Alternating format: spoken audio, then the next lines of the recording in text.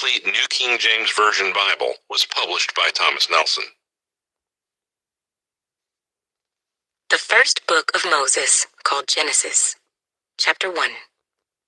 In the beginning, God created the heavens and the earth. The earth was without form and void, and darkness was on the face of the deep. And the Spirit of God was hovering over the face of the waters. Then God said, "Let there be light," and there was light. And God saw the light that it was good, and God divided the light from the darkness. God called the light day, and the darkness he called night.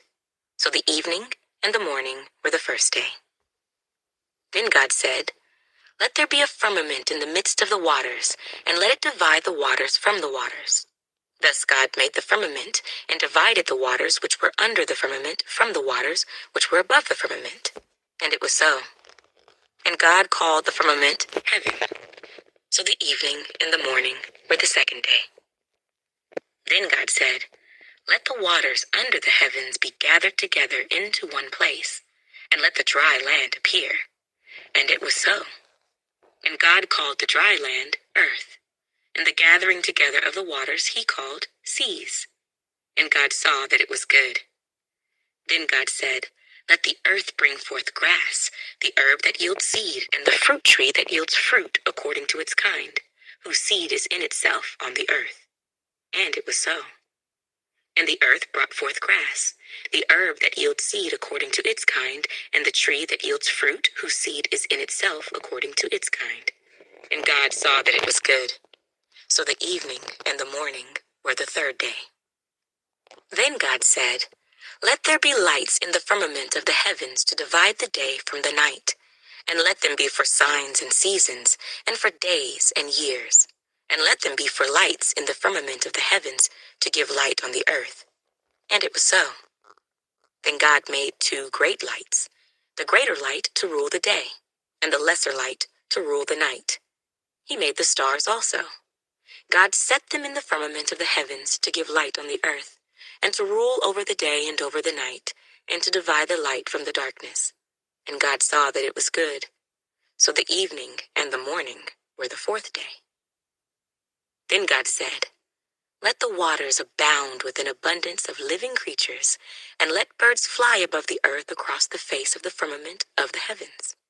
So God created great sea creatures, and every living thing that moves, with which the waters abounded, according to their kind, and every winged bird according to its kind.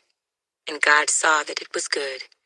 And God blessed them, saying, "Be fruitful and multiply, and fill the waters in the seas, and let birds multiply on the earth."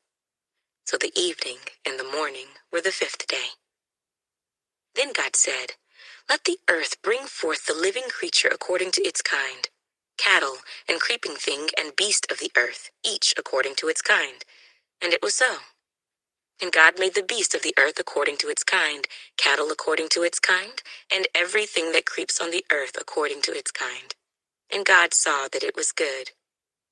Then God said, "Let us make man in our image, according to our likeness. Let them have dominion over the fish of the sea, over the birds of the air, and over the cattle, over all the earth, and over every creeping thing that creeps on the earth." So God created man in his own image. In the image of God he created him. Male and female he created them. Then God blessed them, and God said to them, "Be fruitful and multiply. Fill the earth and subdue it. Have dominion over the fish of the sea, over the birds of the air, and over every living thing that moves on the earth." And God said, "See, I have given you every herb that yields seed, which is on the face of all the earth, and every tree whose fruit yields seed. To you it shall be for food. Also, to every beast of the earth, to every bird of the air, and to everything that creeps on the earth, in which there is life, I have given every green herb for food." And it was so. Then God saw everything that he had made, and indeed it was very good. So the evening and the morning were the sixth day. Genesis chapter 2. Thus the heavens and the earth, and all the host of them, were finished. And on the seventh day, God ended his work which he had done, and he rested on the seventh day from all his work which he had done.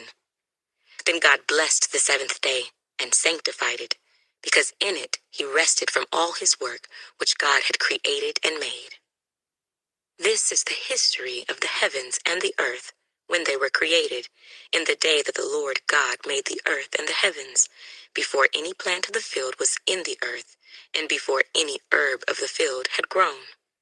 For the Lord God had not caused it to rain on the earth, and there was no man to till the ground. But a mist went up from the earth and watered the whole face of the ground. And the Lord God formed man of the dust of the ground, and breathed into his nostrils the breath of life, and man became a living being. The Lord God planted a garden eastward in Eden, and there he put the man whom he had formed. And out of the ground the Lord God made every tree grow that is pleasant to the sight and good for food. The tree of life was also in the midst of the garden, and the tree of the knowledge of good and evil. Now a river went out of Eden to water the garden, and from there it parted and became 4 riverheads. The name of the first is Pishon. It is the one which skirts the whole land of Havilah, where there is gold, and the gold of that land is good. Bdellium and the onyx stone are there. The name of the second river is Gihon. It is the one which goes around the whole land of Cush. The name of the third river is Hiddekel. It is the one which goes toward the east of Assyria. The fourth river is the Euphrates. Then the Lord God took the man and put him in the garden of Eden to tend and keep it. And the Lord God commanded the man, saying, Of every tree of the garden you may freely eat, but of the tree of the knowledge of good and evil you shall not eat, for in the day that you eat of it you shall surely die. And the Lord God said, It is not good that man should be alone. I will make him a helper comparable to him. Out of the ground the Lord God formed every beast of the field and every bird of the air, and brought them to Adam to see what he would call them. And whatever Adam called each living creature, that was its name. So Adam gave names to all cattle, to the birds of the air, and to every beast of the field. But for Adam there was not found a helper comparable to him. And the Lord God caused a deep sleep to fall on Adam, and he slept. And he took one of his ribs and closed up the flesh in its place. Then the rib which the Lord God had taken from man he made into a woman, and he brought her to the man. And Adam said, This is now bone of my bones and flesh of my flesh. She shall be called woman, because she was taken out of man. Therefore a man shall leave his father and mother, and be joined to his wife, and they shall become one flesh. And they were both naked, the man and his wife, and were not ashamed. Genesis chapter 3. Now the serpent was more cunning than any beast of the field which the Lord God had made. And he said to the woman, Has God indeed said, You shall not eat of every tree of the garden? And the woman said to the serpent, We may eat the fruit of the trees of the garden, but of the fruit of the tree which is in the midst of the garden, God has said, You shall not eat it, nor shall you touch it, lest you die. Then the serpent said to the woman, You will not surely die, for God knows that in the day you eat of it, your eyes will be opened, and you will be like God, knowing good and evil. So when the woman saw that the tree was good for food, that it was pleasant to the eyes, and a tree desirable to make one wise, she took of its fruit and ate. She also gave to her husband with her, and he ate. Then the eyes of both of them were opened, and they knew that they were naked. And they sewed fig leaves together and made themselves coverings. And they heard the sound of the Lord God walking in the garden in the cool of the day. And Adam and his wife hid themselves from the presence of the Lord God among the trees of the garden. Then the Lord God called to Adam and said to him, Where are you? So he said, I heard your voice in the garden, and I was afraid, because I was naked, and I hid myself. And he said, "Who told you that you were naked? Have you eaten from the tree of which I commanded you that you should not eat?" Then the man said, "The woman whom you gave to be with me, she gave me of the tree, and I ate." And the Lord God said to the woman, "What is this you have done?" The woman said, "The serpent deceived me, and I ate." So the Lord God said to the serpent, "Because you have done this, you are cursed more than all cattle, and more than every beast of the field. On your belly you shall go, and you shall eat dust all the days of your life. And I will put enmity between you and the woman, and between your seed and her seed. He shall bruise your head, and you shall bruise his heel." To the woman he said, "I will greatly multiply your sorrow and your conception. In pain you shall bring forth children. Your desire shall be for your husband, and he shall rule over you." Then to Adam he said, "Because you have heeded the voice of your wife, and have eaten from the tree of which I commanded you, saying, 'You shall not eat of it.' Cursed is the ground for your sake. In toil you shall eat of it all the days of your life. Both thorns and thistles it shall bring forth for you, and you shall eat the herb of the field. In the sweat of your face you shall eat bread, till you return to the ground, for out of it you were taken. For dust you are, and to dust." And Adam called his wife's name Eve, because she was the mother of all living. Also for Adam and his wife the Lord God made tunics of skin, and clothed them. Then the Lord God said, "Behold, the man has become like one of us, to know good and evil. And now, lest he put out his hand and take also of the tree of life, and eat, and live forever."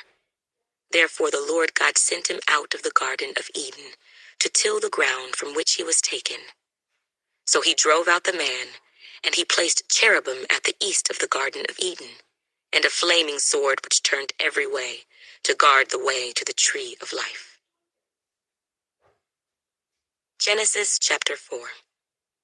Now Adam knew Eve his wife, and she conceived and bore Cain, and said, "I have acquired a man from the Lord." Then she bore again, this time his brother Abel.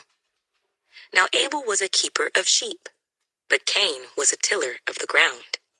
And in the process of time it came to pass that Cain brought an offering of the fruit of the ground to the Lord. Abel also brought of the firstborn of his flock and of their fat. And the Lord respected Abel and his offering, but he did not respect Cain and his offering. And Cain was very angry, and his countenance fell. So the Lord said to Cain, "Why are you angry? And why has your countenance fallen? If you do well, will you not be accepted? And if you do not do well, sin lies at the door, and its desire is for you, but you should rule over it." Now Cain talked with Abel his brother, and it came to pass, when they were in the field, that Cain rose up against Abel his brother, and killed him. Then the Lord said to Cain, "Where is Abel your brother?" He said, "I do not know. Am I my brother's keeper?" And he said, "What have you done? The voice of your brother's blood cries out to me from the ground. So now you are cursed from the earth, which has opened its mouth to receive your brother's blood from your hand. When you till the ground, it shall no longer yield its strength to you. A fugitive and a vagabond you shall be on the earth." And Cain said to the Lord, "My punishment is greater than I can bear. Surely you have driven me out this day from the face of the ground. I shall be hidden from your face. I shall be a fugitive and a vagabond on the earth, and it will happen that anyone who finds me will kill me." And the Lord said to him, "Therefore, whoever kills Cain, vengeance shall be taken on him sevenfold." And the Lord set a mark on Cain, lest anyone finding him should kill him. Then Cain went out from the Lord, and dwelt in the land of Nod on the east of Eden. And Cain knew his wife, and she conceived and bore Enoch. And he built a city and called the name of the city after the name of his son, Enoch. To Enoch was born Irad, and Irad begot Mehujael, and Mehujael begot Methushael, and Methushael begot Lamech. Then Lamech took for himself 2 wives. The name of one was Ada, and the name of the second was Zillah. And Ada bore Jabal. He was the father of those who dwell in tents and have livestock. His brother's name was Jubal. He was the father of all those who play the harp and flute. And as for Zillah, she also bore Tubal-Cain, an instructor of every craftsman in bronze and iron. And the sister of Tubal-Cain was Naamah. Then Lamech said to his wives, Ada and Zillah, hear my voice. Wives of Lamech, listen to my speech. For I have killed a man for wounding me, even a young man for hurting me. If Cain shall be avenged 7-fold, then Lamech 77-fold. And Adam knew his wife again, and she bore a son and named him Seth. For God has appointed another seed for me instead of Abel, whom Cain killed. And as for Seth, to him also a son was born, and he named him Enosh. Then men began to call on the name of the Lord. Genesis chapter 5. This is the book of the genealogy of Adam. In the day that God created man, he made him in the likeness of God. He created them male and female, and blessed them, and called them mankind in the day they were created. And Adam lived 130 years, and begot a son in his own likeness, after his image, and named him Seth. After he begot Seth, the days of Adam were 800 years, and he had sons and daughters. So all the days that Adam lived were 930 years, and he died. Seth lived 105 years, and begot Enosh. After he begot Enosh, Seth lived 807 years, and had sons and daughters. So all the days of Seth were 912 years, and he died. Enosh lived 90 years, and begot Canaan. After he begot Canaan, Enosh lived 815 years, and had sons and daughters. So all the days of Enosh were 905 years, and he died. Canaan lived 70 years, and begot Mahalalel. After he begot Mahalalel, Canaan lived 840 years, and had sons and daughters. So all the days of Canaan were 910 years, and he died. Mahalalel lived 65 years, and begot Jared. After he begot Jared, Mahalalel lived 830 years, and had sons and daughters. So all the days of Mahalalel were 895 years, and he died. Jared lived 162 years, and begot Enoch. After he begot Enoch, Jared lived 800 years, and had sons and daughters. So all the days of Jared were 962 years, and he died. Enoch lived 65 years, and begot Methuselah. After he begot Methuselah, Enoch walked with God 300 years, and had sons and daughters. So all the days of Enoch were 365 years, and Enoch walked with God, and he was not, for God took him. Methuselah lived 187 years, and begot Lamech. After he begot Lamech, Methuselah lived 782 years, and had sons and daughters.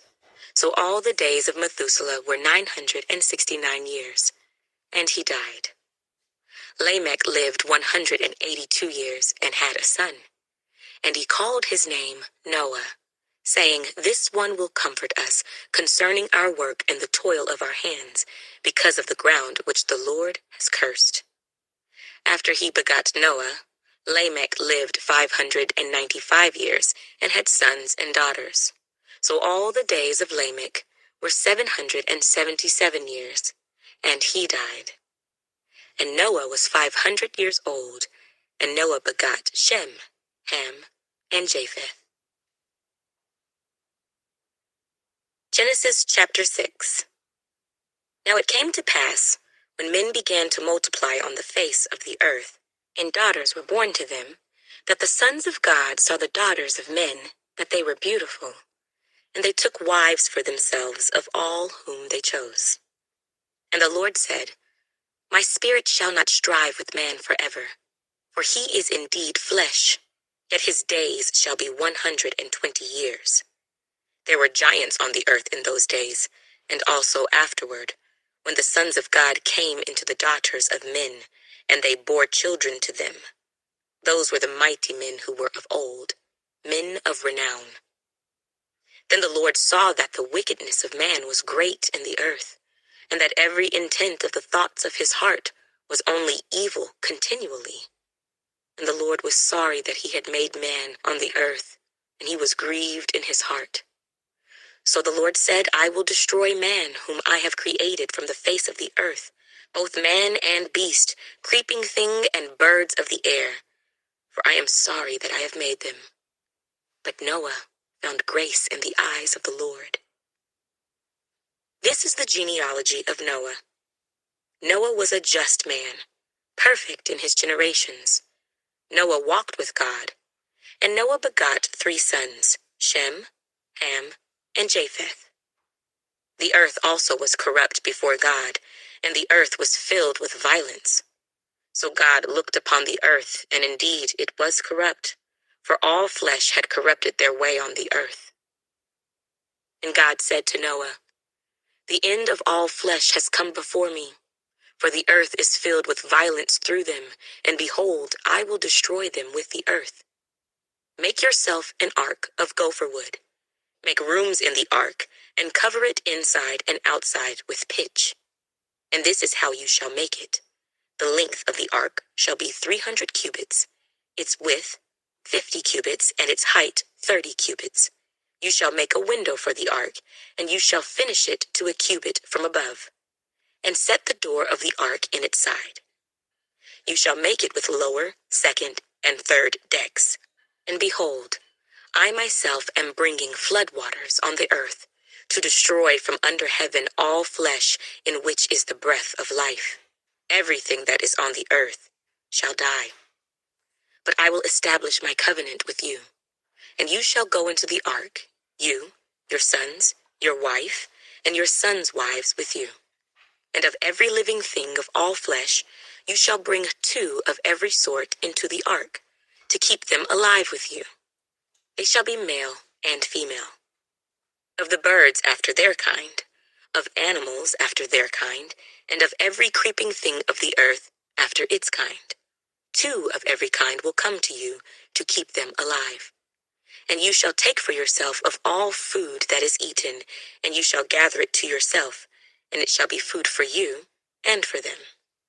Thus Noah did, according to all that God commanded him, so he did.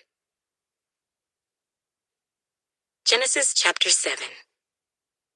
Then the Lord said to Noah, Come into the ark, you and all your household, because I have seen that you are righteous before me in this generation.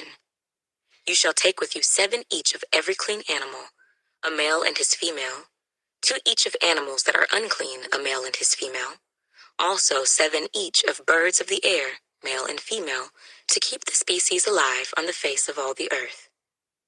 For after 7 more days, I will cause it to rain on the earth 40 days and 40 nights, and I will destroy from the face of the earth all living things that I have made. And Noah did according to all that the Lord commanded him. Noah was 600 years old when the floodwaters were on the earth. So Noah, with his sons, his wife, and his sons' wives, went into the ark because of the waters of the flood. Of clean animals, of animals that are unclean, of birds, and of everything that creeps on the earth, 2 by 2 they went into the ark to Noah, male and female, as God had commanded Noah. And it came to pass after 7 days that the waters of the flood were on the earth. In the 600th year of Noah's life, in the 2nd month, the 17th day of the month, on that day all the fountains of the great deep were broken up, and the windows of heaven were opened. And the rain was on the earth 40 days and 40 nights. On the very same day, Noah and Noah's sons, Shem, Ham and Japheth, and Noah's wife, and the 3 wives of his sons with them, entered the ark, they and every beast after its kind, all cattle after their kind, every creeping thing that creeps on the earth after its kind, and every bird after its kind, every bird of every sort. And they went into the ark to Noah, 2 by 2, of all flesh in which is the breath of life. So those that entered, male and female of all flesh, went in as God had commanded him, and the Lord shut him in. Now the flood was on the earth 40 days.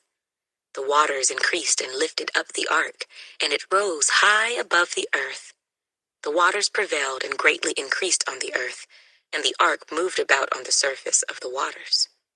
And the waters prevailed exceedingly on the earth, and all the high hills under the whole heaven were covered. The waters prevailed 15 cubits upward, and the mountains were covered. And all flesh died that moved on the earth, birds and cattle and beasts, and every creeping thing that creeps on the earth, and every man. All in whose nostrils was the breath of the Spirit of life, all that was on the dry land, died. So he destroyed all living things which were on the face of the ground, both man and cattle, creeping thing and bird of the air. They were destroyed from the earth. Only Noah and those who were with him in the ark remained alive, and the waters prevailed on the earth 150 days. Genesis chapter 8. Then God remembered Noah, and every living thing, and all the animals that were with him in the ark. And God made a wind to pass over the earth, and the waters subsided. The fountains of the deep and the windows of heaven were also stopped, and the rain from heaven was restrained. And the waters receded continually from the earth. At the end of the 150 days, the waters decreased. Then the ark rested in the 7th month, the 17th day of the month, on the mountains of Ararat. And the waters decreased continually until the 10th month. In the 10th month, on the 1st day of the month, the tops of the mountains were seen. So it came to pass, at the end of 40 days, that Noah opened the window of the ark which he had made. Then he sent out a raven, which kept going to and fro until the waters had dried up from the earth. He also sent out from himself a dove, to see if the waters had receded from the face of the ground. But the dove found no resting place for the sole of her foot, and she returned into the ark to him, for the waters were on the face of the whole earth. So he put out his hand and took her, and drew her into the ark to himself. And he waited yet another 7 days, and again he sent the dove out from the ark. Then the dove came to him in the evening, and behold, a freshly plucked olive leaf was in her mouth. And Noah knew that the waters had receded from the earth. So he waited yet another 7 days, and sent out the dove, which did not return again to him any more. And it came to pass in the 601st year, in the 1st month, the 1st day of the month, that the waters were dried up from the earth. And Noah removed the covering of the ark and looked, and indeed the surface of the ground was dry. And in the 2nd month, on the 27th day of the month, the earth was dried. Then God spoke to Noah, saying, Go out of the ark, you and your wife, and your sons wives with you.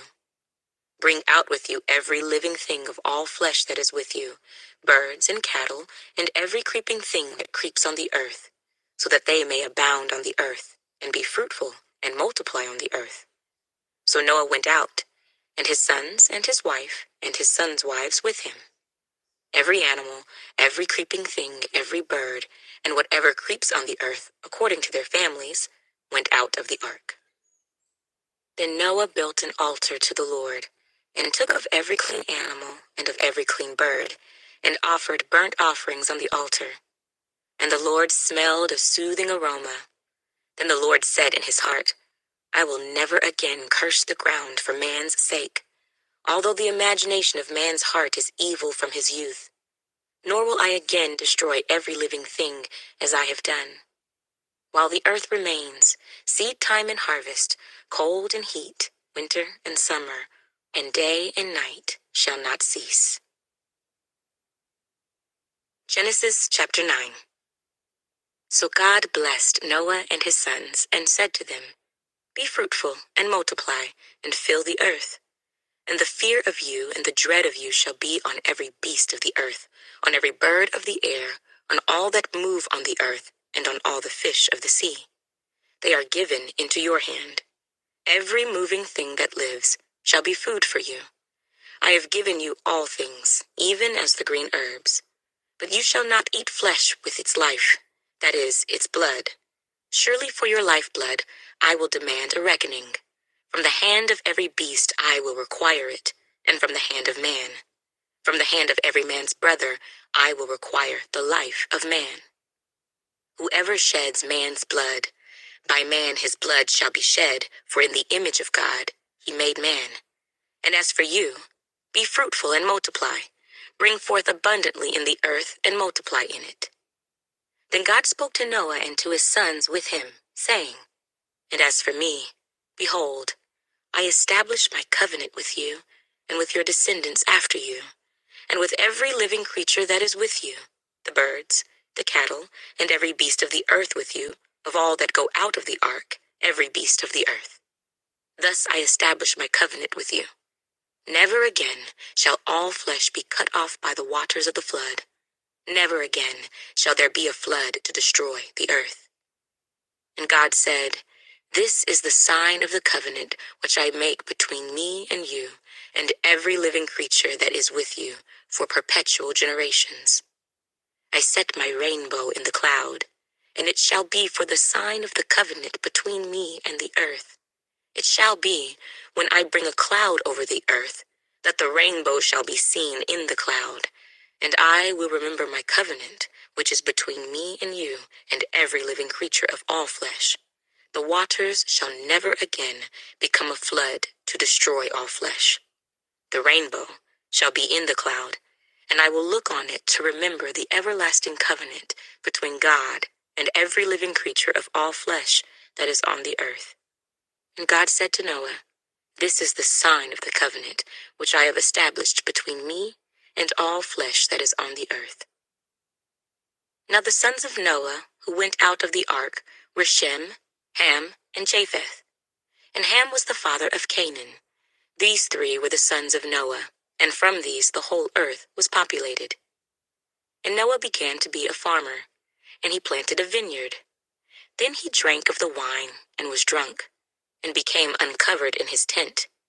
And Ham, the father of Canaan, saw the nakedness of his father and told his two brothers outside.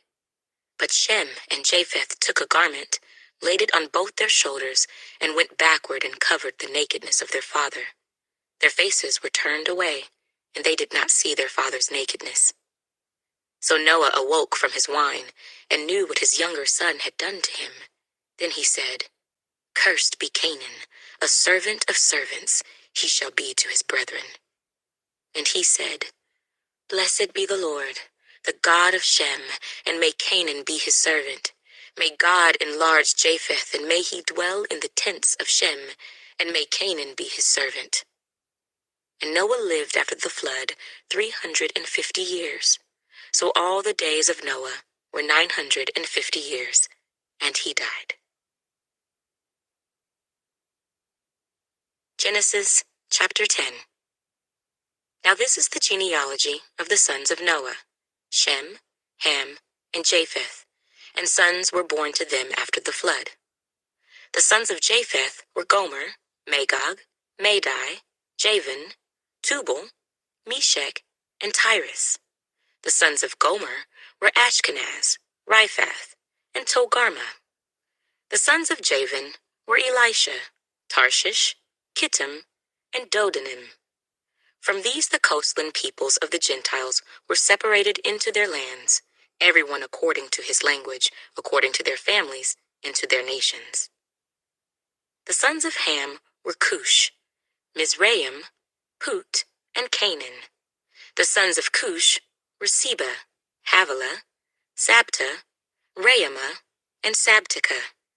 And the sons of Raamah were Sheba and Dedan. Cush begot Nimrod. he began to be a mighty one on the earth. He was a mighty hunter before the Lord. Therefore it is said, like Nimrod, the mighty hunter before the Lord.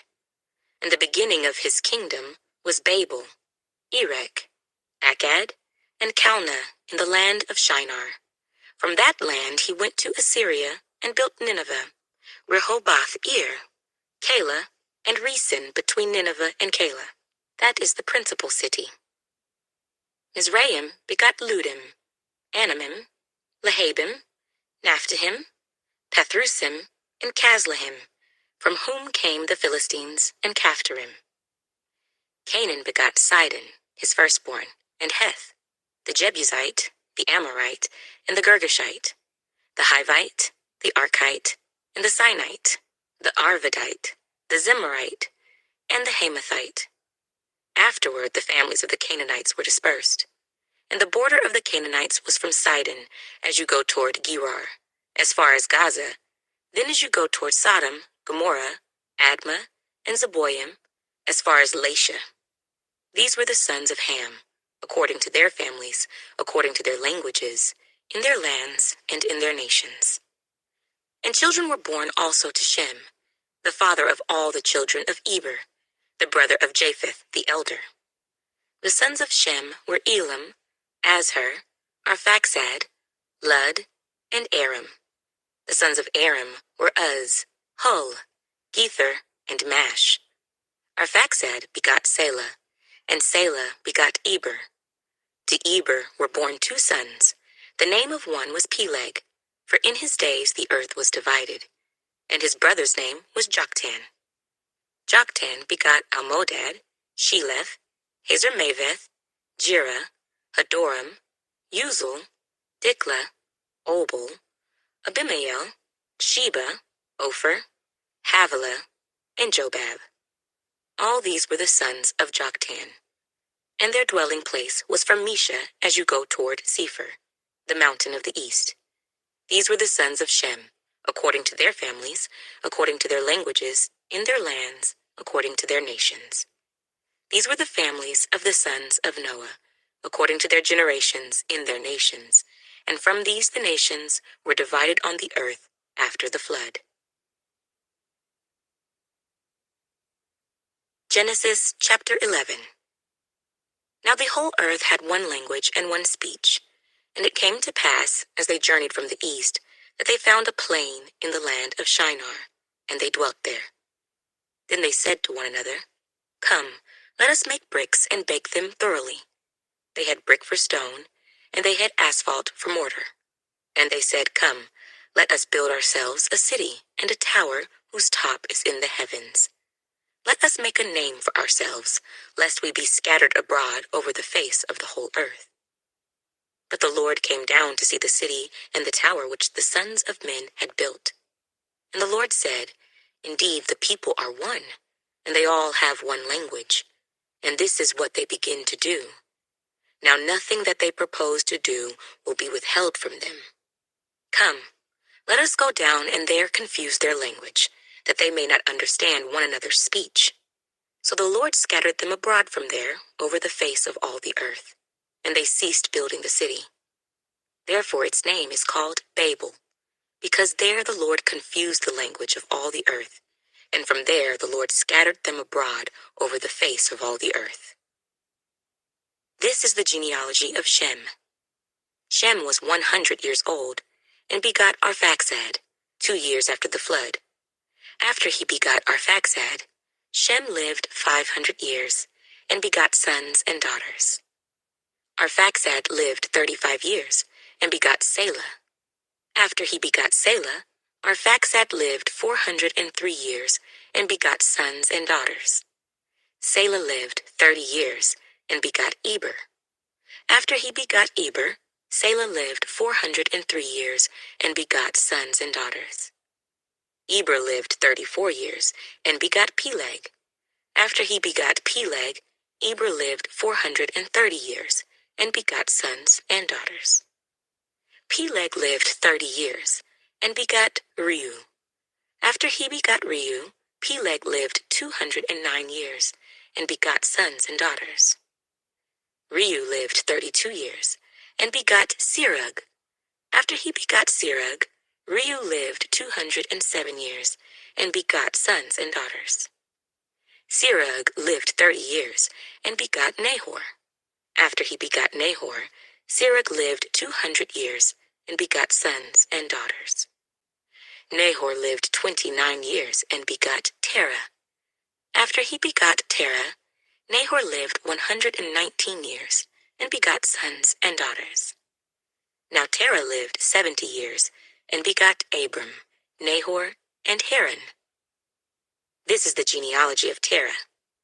Terah begot Abram, Nahor, and Haran. Haran begot Lot. And Haran died before his father Terah in his native land, in Ur of the Chaldeans. Then Abram and Nahor took wives.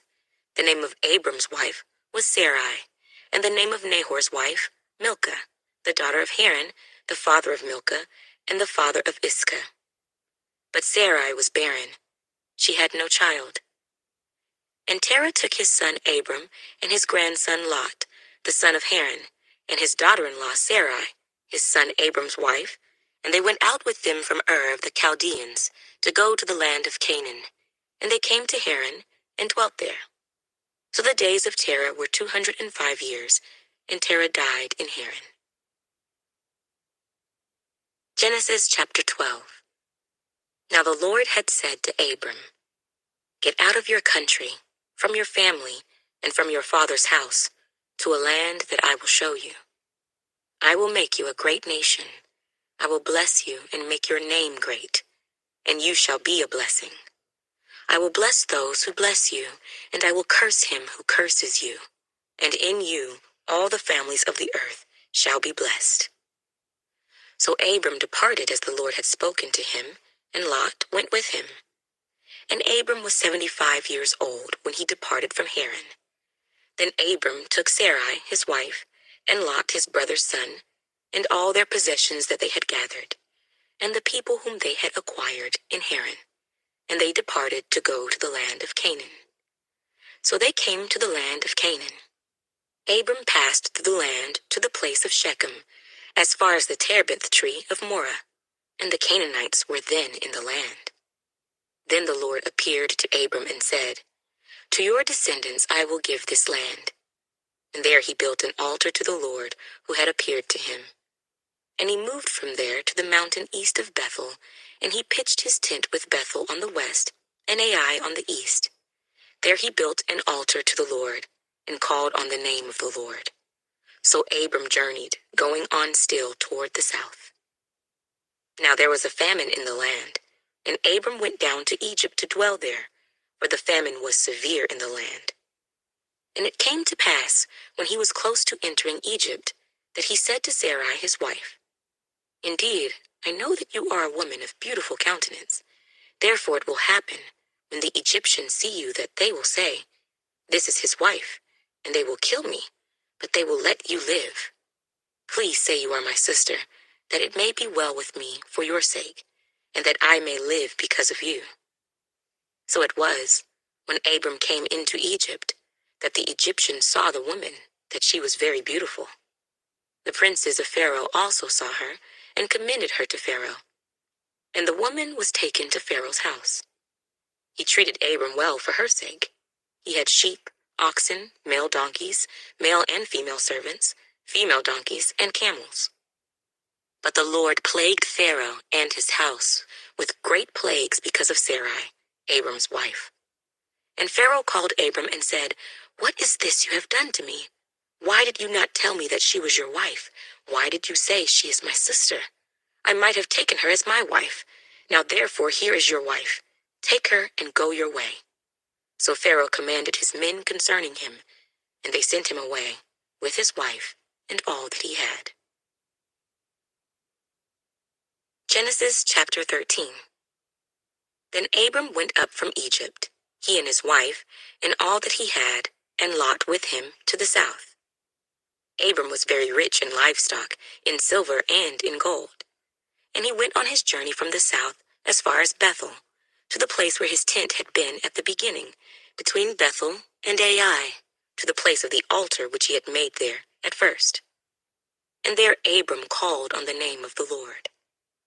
Lot also, who went with Abram, had flocks and herds and tents. Now the land was not able to support them, that they might dwell together, for their possessions were so great that they could not dwell together. And there was strife between the herdsmen of Abram's livestock and the herdsmen of Lot's livestock. The Canaanites and the Perizzites then dwelt in the land. So Abram said to Lot, "Please, let there be no strife between you and me, and between my herdsmen and your herdsmen, for we are brethren. Is not the whole land before you? Please separate from me. If you take the left, then I will go to the right. Or if you go to the right, then I will go to the left." And Lot lifted his eyes and saw all the plain of Jordan, that it was well watered everywhere, before the Lord destroyed Sodom and Gomorrah, like the garden of the Lord, like the land of Egypt, as you go toward Zoar. Then Lot chose for himself all the plain of Jordan, and Lot journeyed east, and they separated from each other. Abram dwelt in the land of Canaan, and Lot dwelt in the cities of the plain, and pitched his tent even as far as Sodom. But the men of Sodom were exceedingly wicked and sinful against the Lord. And the Lord said to Abram, after Lot had separated from him, "Lift your eyes now, and look from the place where you are, northward, southward, eastward, and westward.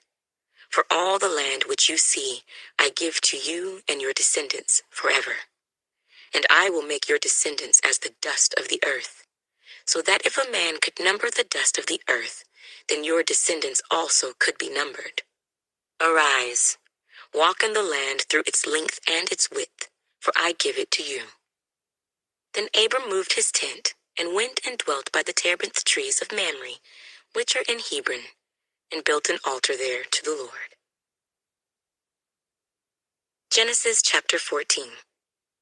And it came to pass in the days of Amraphel, king of Shinar, Arioch, king of Elasar, Chedorlaomer, king of Elam, and Tidal, king of nations, that they made war with Bera, king of Sodom, Birsha, king of Gomorrah, Shinab, king of Admah, Shemeber, king of Zeboim, and the king of Bela, that is Zoar. All these joined together in the valley of Siddim, that is the Salt Sea. 12 years they served Chedorlaomer, and in the 13th year they rebelled. In the 14th year, Chedorlaomer and the kings that were with him came and attacked the Rephaim in Ashtaroth Karnaim, the Zuzim in Ham, the Emim in Sheva Kiriathaim, and the Horites in their mountain of Seir, as far as El Paran, which is by the wilderness. Then they turned back and came to En Mishpat, that is, Kadesh, and attacked all the country of the Amalekites, and also the Amorites, who dwelt in Hazazon Tamar. And the king of Sodom, the king of Gomorrah, the king of Admah, the king of Zeboim, and the king of Bela, that is Zoar, went out and joined together in battle in the valley of Siddim against Chedorlaomer, king of Elam, Tidal, king of nations, Amraphel, king of Shinar, and Arioch, king of Elasar, 4 kings against 5. Now the valley of Siddim was full of asphalt pits, and the kings of Sodom and Gomorrah fled. Some fell there, and the remainder fled to the mountains. Then they took all the goods of Sodom and Gomorrah, and all their provisions, and went their way. They also took Lot, Abram's brother's son, who dwelt in Sodom, and his goods, and departed. Then one who had escaped came and told Abram the Hebrew, for he dwelt by the terebinth trees of Mamre the Amorite, brother of Eshcol, and brother of Aner, and they were allies with Abram. Now when Abram heard that his brother was taken captive, he armed his 318 trained servants who were born in his own house, and went in pursuit as far as Dan. He divided his forces against them by night, and he and his servants attacked them, and pursued them as far as Hobah, which is north of Damascus. So he brought back all the goods, and also brought back his brother Lot and his goods, as well as the women and the people. And the king of Sodom went out to meet him at the valley of Shaveh, that is, the king's valley, after his return from the defeat of Kedorlaomer and the kings who were with him. Then Melchizedek, king of Salem, brought out bread and wine. He was the priest of God Most High, and he blessed him and said, Blessed be Abram of God Most High, possessor of heaven and earth. And blessed be God Most High, who has delivered your enemies into your hand. And he gave him a tithe of all. Now the king of Sodom said to Abram, Give me the persons, and take the goods for yourself.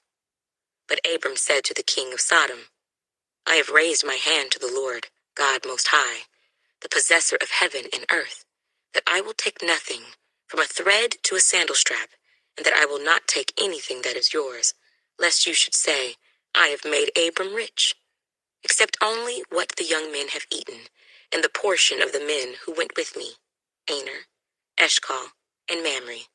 Let them take their portion. Genesis chapter 15.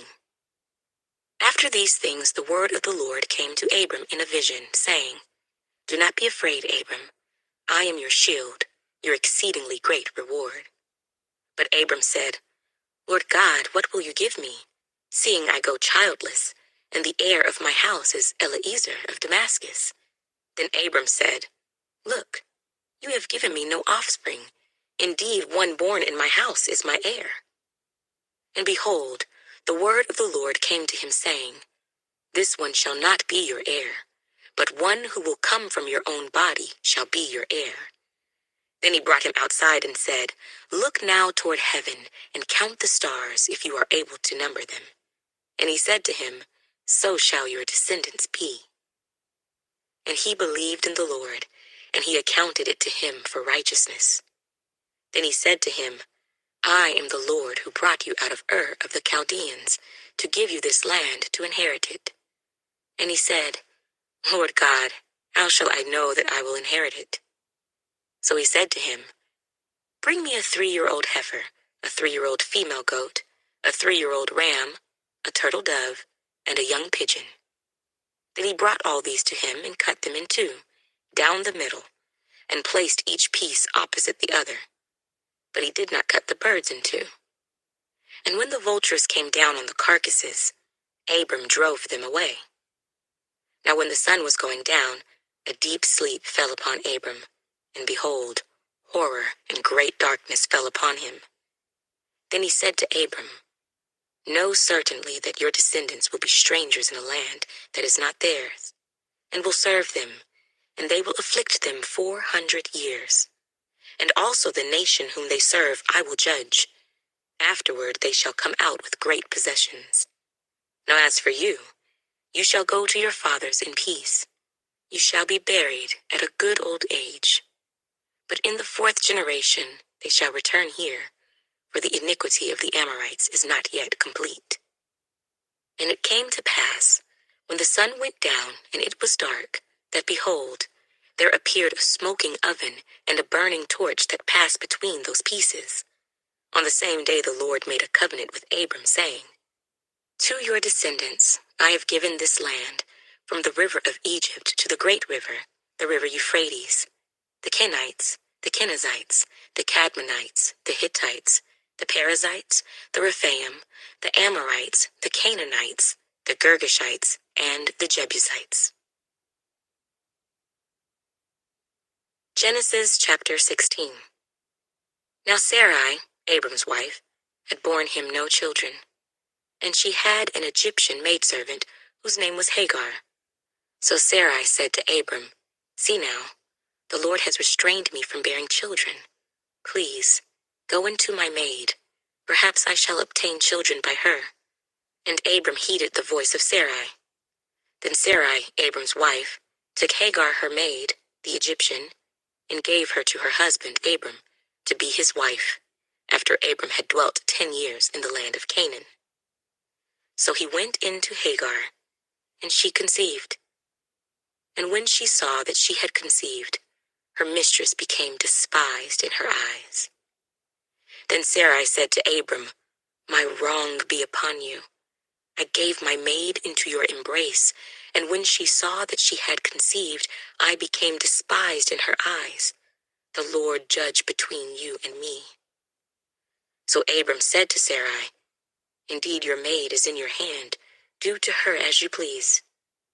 And when Sarai dealt harshly with her, she fled from her presence. Now the angel of the Lord found her by a spring of water in the wilderness, by the spring on the way to Shur. And he said, "Hagar, Sarai's maid, where have you come from, and where are you going?" She said, "I am fleeing from the presence of my mistress Sarai." The angel of the Lord said to her, "Return to your mistress, and submit yourself under her hand." Then the angel of the Lord said to her, "I will multiply your descendants exceedingly, so that they shall not be counted for multitude." And the angel of the Lord said to her, "Behold, you are with child, and you shall bear a son.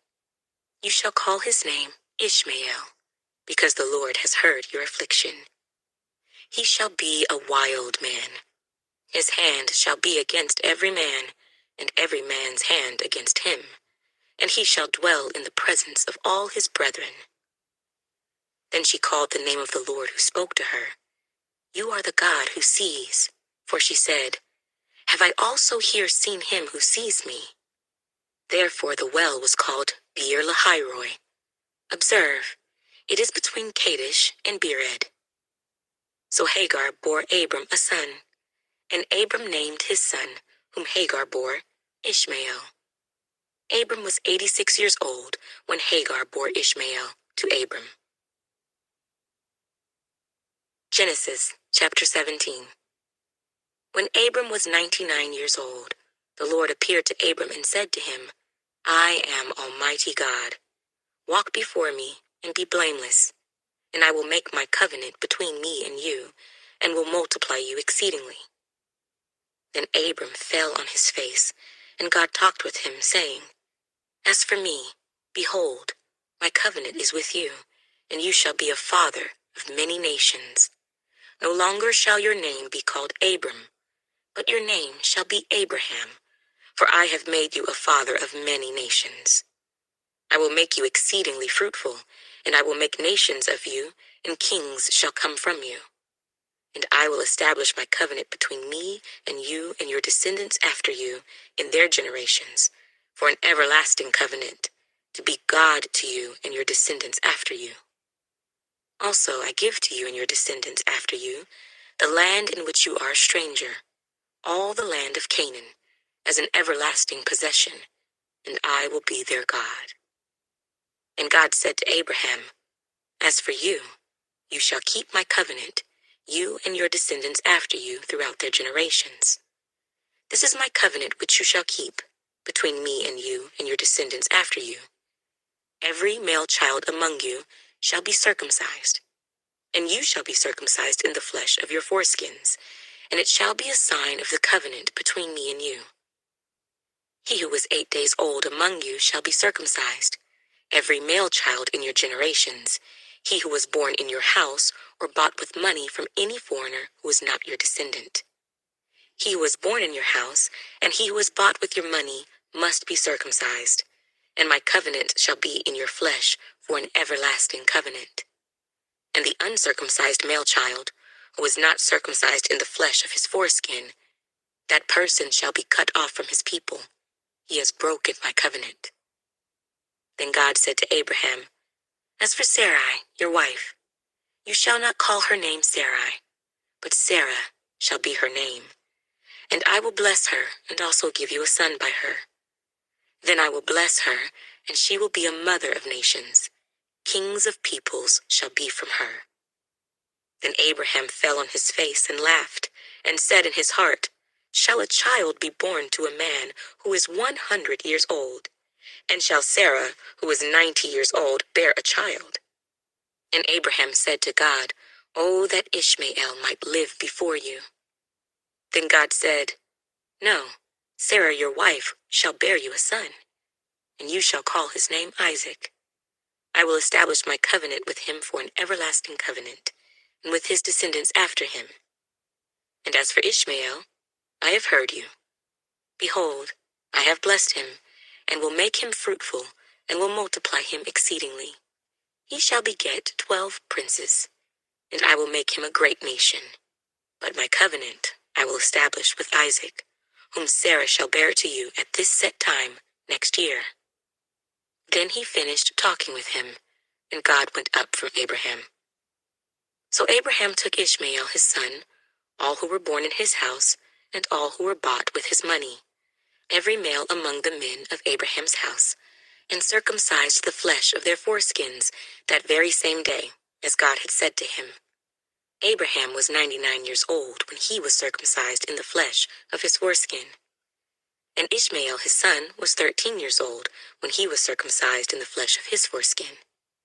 That very same day Abraham was circumcised, and his son Ishmael, and all the men of his house, born in the house, or bought with money from a foreigner, were circumcised with him. Genesis chapter 18. Then the Lord appeared to him by the terebinth trees of Mamre, as he was sitting in the tent door in the heat of the day. So he lifted his eyes and looked, and behold, 3 men were standing by him. And when he saw them, he ran from the tent door to meet them, and bowed himself to the ground, and said, "My Lord, if I have now found favor in your sight, do not pass on by your servant. Please, let a little water be brought, and wash your feet, and rest yourselves under the tree. And I will bring a morsel of bread, that you may refresh your hearts. After that you may pass by, inasmuch as you have come to your servant." They said, "Do as you have said." So Abraham hurried into the tent to Sarah and said, "Quickly, make ready 3 measures of fine meal, knead it and make cakes." And Abraham ran to the herd, took a tender and good calf, gave it to a young man, and he hastened to prepare it. So he took butter and milk and the calf which he had prepared, and set it before them. And he stood by them under the tree as they ate. Then they said to him, "Where is Sarah your wife?" So he said, "Here in the tent." And he said, "I will certainly return to you according to the time of life, and behold, Sarah your wife shall have a son." Sarah was listening at the tent door which was behind him. Now Abraham and Sarah were old, well advanced in age, and Sarah had passed the age of childbearing. Therefore Sarah laughed within herself, saying, "After I have grown old, shall I have pleasure, my Lord, being old also?" And the Lord said to Abraham, "Why did Sarah laugh, saying, 'Shall I surely bear a child since I am old?' Is anything too hard for the Lord? At the appointed time I will return to you, according to the time of life, and Sarah shall have a son." But Sarah denied it, saying, "I did not laugh," for she was afraid. And he said, "No, but you did laugh." Then the men rose from there and looked toward Sodom, and Abraham went with them to send them on the way. And the Lord said, "Shall I hide from Abraham what I am doing? Since Abraham shall surely become a great and mighty nation, and all the nations of the earth shall be blessed in him. For I have known him, in order that he may command his children and his household after him, that they keep the way of the Lord, to do righteousness and justice, that the Lord may bring to Abraham what he has spoken to him." And the Lord said, "Because the outcry against Sodom and Gomorrah is great, and because their sin is very grave, I will go down now and see whether they have done altogether according to the outcry against it that has come to me. And if not, I will know." Then the men turned away from there and went toward Sodom, but Abraham still stood before the Lord. And Abraham came near and said, "Would you also destroy the righteous with the wicked? Suppose there were 50 righteous within the city, would you also destroy the place and not spare it for the 50 righteous that were in it? Far be it from you to do such a thing as this, to slay the righteous with the wicked, so that the righteous should be as the wicked. Far be it from you. Shall not the judge of all the earth do right?" So the Lord said, "If I find in Sodom 50 righteous within the city, then I will spare all the place for their sakes." Then Abraham answered and said, "Indeed now, I who am but dust and ashes have taken it upon myself to speak to the Lord. Suppose there were 5 less than the 50 righteous. Would you destroy all of the city for lack of 5? So he said, If I find there 45, I will not destroy it. And he spoke to him yet again and said, Suppose there should be 40 found there. So he said, I will not do it for the sake of 40. Then he said, Let not the Lord be angry, and I will speak. Suppose 30 should be found there. So he said, I will not do it if I find 30 there. And he said, Indeed now, I have taken it upon myself to speak to the Lord. Suppose 20 should be found there. So he said, I will not destroy it for the sake of 20. Then he said, Let not the Lord be angry, and I will speak but once more. Suppose 10 should be found there. And he said, I will not destroy it for the sake of 10. So the Lord went his way as soon as he had finished speaking with Abraham, and Abraham returned to his place. Genesis chapter 19.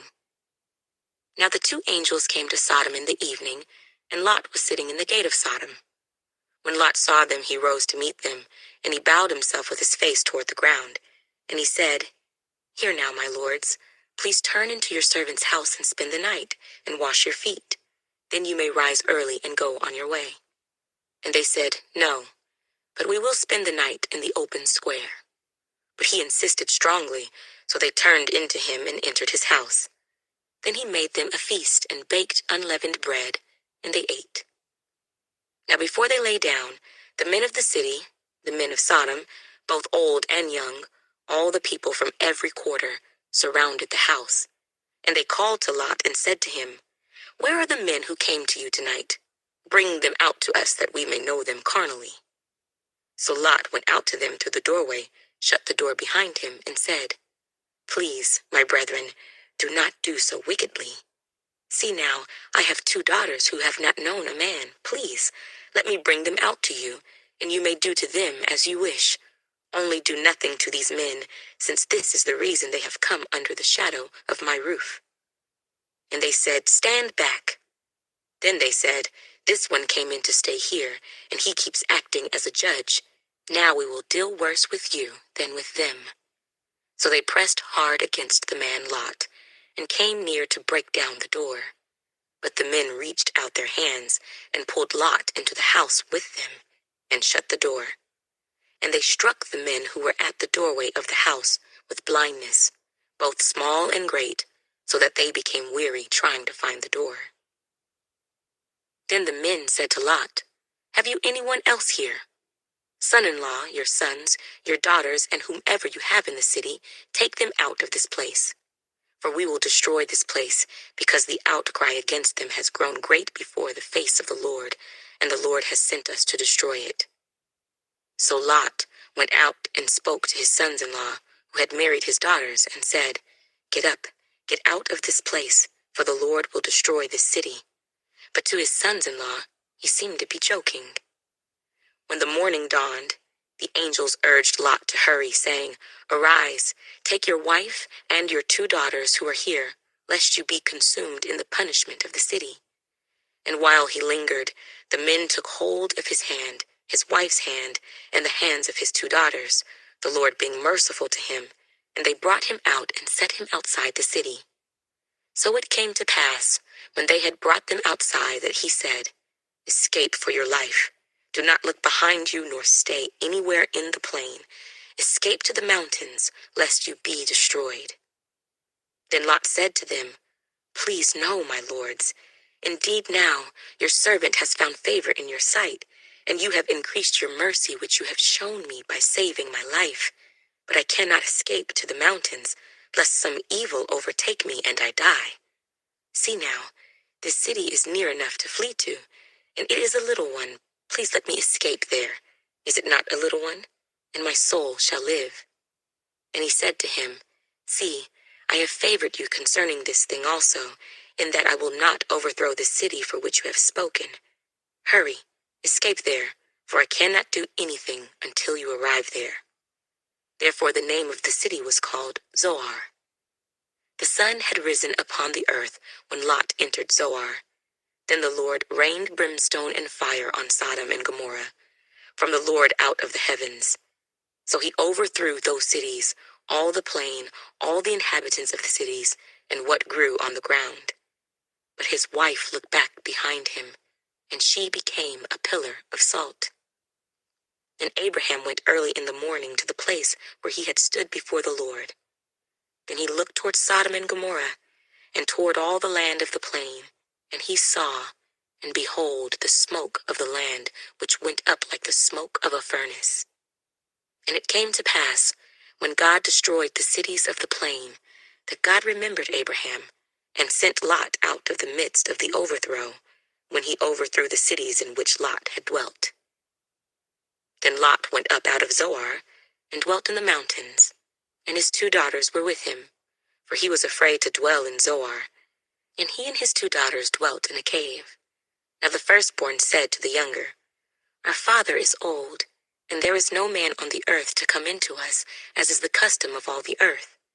Come, let us make our father drink wine, and we will lie with him, that we may preserve the lineage of our father.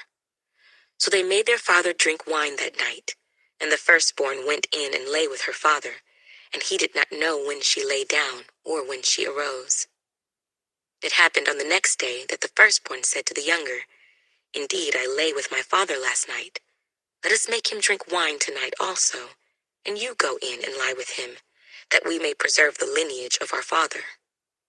Then they made their father drink wine that night also, and the younger arose and lay with him, and he did not know when she lay down or when she arose. Thus both the daughters of Lot were with child by their father. The firstborn bore a son, and called his name Moab. He is the father of the Moabites to this day. And the younger, she also bore a son, and called his name Ben-Ammi. He is the father of the people of Ammon to this day. Genesis chapter 20. And Abraham journeyed from there to the south, and dwelt between Kadesh and Shur, and stayed in Gerar. Now Abraham said of Sarah his wife, She is my sister. And Abimelech, king of Gerar, sent and took Sarah. But God came to Abimelech in a dream by night, and said to him, Indeed, you are a dead man because of the woman whom you have taken, for she is a man's wife. But Abimelech had not come near her, and he said, Lord, will you slay a righteous nation also? Did he not say to me, She is my sister? And she, even she herself said, He is my brother. In the integrity of my heart and innocence of my hands, I have done this. And God said to him in a dream, Yes, I know that you did this in the integrity of your heart, for I also withheld you from sinning against me. Therefore I did not let you touch her. Now therefore restore the man's wife, for he is a prophet, and he will pray for you, and you shall live. But if you do not restore her, know that you shall surely die, you and all who are yours. So Abimelech rose early in the morning, called all his servants, and told all these things in their hearing. And the men were very much afraid. And Abimelech called Abraham and said to him, What have you done to us? How have I offended you, that you have brought on me and on my kingdom a great sin? You have done deeds to me that ought not to be done. Then Abimelech said to Abraham, What did you have in view, that you have done this thing? And Abraham said, Because I thought surely the fear of God is not in this place, and they will kill me on account of my wife. But indeed she is truly my sister. She is the daughter of my father, but not the daughter of my mother, and she became my wife. And it came to pass, when God caused me to wander from my father's house, that I said to her, This is your kindness that you should do for me. In every place, wherever we go, say of me, He is my brother. Then Abimelech took sheep, oxen, and male and female servants, and gave them to Abraham, and he restored Sarah his wife to him. And Abimelech said, See, my land is before you. Dwell where it pleases you. Then to Sarah he said, Behold, I have given your brother 1,000 pieces of silver. Indeed, this vindicates you before all who are with you, and before everybody. Thus she was rebuked.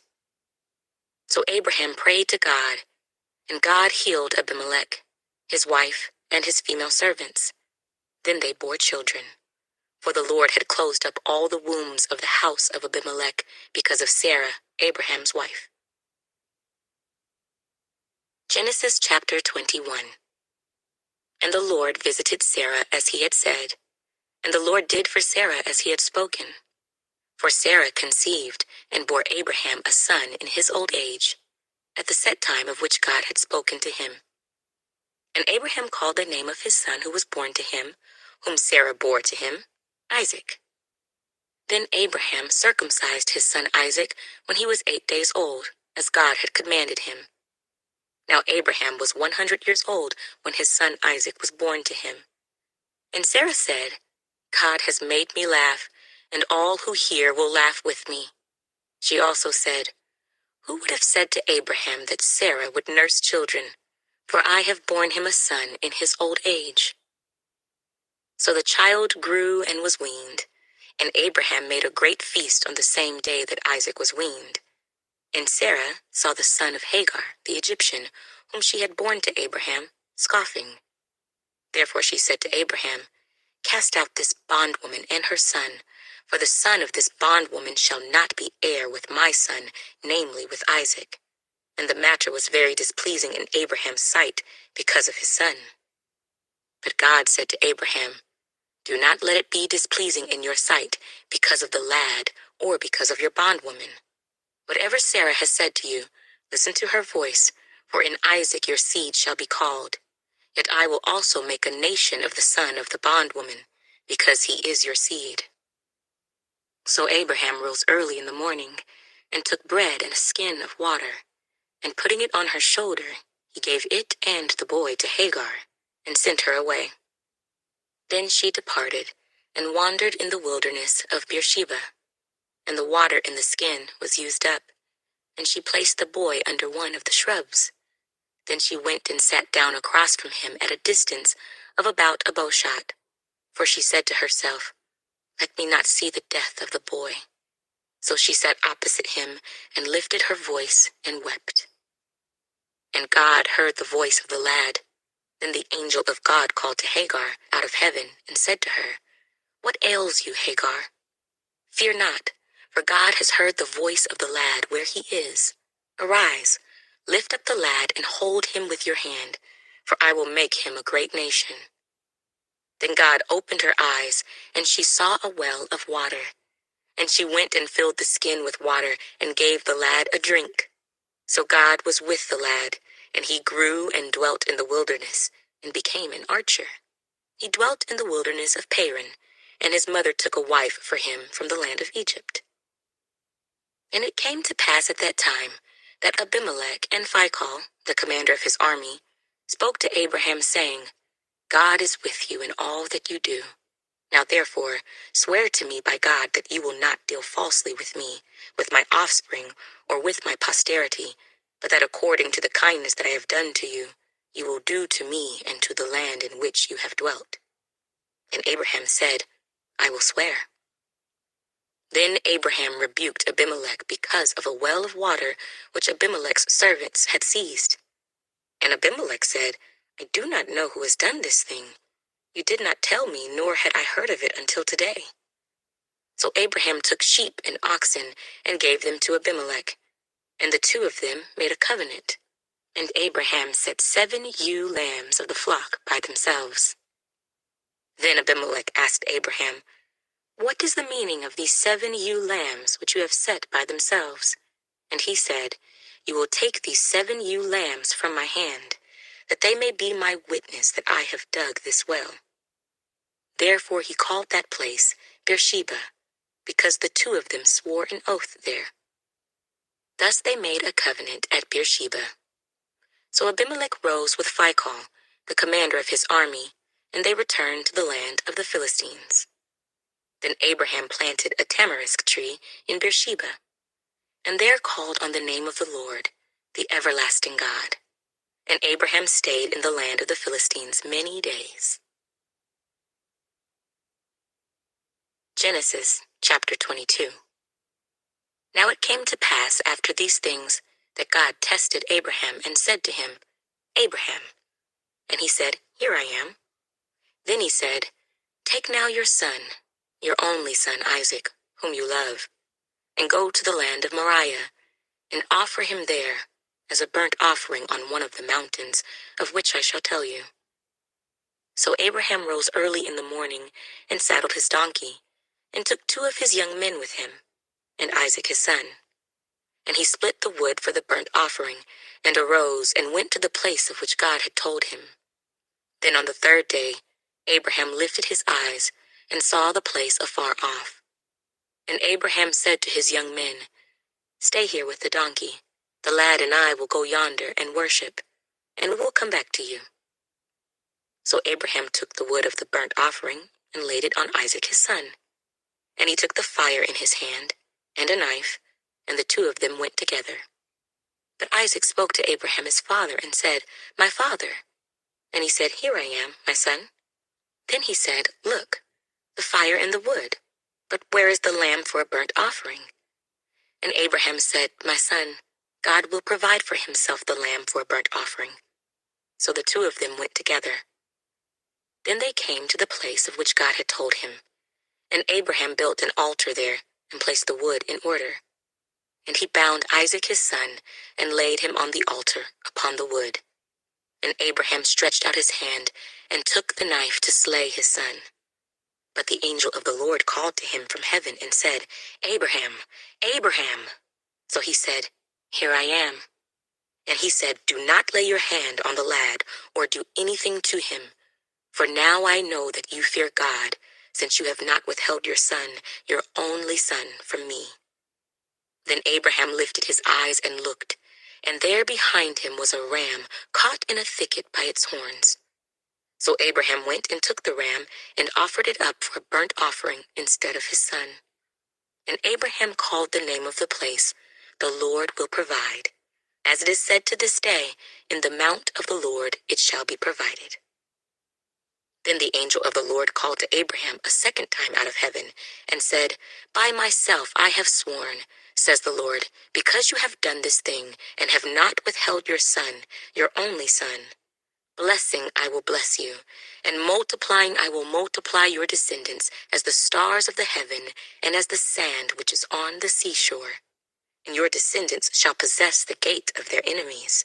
In your seed all the nations of the earth shall be blessed, because you have obeyed my voice. So Abraham returned to his young men, and they rose and went together to Beersheba, and Abraham dwelt at Beersheba. Now it came to pass after these things that it was told Abraham, saying, Indeed, Milcah also has borne children to your brother Nahor, Huz his firstborn, Buz his brother, Kemuel the father of Aram, Chesed, Hazo, Pildash, Jidlaph, and Bethuel. And Bethuel begot Rebekah. These 8 Milcah bore to Nahor, Abraham's brother. His concubine, whose name was Reumah, also bore Tebah, Gaham, Tahash, and Maacah. Genesis chapter 23. Sarah lived 127 years. These were the years of the life of Sarah. So Sarah died in Kirjath Arba, that is Hebron, in the land of Canaan, and Abraham came to mourn for Sarah and to weep for her. Then Abraham stood up from before his dead and spoke to the sons of Heth, saying, I am a foreigner and a visitor among you. Give me property for a burial place among you, that I may bury my dead out of my sight. And the sons of Heth answered Abraham, saying to him, Hear us, my lord. You are a mighty prince among us.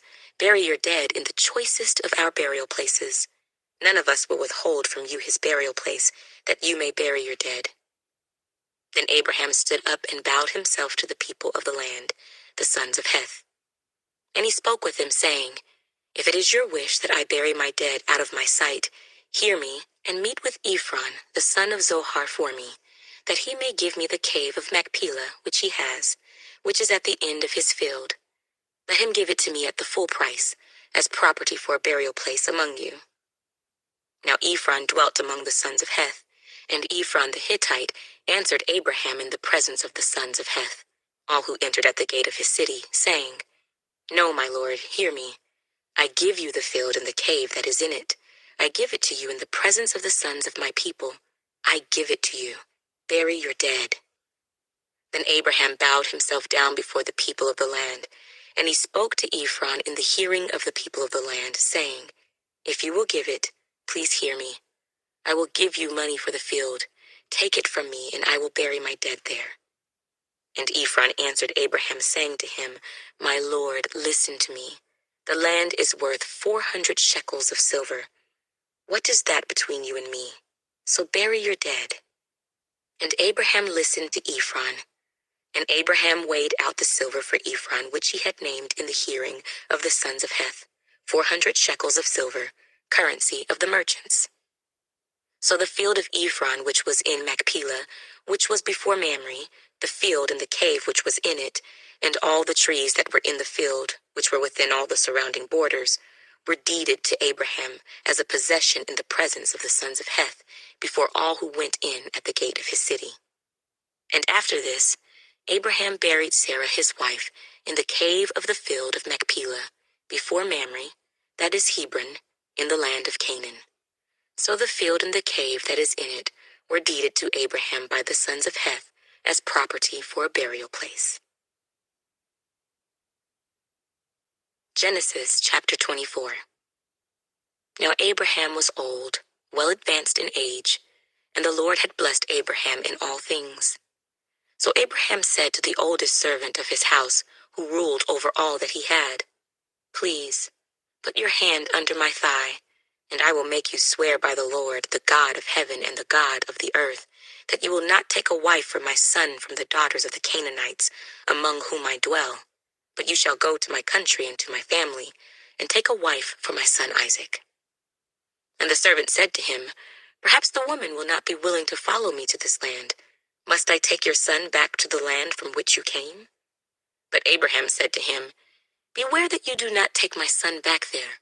The Lord God of heaven, who took me from my father's house and from the land of my family, and who spoke to me and swore to me, saying, 'To your descendants I give this land,' he will send his angel before you, and you shall take a wife for my son from there.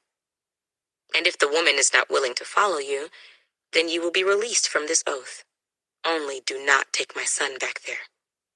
So the servant put his hand under the thigh of Abraham his master, and swore to him concerning this matter. Then the servant took 10 of his master's camels and departed, for all his master's goods were in his hand. And he arose and went to Mesopotamia, to the city of Nahor. And he made his camels kneel down outside the city by a well of water at evening time, the time when women go out to draw water. Then he said, "O Lord, God of my master Abraham, please give me success this day, and show kindness to my master Abraham. Behold, here I stand by the well of water, and the daughters of the men of the city are coming out to draw water. Now let it be that the young woman to whom I say, 'Please let down your pitcher that I may drink,' and she says, 'Drink, and I will also give your camels a drink,' let her be the one you have appointed for your servant Isaac. And by this I will know that you have shown kindness to my master." And it happened, before he had finished speaking, that behold, Rebekah, who was born to Bethuel, son of Milcah, the wife of Nahor, Abraham's brother, came out with her pitcher on her shoulder. Now the young woman was very beautiful to behold, a virgin. No man had known her. And she went down to the well, filled her pitcher, and came up. And the servant ran to meet her and said, "Please, let me drink a little water from your pitcher." So she said, "Drink, my lord." Then she quickly let her pitcher down to her hand and gave him a drink. And when she had finished giving him a drink, she said, "I will draw water for your camels also, until they have finished drinking." Then she quickly emptied her pitcher into the trough, ran back to the well to draw water, and drew for all his camels. And the man, wondering at her, remained silent so as to know whether the Lord had made his journey prosperous or not. So it was, when the camels had finished drinking, that the man took a golden nose ring weighing 1/2 a shekel, and 2 bracelets for her wrists weighing 10 shekels of gold, and said, "Whose daughter are you? Tell me, please, is there room in your father's house for us to lodge?" So she said to him, "I am the daughter of Bethuel, Milcah's son, whom she bore to Nahor." Moreover, she said to him, We have both straw and feed enough, and room to lodge. Then the man bowed down his head and worshipped the Lord. And he said, Blessed be the Lord God of my master Abraham, who has not forsaken his mercy and his truth toward my master. As for me, being on the way, the Lord led me to the house of my master's brethren. So the young woman ran and told her mother's household these things. Now Rebekah had a brother, whose name was Laban, and Laban ran out to the man by the well. So it came to pass, when he saw the nose ring and the bracelets on his sister's wrists, and when he heard the words of his sister Rebekah saying, Thus the man spoke to me, that he went to the man. And there he stood by the camels at the well, and he said, Come in, O blessed of the Lord. Why do you stand outside? For I have prepared the house and a place for the camels. Then the man came to the house, and he unloaded the camels, and provided straw and feed for the camels, and water to wash his feet and the feet of the men who were with him. Food was set before him to eat, but he said, I will not eat until I have told about my errand. And he said, Speak on. So he said, I am Abraham's servant. The Lord has blessed my master greatly, and he has become great.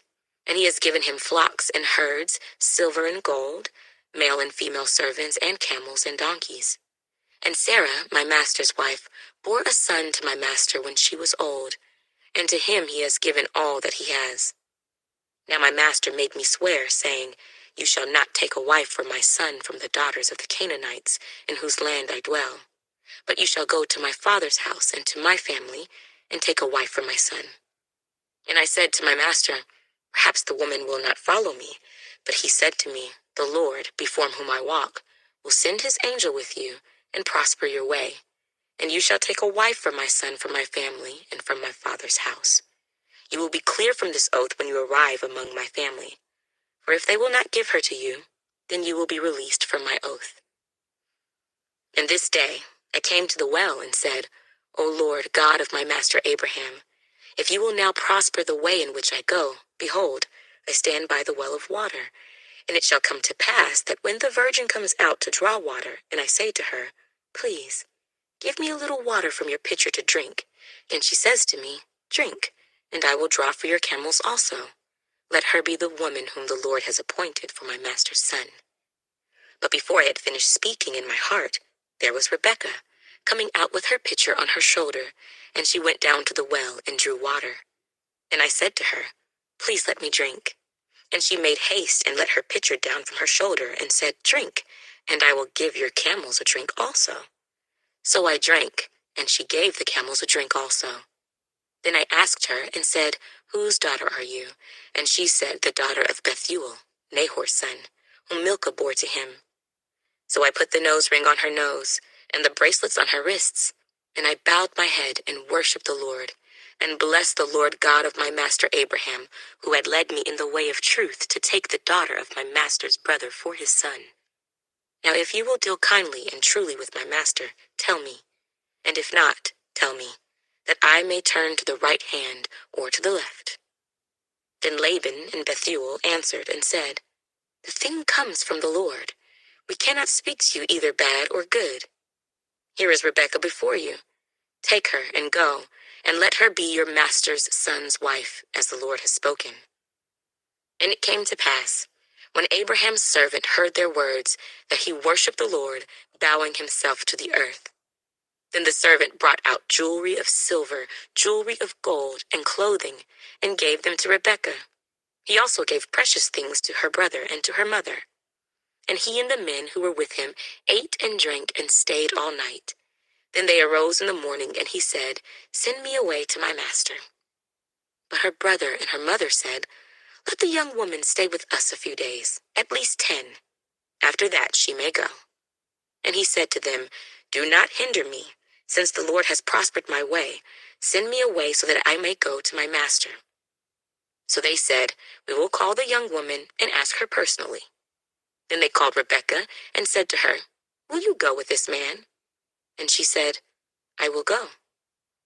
So they sent away Rebekah their sister and her nurse, and Abraham's servant and his men. And they blessed Rebekah and said to her, Our sister, May you become the mother of thousands of 10,000s, and may your descendants possess the gates of those who hate them." Then Rebekah and her maids arose, and they rode on the camels and followed the man. So the servant took Rebekah and departed. Now Isaac came from the way of Beer Lahairoi, for he dwelt in the south. And Isaac went out to meditate in the field in the evening, and he lifted his eyes and looked, and there the camels were coming. Then Rebekah lifted her eyes, and when she saw Isaac, she dismounted from her camel, for she had said to the servant, "Who is this man walking in the field to meet us?" The servant said, "It is my master." So she took a veil and covered herself. And the servant told Isaac all the things that he had done. Then Isaac brought her into his mother Sarah's tent, and he took Rebekah, and she became his wife, and he loved her. So Isaac was comforted after his mother's death. Genesis chapter 25. Abraham again took a wife, and her name was Keturah. And she bore him Zimran, Jokshan, Medan, Midian, Ishbak, and Shua. Jokshan begot Sheba and Dedan, and the sons of Dedan were Asherim, Letushim, and Leumim. And the sons of Midian were Ephah, Epher, Hanok, Abida, and Eldaah. All these were the children of Keturah. And Abraham gave all that he had to Isaac. But Abraham gave gifts to the sons of the concubines which Abraham had. And while he was still living, he sent them eastward away from Isaac his son, to the country of the east. This is the sum of the years of Abraham's life which he lived, 175 years. Then Abraham breathed his last and died in a good old age, an old man and full of years, and was gathered to his people. And his sons Isaac and Ishmael buried him in the cave of Machpelah, which is before Mamre, in the field of Ephron the son of Zohar the Hittite, the field which Abraham purchased from the sons of Heth. There Abraham was buried, and Sarah his wife. And it came to pass after the death of Abraham that God blessed his son Isaac, and Isaac dwelt at Beer Lahairoi. Now this is the genealogy of Ishmael, Abraham's son, whom Hagar the Egyptian, Sarah's maidservant, bore to Abraham. And these were the names of the sons of Ishmael, by their names, according to their generations. The firstborn of Ishmael, Nebajoth, then Kedar, Adbeel, Mibsam, Mishma, Duma, Mazzah, Hadar, Tema, Jeter, Naphish, and Kedemah. These were the sons of Ishmael, and these were their names, by their towns and their settlements, 12 princes according to their nations. These were the years of the life of Ishmael, 137 years, and he breathed his last and died, and was gathered to his people. They dwelt from Havilah as far as Shur, which is east of Egypt as you go toward Assyria. He died in the presence of all his brethren. This is the genealogy of Isaac, Abraham's son. Abraham begot Isaac. Isaac was 40 years old when he took Rebekah as wife, the daughter of Bethuel, the Syrian of Padan Aram, the sister of Laban the Syrian. Now Isaac pleaded with the Lord for his wife, because she was barren, and the Lord granted his plea, and Rebekah his wife conceived. But the children struggled together within her, and she said, "If all is well, why am I like this?" So she went to inquire of the Lord, and the Lord said to her, "Two nations are in your womb. 2 peoples shall be separated from your body. One people shall be stronger than the other, and the older shall serve the younger." So when her days were fulfilled for her to give birth, indeed, there were twins in her womb. And the first came out red. He was like a hairy garment all over, so they called his name Esau. Afterward, his brother came out, and his hand took hold of Esau's heel. So his name was called Jacob. Isaac was 60 years old when she bore them. So the boys grew, and Esau was a skillful hunter, a man of the field. But Jacob was a mild man, dwelling in tents. And Isaac loved Esau because he ate of his game, but Rebekah loved Jacob. Now Jacob cooked a stew, and Esau came in from the field, and he was weary. And Esau said to Jacob, "Please feed me with that same red stew, for I am weary." Therefore his name was called Edom. But Jacob said, "Sell me your birthright as of this day." And Esau said, "Look, I am about to die, so what is this birthright to me?" Then Jacob said, "Swear to me as of this day." So he swore to him and sold his birthright to Jacob. And Jacob gave Esau bread and stew of lentils. Then he ate and drank, arose, and went his way. Thus Esau despised his birthright. Genesis chapter 26. There was a famine in the land, besides the first famine that was in the days of Abraham. And Isaac went to Abimelech, king of the Philistines, in Gerar. Then the Lord appeared to him and said, "Do not go down to Egypt. Live in the land of which I shall tell you. Dwell in this land, and I will be with you and bless you. For to you and your descendants I give all these lands, and I will perform the oath which I swore to Abraham your father. And I will make your descendants multiply as the stars of heaven. I will give to your descendants all these lands, and in your seed all the nations of the earth shall be blessed, because Abraham obeyed my voice and kept my charge, my commandments, my statutes, and my laws." So Isaac dwelt in Gerar, and the men of the place asked about his wife, and he said, "She is my sister." For he was afraid to say, "She is my wife," because he thought lest the men of the place kill me for Rebekah, because she is beautiful to behold. Now it came to pass, when he had been there a long time, that Abimelech, king of the Philistines, looked through a window and saw, and there was Isaac, showing endearment to Rebekah his wife. Then Abimelech called Isaac and said, "Quite obviously she is your wife, so how could you say she is my sister?" Isaac said to him, "Because I said, lest I die on account of her." And Abimelech said, "What is this you have done to us? One of the people might soon have lain with your wife, and you would have brought guilt on us."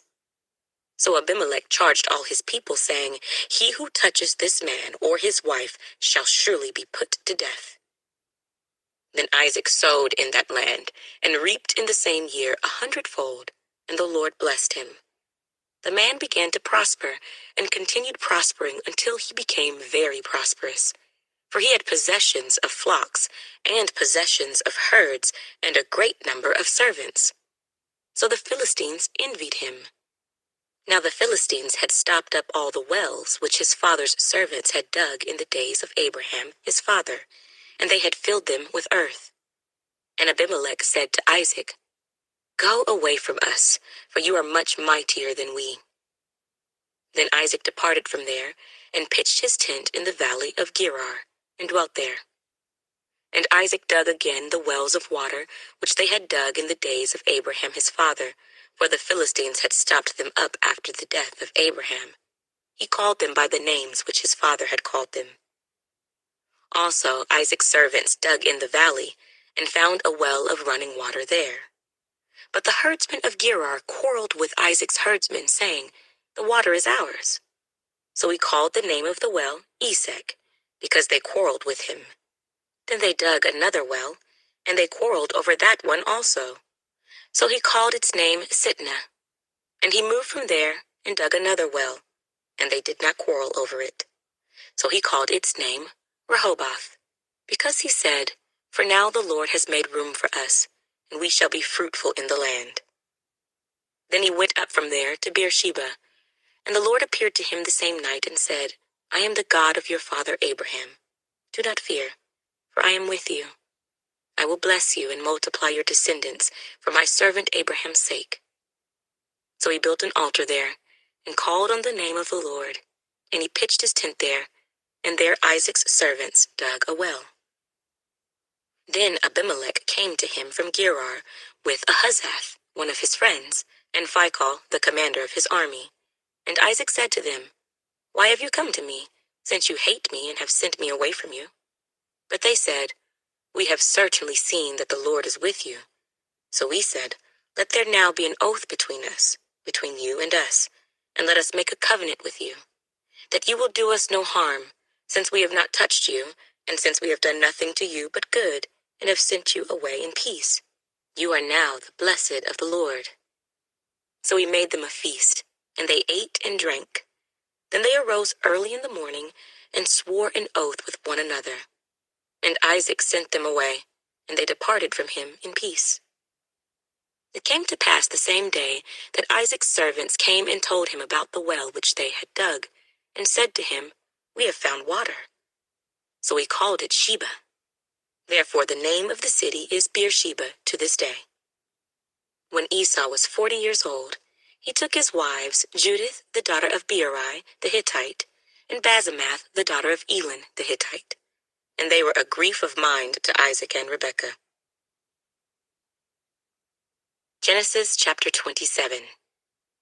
Now it came to pass, when Isaac was old and his eyes were so dim that he could not see, that he called Esau his older son and said to him, "My son." And he answered him, "Here I am." Then he said, "Behold now, I am old. I do not know the day of my death. Now therefore please take your weapons, your quiver and your bow, and go out to the field and hunt game for me, and make me savory food, such as I love, and bring it to me that I may eat, that my soul may bless you before I die." Now Rebekah was listening when Isaac spoke to Esau his son, and Esau went to the field to hunt game and to bring it. So Rebekah spoke to Jacob her son, saying, "Indeed I heard your father speak to Esau your brother, saying, 'Bring me game and make savory food for me, that I may eat it and bless you in the presence of the Lord before my death.'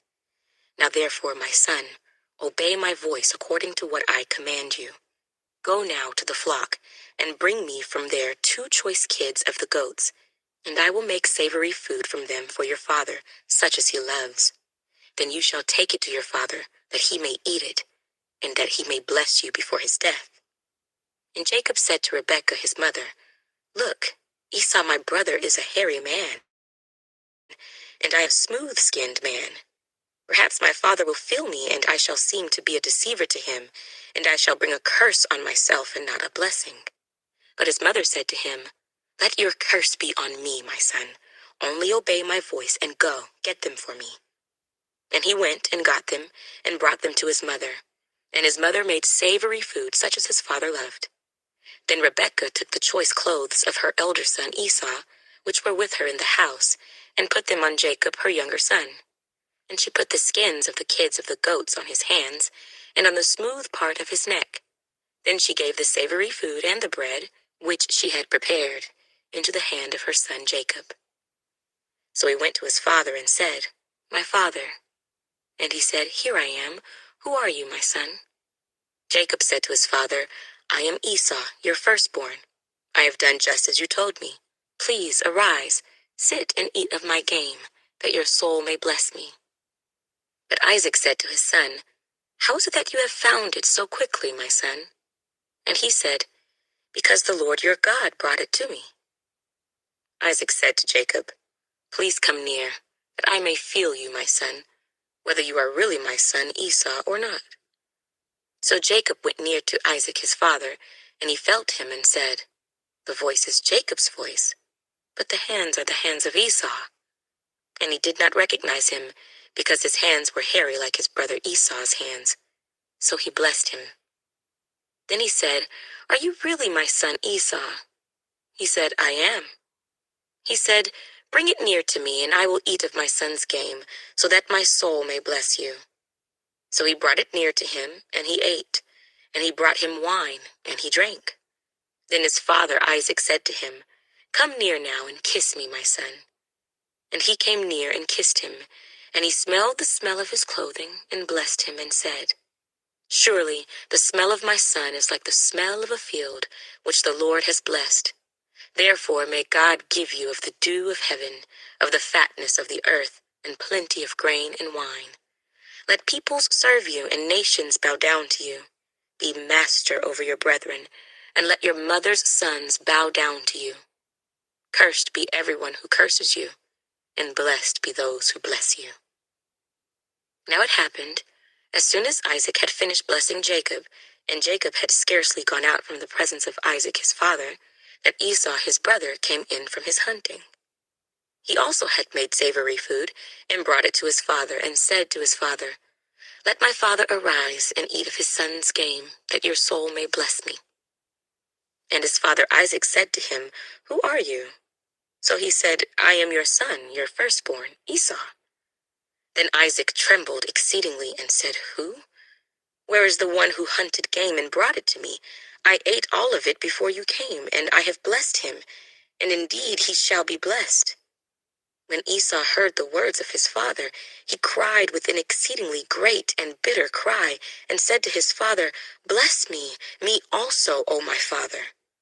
But he said, "Your brother came with deceit, and has taken away your blessing." And Esau said, "Is he not rightly named Jacob? For he has supplanted me these 2 times. He took away my birthright, and now look, he has taken away my blessing." And he said, "Have you not reserved a blessing for me?" Then Isaac answered and said to Esau, "Indeed I have made him your master, and all his brethren I have given to him as servants. With grain and wine I have sustained him. What shall I do now for you, my son?" And Esau said to his father, "Have you only one blessing, my father? Bless me, me also, O my father." And Esau lifted up his voice and wept. Then Isaac his father answered and said to him, "Behold, your dwelling shall be of the fatness of the earth, and of the dew of heaven from above. By your sword you shall live, and you shall serve your brother. And it shall come to pass, when you become restless, that you shall break his yoke from your neck." So Esau hated Jacob because of the blessing with which his father blessed him. And Esau said in his heart, "The days of mourning for my father are at hand. Then I will kill my brother Jacob." And the words of Esau, her older son, were told to Rebekah. So she sent and called Jacob, her younger son, and said to him, "Surely your brother Esau comforts himself concerning you by intending to kill you. Now therefore, my son, obey my voice. Arise, flee to my brother Laban in Haran, and stay with him a few days, until your brother's fury turns away, until your brother's anger turns away from you, and he forgets what you have done to him. Then I will send and bring you from there. Why should I be bereaved also of you both in one day?" And Rebekah said to Isaac, "I am weary of my life because of the daughters of Heth. If Jacob takes a wife of the daughters of Heth, like these who are the daughters of the land, what good will my life be to me?" Genesis chapter 28. Then Isaac called Jacob and blessed him, and charged him and said to him, "You shall not take a wife from the daughters of Canaan. Arise, go to Padan Aram, to the house of Bethuel, your mother's father, and take yourself a wife from there of the daughters of Laban, your mother's brother. May God Almighty bless you, and make you fruitful and multiply you, that you may be an assembly of peoples, and give you the blessing of Abraham to you, and your descendants with you, that you may inherit the land in which you are a stranger, which God gave to Abraham." So Isaac sent Jacob away, and he went to Padan Aram, to Laban the son of Bethuel the Syrian, the brother of Rebekah, the mother of Jacob and Esau. Esau saw that Isaac had blessed Jacob and sent him away to Padan Aram to take himself a wife from there, and that as he blessed him, he gave him a charge, saying, "You shall not take a wife from the daughters of Canaan," and that Jacob had obeyed his father and his mother and had gone to Padan Aram. Also Esau saw that the daughters of Canaan did not please his father Isaac. So Esau went to Ishmael and took Mahalath, the daughter of Ishmael, Abraham's son, the sister of Nebajoth, to be his wife, in addition to the wives he had. Now Jacob went out from Beersheba and went toward Haran. So he came to a certain place and stayed there all night, because the sun had set. And he took one of the stones of that place and put it at his head, and he lay down in that place to sleep. Then he dreamed, and behold, a ladder was set up on the earth, and its top reached to heaven, and there the angels of God were ascending and descending on it. And behold, the Lord stood above it and said, "I am the Lord God of Abraham your father, and the God of Isaac. The land on which you lie I will give to you and your descendants. Also your descendants shall be as the dust of the earth. You shall spread abroad to the west and the east, to the north and the south, and in you and in your seed all the families of the earth shall be blessed. Behold, I am with you, and will keep you wherever you go, and will bring you back to this land, for I will not leave you until I have done what I have spoken to you." Then Jacob awoke from his sleep and said, "Surely the Lord is in this place, and I did not know it." And he was afraid and said, "How awesome is this place! This is none other than the house of God, and this is the gate of heaven." Then Jacob rose early in the morning and took the stone that he had put at his head, set it up as a pillar, and poured oil on top of it. And he called the name of that place Bethel, but the name of that city had been Luz previously. Then Jacob made a vow, saying, "If God will be with me, and keep me in this way that I am going, and give me bread to eat and clothing to put on, so that I come back to my father's house in peace, then the Lord shall be my God. And this stone which I have set as a pillar shall be God's house, and of all that you give me, I will surely give a tenth to you." Genesis chapter 29. So Jacob went on his journey and came to the land of the people of the east. And he looked and saw a well in the field.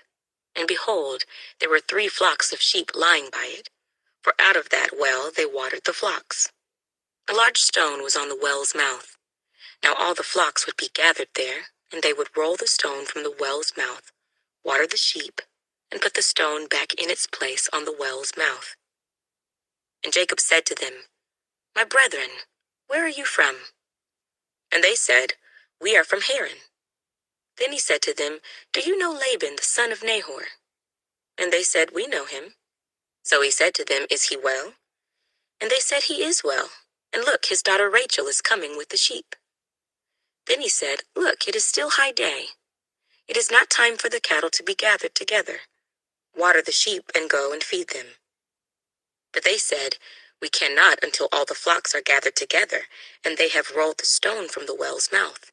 Then we water the sheep." Now while he was still speaking with them, Rachel came with her father's sheep, for she was a shepherdess.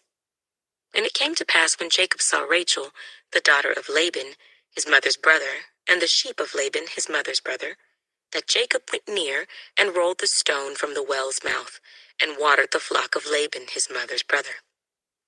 Then Jacob kissed Rachel, and lifted up his voice and wept. And Jacob told Rachel that he was her father's relative, and that he was Rebekah's son. So she ran and told her father. Then it came to pass, when Laban heard the report about Jacob his sister's son, that he ran to meet him, and embraced him, and kissed him, and brought him to his house. So he told Laban all these things, and Laban said to him, "Surely you are my bone and my flesh." And he stayed with him for a month. Then Laban said to Jacob, "Because you are my relative, should you therefore serve me for nothing? Tell me, what should your wages be?" Now Laban had 2 daughters. The name of the elder was Leah, and the name of the younger was Rachel. Leah's eyes were delicate, but Rachel was beautiful of form and appearance. Now Jacob loved Rachel, so he said, "I will serve you 7 years for Rachel, your younger daughter." And Laban said, "It is better that I give her to you than that I should give her to another man. Stay with me." So Jacob served 7 years for Rachel, and they seemed only a few days to him because of the love he had for her. Then Jacob said to Laban, "Give me my wife, for my days are fulfilled, that I may go into her." And Laban gathered together all the men of the place and made a feast. Now it came to pass in the evening that he took Leah his daughter and brought her to Jacob, and he went into her. And Laban gave his maid Zilpah to his daughter Leah as a maid. So it came to pass in the morning that, behold, it was Leah. And he said to Laban, "What is this you have done to me? Was it not for Rachel that I served you? Why then have you deceived me?" And Laban said, "It must not be done so in our country, to give the younger before the firstborn.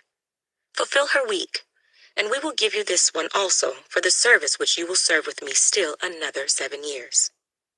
Then Jacob did so, and fulfilled her week. So he gave him his daughter, Rachel, as wife also.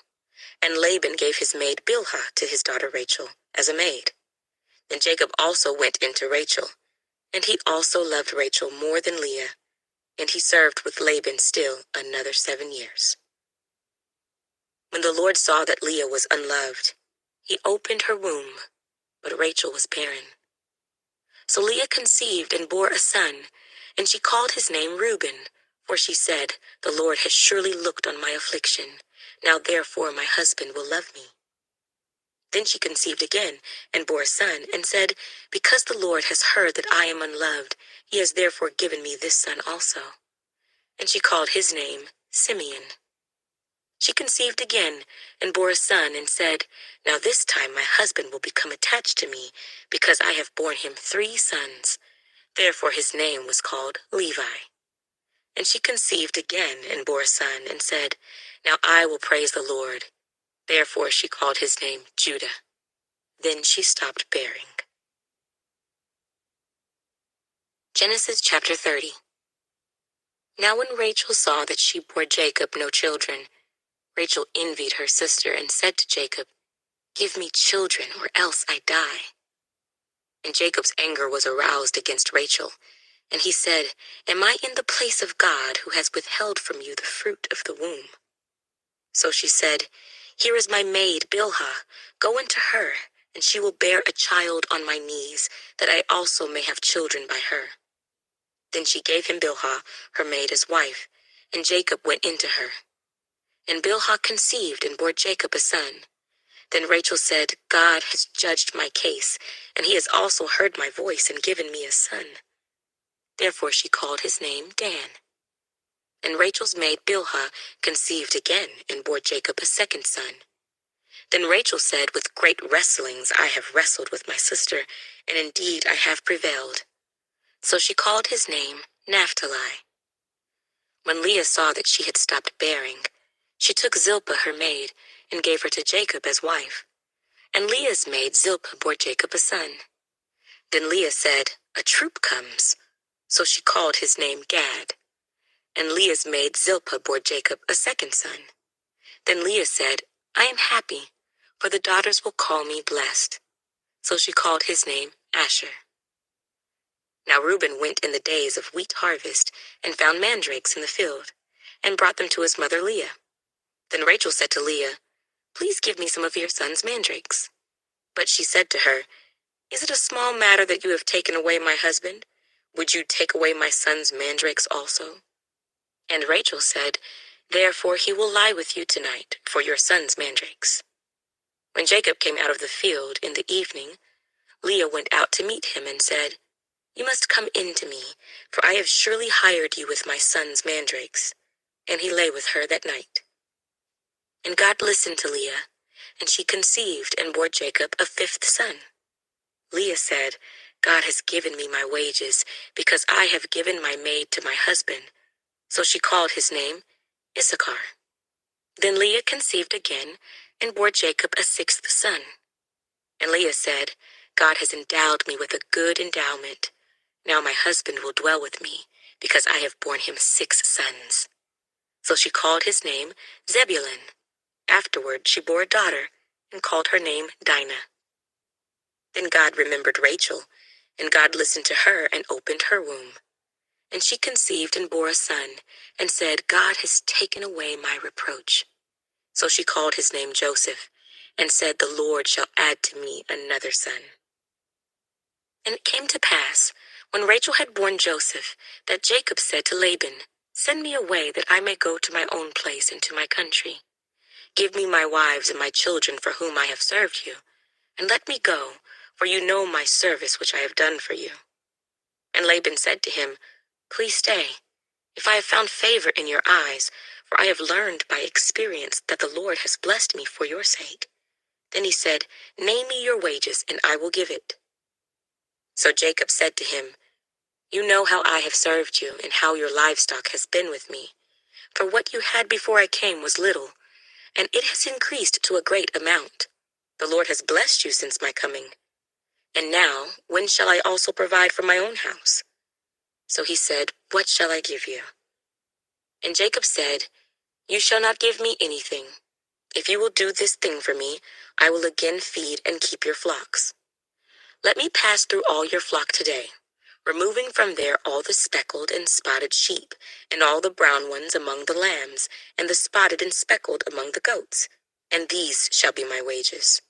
So my righteousness will answer for me in time to come, when the subject of my wages comes before you. Every one that is not speckled and spotted among the goats, and brown among the lambs, will be considered stolen, if it is with me. And Laban said, Oh, that it were according to your word.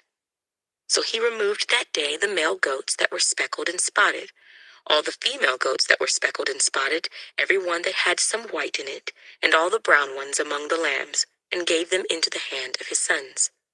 Then he put 3 days' journey between himself and Jacob fed the rest of Laban's flocks.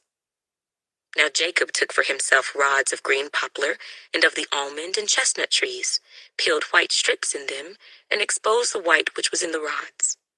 And the rods which he had peeled he set before the flocks in the gutters, in the watering troughs where the flocks came to drink, so that they should conceive when they came to drink. So the flocks conceived before the rods, and the flocks brought forth streaked, speckled, and spotted. Then Jacob separated the lambs, and made the flocks face toward the streaked and all the brown in the flock of Laban. But he put his own flocks by themselves, and did not put them with Laban's flock. And it came to pass, whenever the stronger livestock conceived, that Jacob placed the rods before the eyes of the livestock in the gutters, that they might conceive among the rods. But when the flocks were feeble, he did not put them in. So the feebler were Laban's, and the stronger Jacob's. Thus the man became exceedingly prosperous, and had large flocks, female and male servants, and camels and donkeys. Genesis chapter 31. Now Jacob heard the words of Laban's sons, saying, Jacob has taken away all that was our father's, and from what was our father's he has acquired all this wealth. And Jacob saw the countenance of Laban, and indeed it was not favorable toward him as before. Then the Lord said to Jacob, Return to the land of your fathers and to your family, and I will be with you. So Jacob sent and called Rachel and Leah to the field, to his flock, and said to them, I see your father's countenance, that it is not favorable toward me as before, but the God of my father has been with me, and you know that with all my might I have served your father. Yet your father has deceived me and changed my wages 10 times, but God did not allow him to hurt me. If he said thus, The speckled shall be your wages, then all the flocks bore speckled. And if he said thus, The streaked shall be your wages, then all the flocks bore streaked. So God has taken away the livestock of your father and given them to me. And it happened, at the time when the flocks conceived, that I lifted my eyes and saw in a dream, and behold, the rams which leaped upon the flocks were streaked, speckled, and gray spotted. Then the angel of God spoke to me in a dream, saying, Jacob. And I said, Here I am. And he said, Lift your eyes now and see, all the rams which leap on the flocks are streaked, speckled, and gray spotted. For I have seen all that Laban is doing to you. I am the God of Bethel, where you anointed the pillar and where you made a vow to me. Now arise, get out of this land, and return to the land of your family.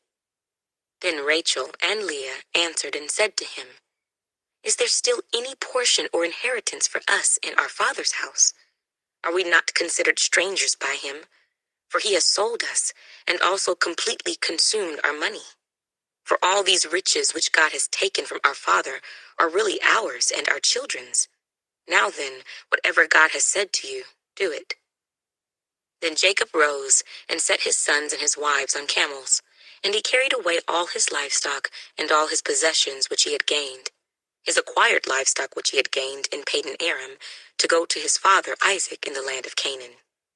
Now Laban had gone to shear his sheep, and Rachel had stolen the household idols that were her father's. And Jacob stole away, unknown to Laban the Syrian, in that he did not tell him that he intended to flee. So he fled with all that he had. He arose and crossed the river, and headed toward the mountains of Gilead. And Laban was told on the 3rd day that Jacob had fled. Then he took his brethren with him, and pursued him for 7 days' journey, and he overtook him in the mountains of Gilead.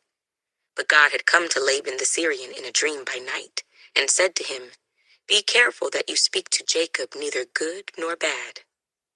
So Laban overtook Jacob. Now Jacob had pitched his tent in the mountains, and Laban with his brethren pitched in the mountains of Gilead. And Laban said to Jacob, "What have you done, that you have stolen away unknown to me, and carried away my daughters like captives taken with the sword? Why did you flee away secretly, and steal away from me and not tell me? For I might have sent you away with joy and songs, with timbrel and harp. And you did not allow me to kiss my sons and my daughters. Now you have done foolishly in so doing. It is in my power to do you harm, but the God of your father spoke to me last night, saying, 'Be careful that you speak to Jacob neither good nor bad.' And now you have surely gone because you greatly long for your father's house. But why did you steal my gods?" Then Jacob answered and said to Laban, "Because I was afraid, for I said, 'Perhaps you would take your daughters from me by force.' With whomever you find your gods, do not let him live. In the presence of our brethren, identify what I have of yours and take it with you." For Jacob did not know that Rachel had stolen them. And Laban went into Jacob's tent, into Leah's tent, and into the 2 maids' tents, but he did not find them. Then he went out of Leah's tent and entered Rachel's tent. Now Rachel had taken the household idols, put them in the camel saddle, and sat on them. And Laban searched all about the tent, but did not find them. And she said to her father, "Let it not displease my lord that I cannot rise before you, for the manner of women is with me." And he searched, but did not find the household idols. Then Jacob was angry and rebuked Laban. And Jacob answered and said to Laban, "What is my trespass? What is my sin that you have so hotly pursued me? Although you have searched all my things, what part of your household things have you found? Set it here before my brethren and your brethren, that they may judge between us both. These 20 years I have been with you. Your ewes and your female goats have not miscarried their young, and I have not eaten the rams of your flock. That which was torn by beasts I did not bring to you. I bore the loss of it. You required it from my hand, whether stolen by day or stolen by night. There I was. In the day the drought consumed me, and the frost by night, and my sleep departed from my eyes. Thus I have been in your house 20 years. I served you 14 years for your 2 daughters, and 6 years for your flock, and you have changed my wages 10 times. Unless the God of my father, the God of Abraham and the fear of Isaac, had been with me, surely now you would have sent me away empty-handed. God has seen my affliction and the labor of my hands, and rebuked you last night." And Laban answered and said to Jacob, "These daughters are my daughters, and these children are my children, and this flock is my flock. All that you see is mine. But what can I do this day to these my daughters, or to their children whom they have borne? Now therefore, come, let us make a covenant, you and I, and let it be a witness between you and me." So Jacob took a stone and set it up as a pillar. Then Jacob said to his brethren, "Gather stones." And they took stones and made a heap, and they ate there on the heap. Laban called it Jegar-sahadutha, but Jacob called it Galeed. And Laban said, "This heap is a witness between you and me this day." Therefore its name was called Galeed, also Mizpah, because he said, "May the Lord watch between you and me when we are absent one from another. If you afflict my daughters, or if you take other wives besides my daughters, although no man is with us, see, God is witness between you and me." Then Laban said to Jacob, "Here is this heap, and here is this pillar, which I have placed between you and me. This heap is a witness, and this pillar is a witness, that I will not pass beyond this heap to you, and you will not pass beyond this heap and this pillar to me for harm. The God of Abraham, the God of Nahor, and the God of their father judge between us." And Jacob swore by the fear of his father Isaac. Then Jacob offered a sacrifice on the mountain, and called his brethren to eat bread. And they ate bread and stayed all night on the mountain. And early in the morning, Laban arose and kissed his sons and daughters and blessed them. Then Laban departed and returned to his place. Genesis chapter 32. So Jacob went on his way, and the angels of God met him. When Jacob saw them, he said, "This is God's camp." And he called the name of that place Mahanaim. Then Jacob sent messengers before him to Esau his brother in the land of Seir, the country of Edom. And he commanded them, saying, "Speak thus to my lord Esau. Thus your servant Jacob says, I have dwelt with Laban and stayed there until now. I have oxen, donkeys, flocks, and male and female servants, and I have sent to tell my lord that I may find favor in your sight." Then the messengers returned to Jacob, saying, "We came to your brother Esau, and he also is coming to meet you, and 400 men are with him." So Jacob was greatly afraid and distressed, and he divided the people that were with him, and the flocks and herds and camels, into 2 companies. And he said, "If Esau comes to the one company and attacks it, then the other company which is left will escape." Then Jacob said, "O God of my father Abraham, and God of my father Isaac, the Lord who said to me, 'Return to your country and to your family, and I will deal well with you.'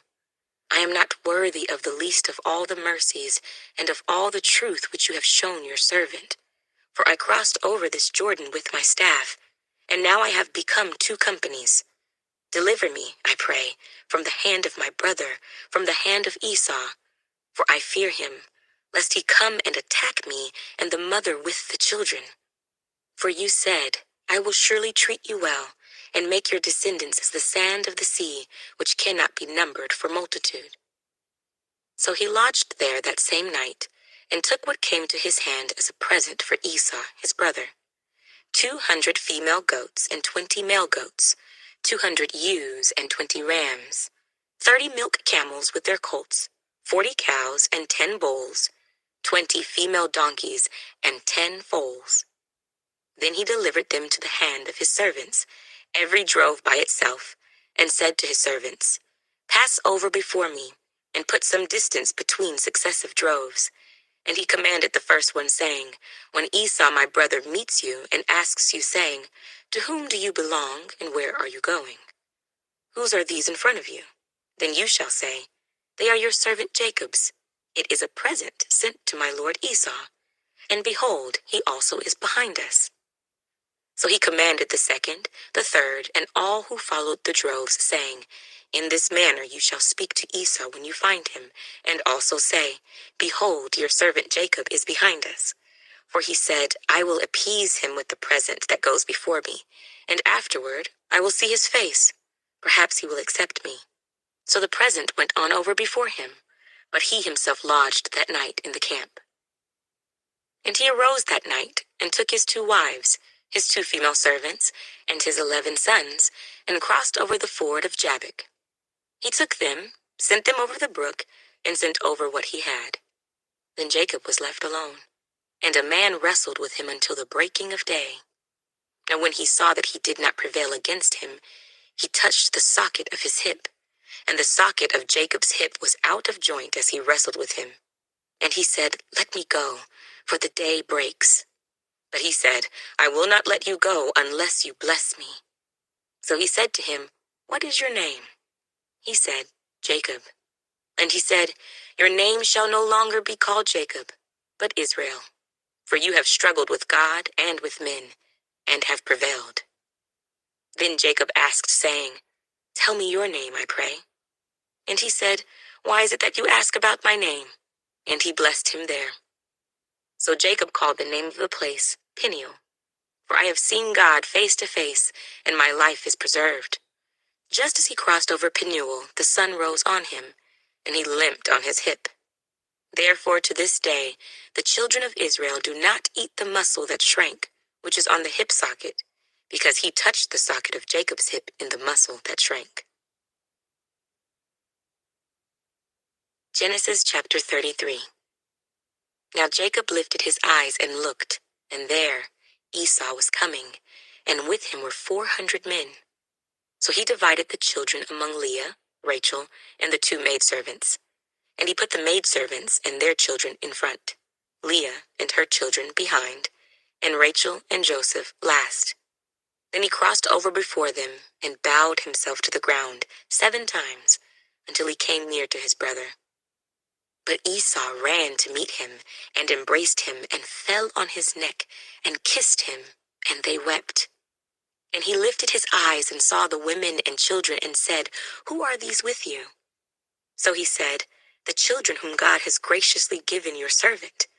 Then the maidservants came near, they and their children, and bowed down. And Leah also came near with her children, and they bowed down. Afterward, Joseph and Rachel came near, and they bowed down.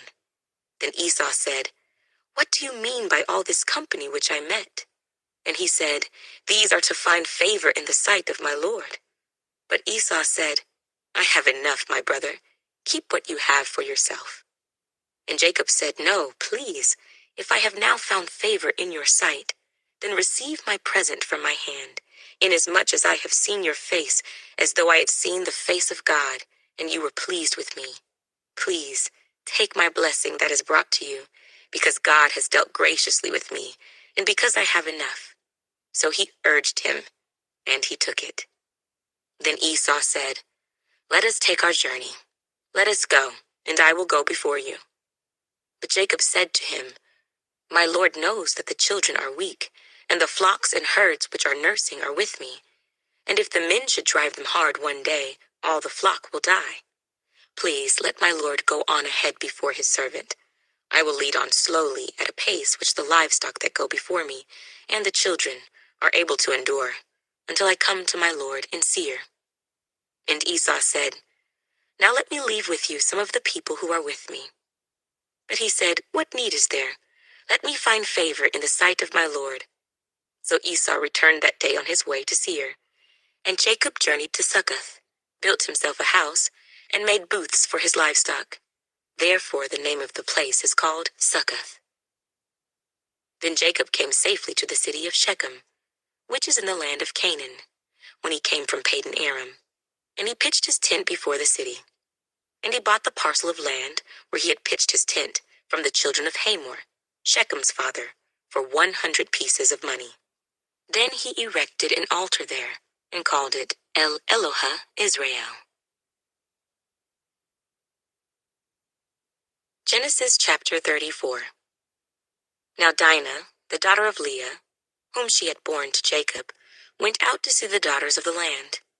And when Shechem the son of Hamor, the Hivite, prince of the country, saw her, he took her and lay with her and violated her.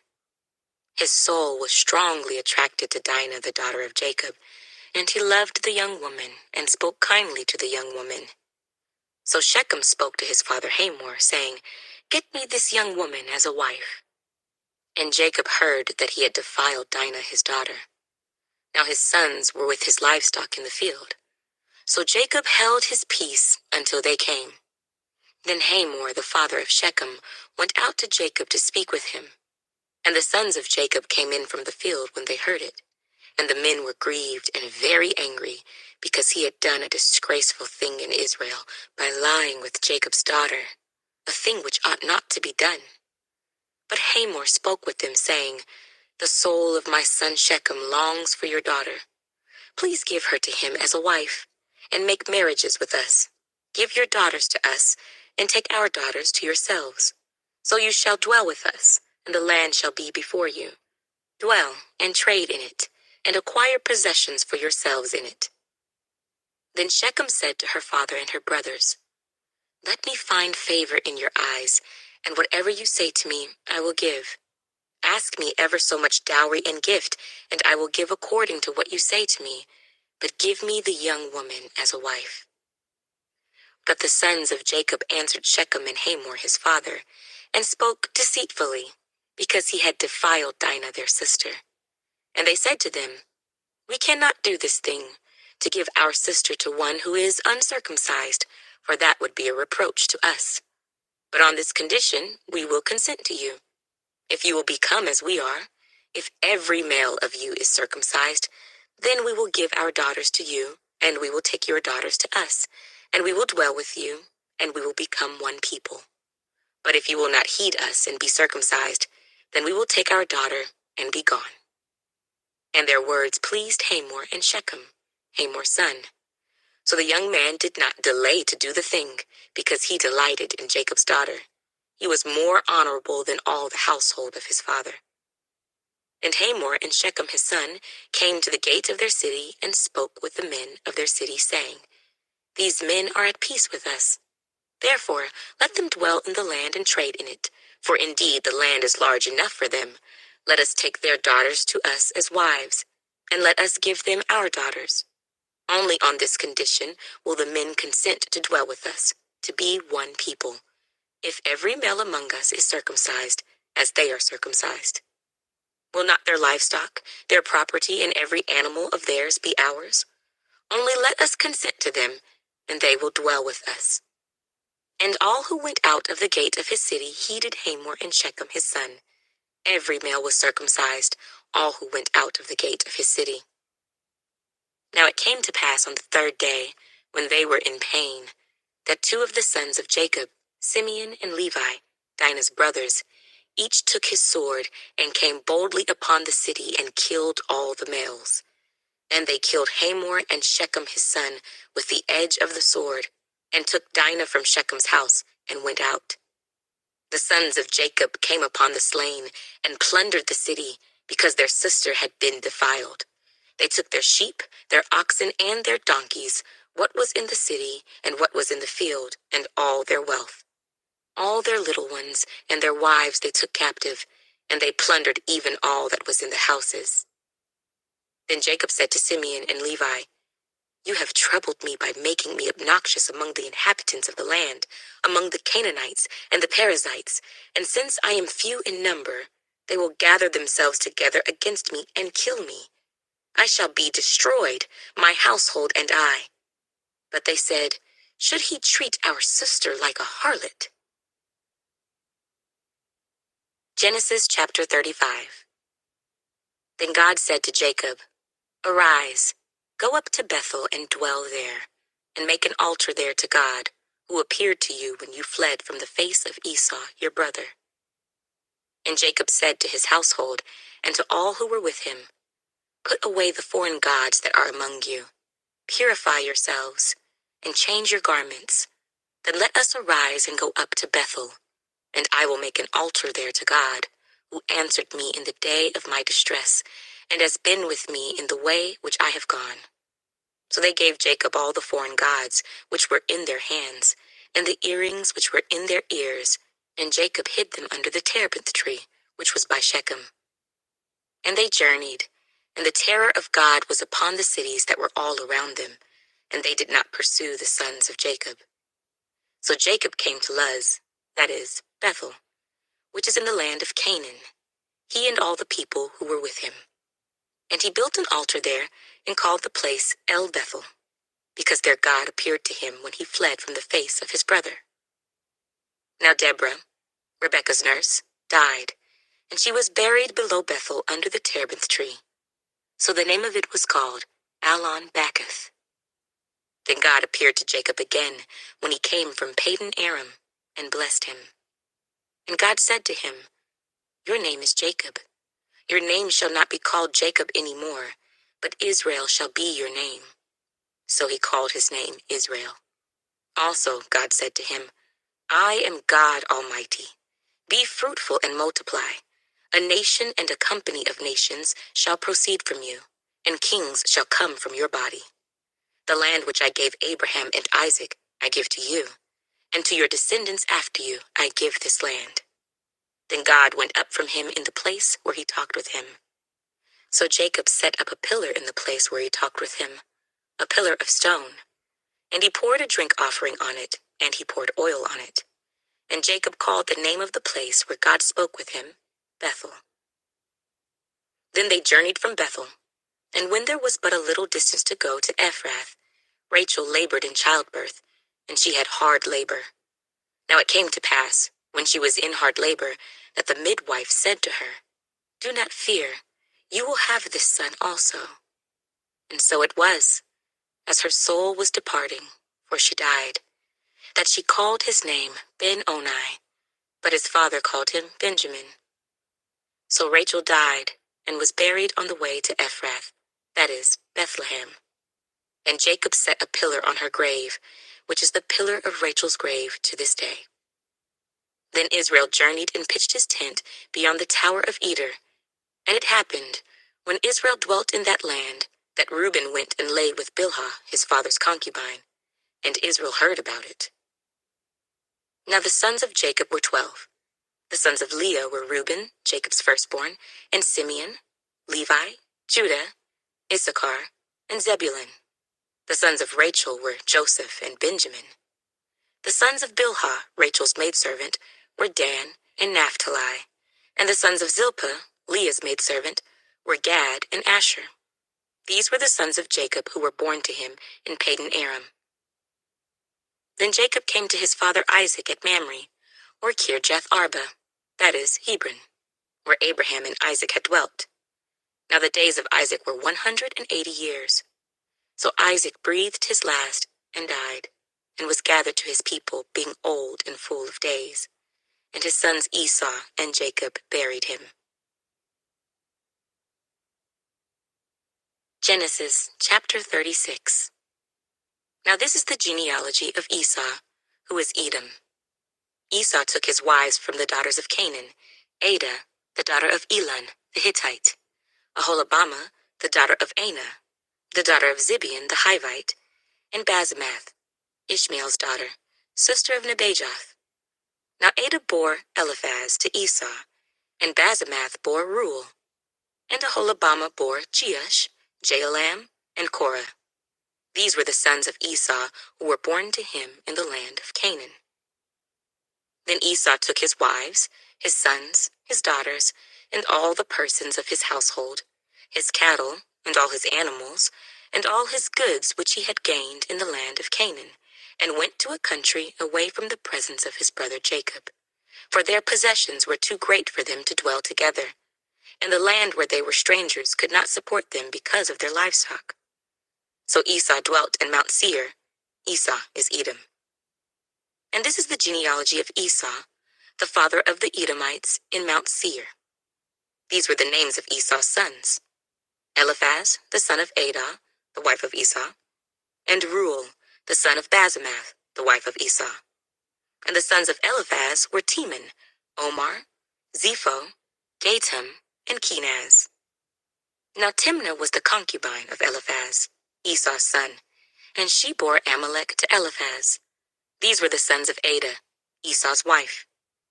These were the sons of Reuel: Nahath, Zerah, Shammah, and Mizah. These were the sons of Basemath, Esau's wife. These were the sons of Aholibamah, Esau's wife, the daughter of Anah, the daughter of Zibeon.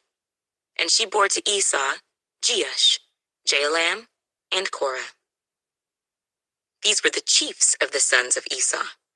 The sons of Eliphaz, the firstborn son of Esau, were Chief Teman, Chief Omar, Chief Zepho, Chief Kenaz, Chief Korah, Chief Gatam, and Chief Amalek.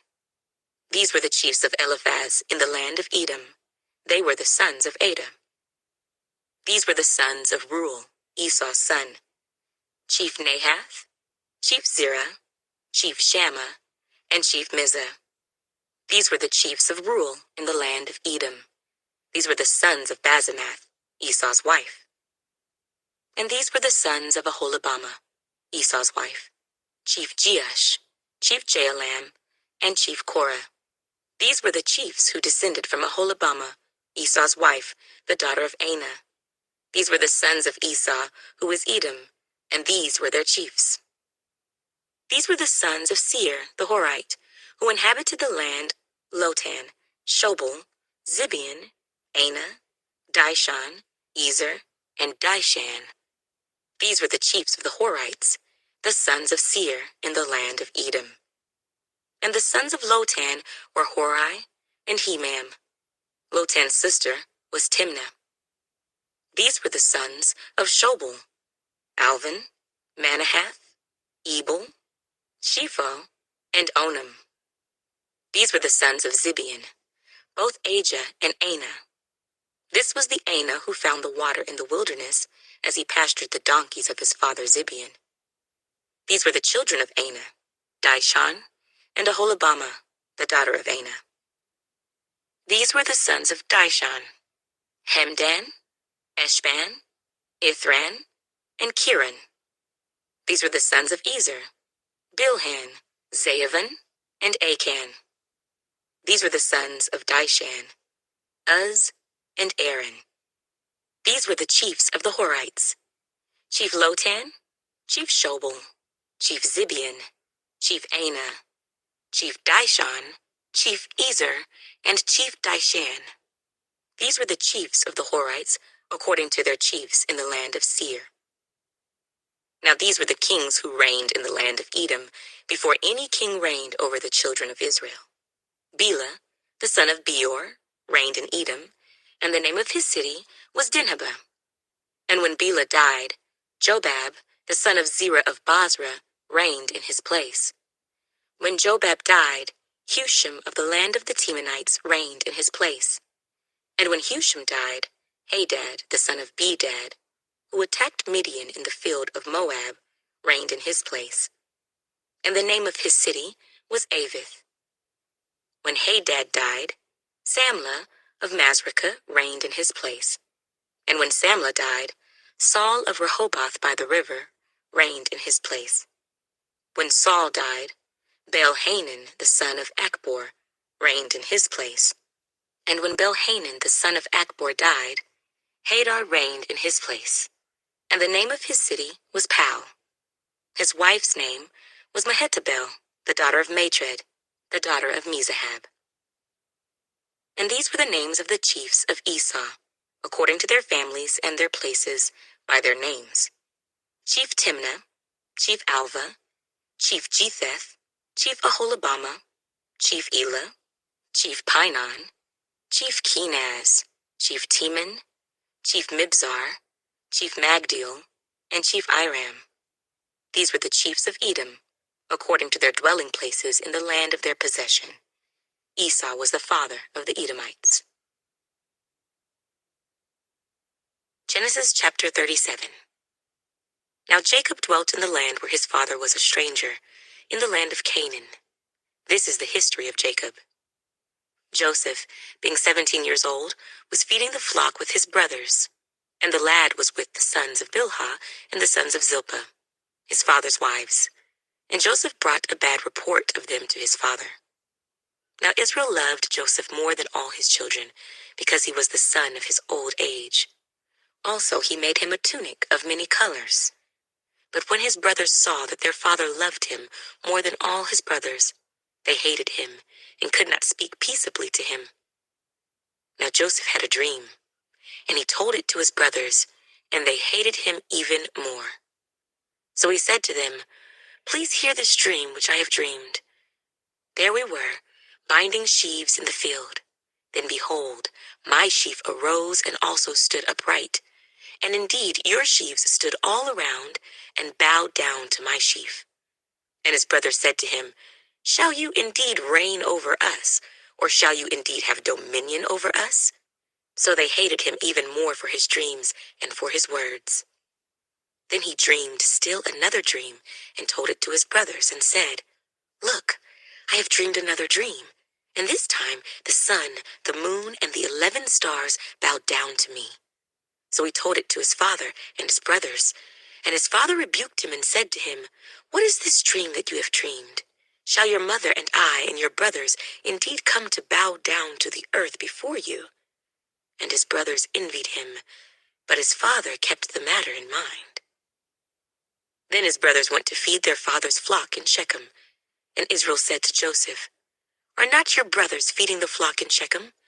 Come, I will send you to them." So he said to him, "Here I am." Then he said to him, "Please go and see if it is well with your brothers and well with the flocks, and bring back word to me." So he sent him out of the valley of Hebron, and he went to Shechem. Now a certain man found him, and there he was, wandering in the field. And the man asked him, saying, "What are you seeking?" So he said, I am seeking my brothers. Please tell me where they are feeding their flocks. And the man said, They have departed from here, for I heard them say, Let us go to Dothan. So Joseph went after his brothers and found them in Dothan. Now when they saw him afar off, even before he came near them, they conspired against him to kill him. Then they said to one another, Look, this dreamer is coming. Come therefore, let us now kill him and cast him into some pit, and we shall say, Some wild beast has devoured him. We shall see what will become of his dreams. But Reuben heard it, and he delivered him out of their hands and said, Let us not kill him. And Reuben said to them, Shed no blood, but cast him into this pit which is in the wilderness, and do not lay a hand on him, that he might deliver him out of their hands and bring him back to his father. So it came to pass, when Joseph had come to his brothers, that they stripped Joseph of his tunic, the tunic of many colors that was on him. Then they took him and cast him into a pit. And the pit was empty, there was no water in it. And they sat down to eat a meal.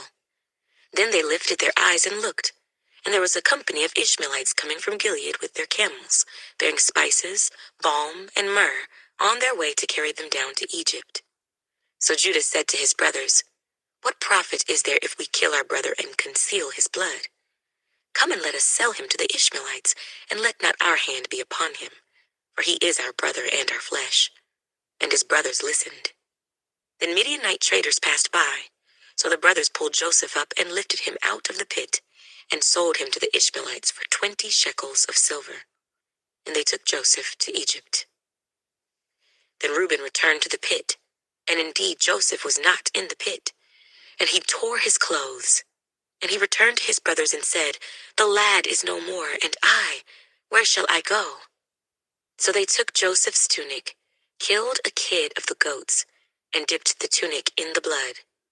Then they sent the tunic of many colors, and they brought it to their father and said, We have found this. Do you know whether it is your son's tunic or not? And he recognized it and said, It is my son's tunic. A wild beast has devoured him. Without doubt, Joseph is torn to pieces. Then Jacob tore his clothes, put sackcloth on his waist, and mourned for his son many days. And all his sons and all his daughters arose to comfort him.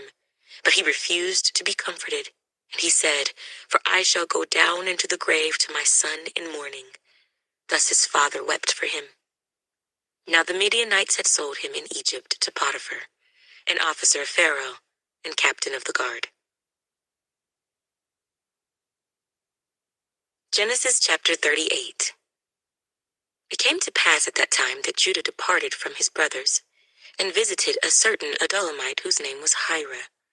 And Judah saw there a daughter of a certain Canaanite, whose name was Shua, and he married her and went into her. So she conceived and bore a son, and he called his name She conceived again and bore a son, and she called his name Onan. And she conceived yet again and bore a son, and called his name Shelah. He was at Kezib when she bore him. Then Judah took a wife for his firstborn, and her name was Tamar. But Judah's firstborn, was wicked in the sight of the Lord, and the Lord killed him. And Judah said to Onan, Go into your brother's wife and marry her, and raise up an heir to your brother. But Onan knew that the heir would not be his. And it came to pass, when he went into his brother's wife, that he emitted on the ground, lest he should give an heir to his brother. And the thing which he did displeased the Lord. Therefore he killed him also. Then Judah said to Tamar, his daughter-in-law, Remain a widow in your father's house till my son Shelah is grown, for he said, Lest he also die like his brothers. And Tamar went and dwelt in her father's house. Now in the process of time, the daughter of Shua, Judah's wife, died. And Judah was comforted, and went up to his sheep shearers at Timnah, he and his friend Hira the Adullamite. And it was told Tamar, saying, Look, your father-in-law is going up to Timnah to shear his sheep. So she took off her widow's garments, covered herself with a veil, and wrapped herself, and sat in an open place which was on the way to Timnah, for she saw that Shelah was grown, and she was not given to him as a wife. When Judah saw her, he thought she was a harlot because she had covered her face. Then he turned to her by the way and said, "Please let me come in to you," for he did not know that she was his daughter-in-law. So she said, "What will you give me that you may come in to me?" And he said, "I will send a young goat from the flock." So she said, "Will you give me a pledge till you send it?" Then he said, "What pledge shall I give you?" So she said, "Your signet and cord, and your staff that is in your hand." Then he gave them to her, and went in to her, and she conceived by him. So she arose and went away, and laid aside her veil, and put on the garments of her widowhood. And Judah sent the young goat by the hand of his friend the Adullamite, to receive his pledge from the woman's hand, but he did not find her. Then he asked the men of that place, saying, "Where is the harlot who was openly by the roadside?" And they said, "There was no harlot in this place." So he returned to Judah and said, "I cannot find her. Also the men of the place said there was no harlot in this place." Then Judah said, "Let her take them for herself, lest we be shamed, for I sent this young goat, and you have not found her." And it came to pass, about 3 months after, that Judah was told, saying, "Tamar, your daughter-in-law, has played the harlot. Furthermore, she is with child by harlotry." So Judah said, "Bring her out and let her be burned." When she was brought out, she sent to her father-in-law, saying, "By the man to whom these belong, I am with child." And she said, "Please determine whose these are, the signet and cord and staff." So Judah acknowledged them and said, "She has been more righteous than I, because I did not give her to Shelah my son." And he never knew her again. Now it came to pass, at the time for giving birth, that behold, twins were in her womb. And so it was, when she was giving birth, that the one put out his hand, and the midwife took a scarlet thread and bound it on his hand, saying, "This one came out first." Then it happened, as he drew back his hand, that his brother came out unexpectedly, and she said, "How did you break through? This breach be upon you." Therefore his name was called Perez. Afterward his brother came out, who had the scarlet thread on his hand, and his name was called Zerah. Genesis chapter 39. Now Joseph had been taken down to Egypt, and Potiphar, an officer of Pharaoh, captain of the guard, an Egyptian, bought him from the Ishmaelites who had taken him down there. The Lord was with Joseph, and he was a successful man, and he was in the house of his master the Egyptian. And his master saw that the Lord was with him, and that the Lord made all he did to prosper in his hand. So Joseph found favor in his sight, and served him. Then he made him overseer of his house, and all that he had he put under his authority. So it was, from the time that he had made him overseer of his house, and all that he had, that the Lord blessed the Egyptian's house for Joseph's sake. And the blessing of the Lord was on all that he had in the house and in the field. Thus he left all that he had in Joseph's hand, and he did not know what he had except for the bread which he ate. Now Joseph was handsome in form and appearance. And it came to pass after these things that his master's wife cast longing eyes on Joseph, and she said, "Lie with me." But he refused, and said to his master's wife, "Look, my master does not know what is with me in the house, and he has committed all that he has to my hand. There is no one greater in this house than I, nor has he kept back anything from me but you, because you are his wife. How then can I do this great wickedness and sin against God?" So it was, as she spoke to Joseph day by day, that he did not heed her, to lie with her or to be with her. But it happened about this time, when Joseph went into the house to do his work, and none of the men of the house was inside, that she caught him by his garment, saying, "Lie with me." But he left his garment in her hand, and fled and ran outside. And so it was, when she saw that he had left his garment in her hand and fled outside, that she called to the men of her house and spoke to them, saying, "See, he has brought in to us a Hebrew to mock us. He came in to me to lie with me, and I cried out with a loud voice. And it happened, when he heard that I lifted my voice and cried out, that he left his garment with me and fled and went outside. So she kept his garment with her until his master came home. Then she spoke to him with words like these, saying, The Hebrew servant whom you brought to us came in to me to mock me. So it happened, as I lifted my voice and cried out, that he left his garment with me and fled outside. So it was, when his master heard the words which his wife spoke to him, saying, Your servant did to me after this manner, that his anger was aroused. Then Joseph's master took him and put him into the prison, a place where the king's prisoners were confined, and he was there in the prison. But the Lord was with Joseph, and showed him mercy, and he gave him favor in the sight of the keeper of the prison.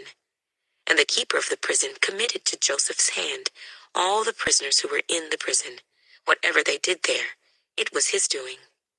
The keeper of the prison did not look into anything that was under Joseph's authority, because the Lord was with him, and whatever he did, the Lord made it prosper. Genesis chapter 40. It came to pass after these things that the butler and the baker of the king of Egypt offended their lord, the king of Egypt. And Pharaoh was angry with his 2 officers, the chief butler and the chief baker. So he put them in custody in the house of the captain of the guard, in the prison, the place where Joseph was confined. And the captain of the guard charged Joseph with them, and he served them, so they were in custody for a while. Then the butler and the baker of the king of Egypt, who were confined in the prison, had a dream, both of them, each man's dream in one night, and each man's dream with its own interpretation.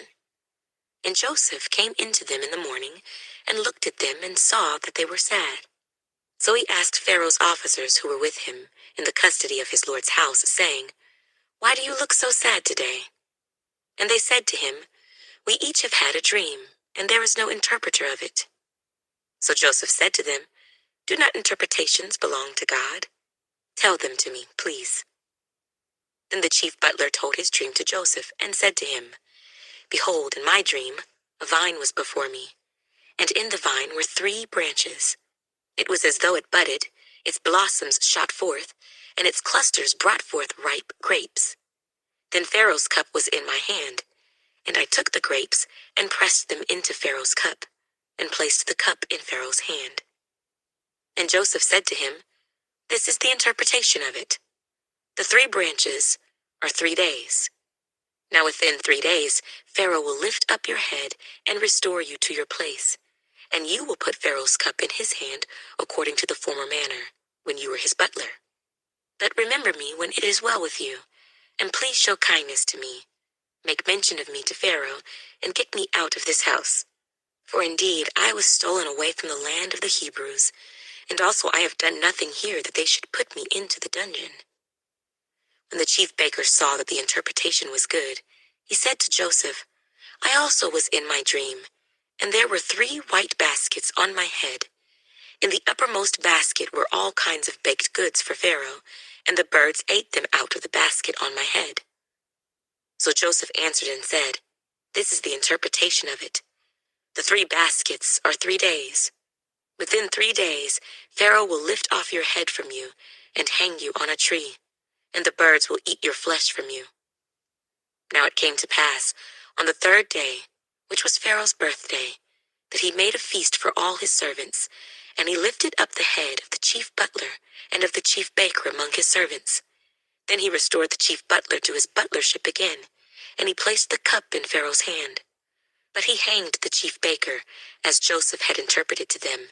Yet the chief butler did not remember Joseph, but forgot him. Genesis chapter 41. Then it came to pass, at the end of 2 full years, that Pharaoh had a dream, and behold, he stood by the river.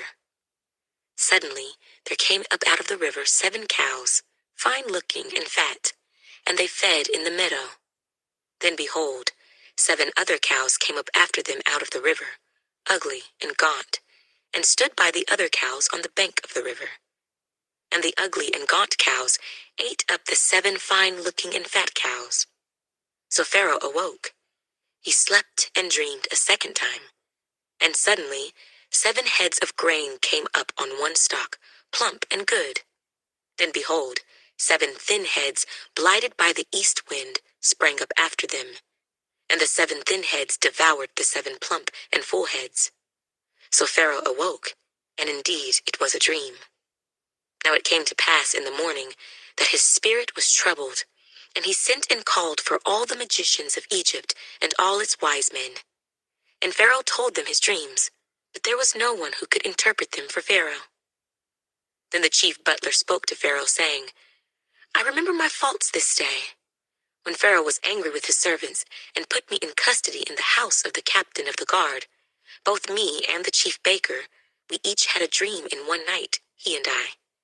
Each of us dreamed according to the interpretation of his own dream. Now there was a young Hebrew man with us there, a servant of the captain of the guard. And we told him, and he interpreted our dreams for us. To each man he interpreted according to his own dream. And it came to pass, just as he interpreted for us, so it happened. He restored me to my office, and he hanged him. Then Pharaoh sent and called Joseph, and they brought him quickly out of the dungeon, and he shaved, changed his clothing, and came to Pharaoh.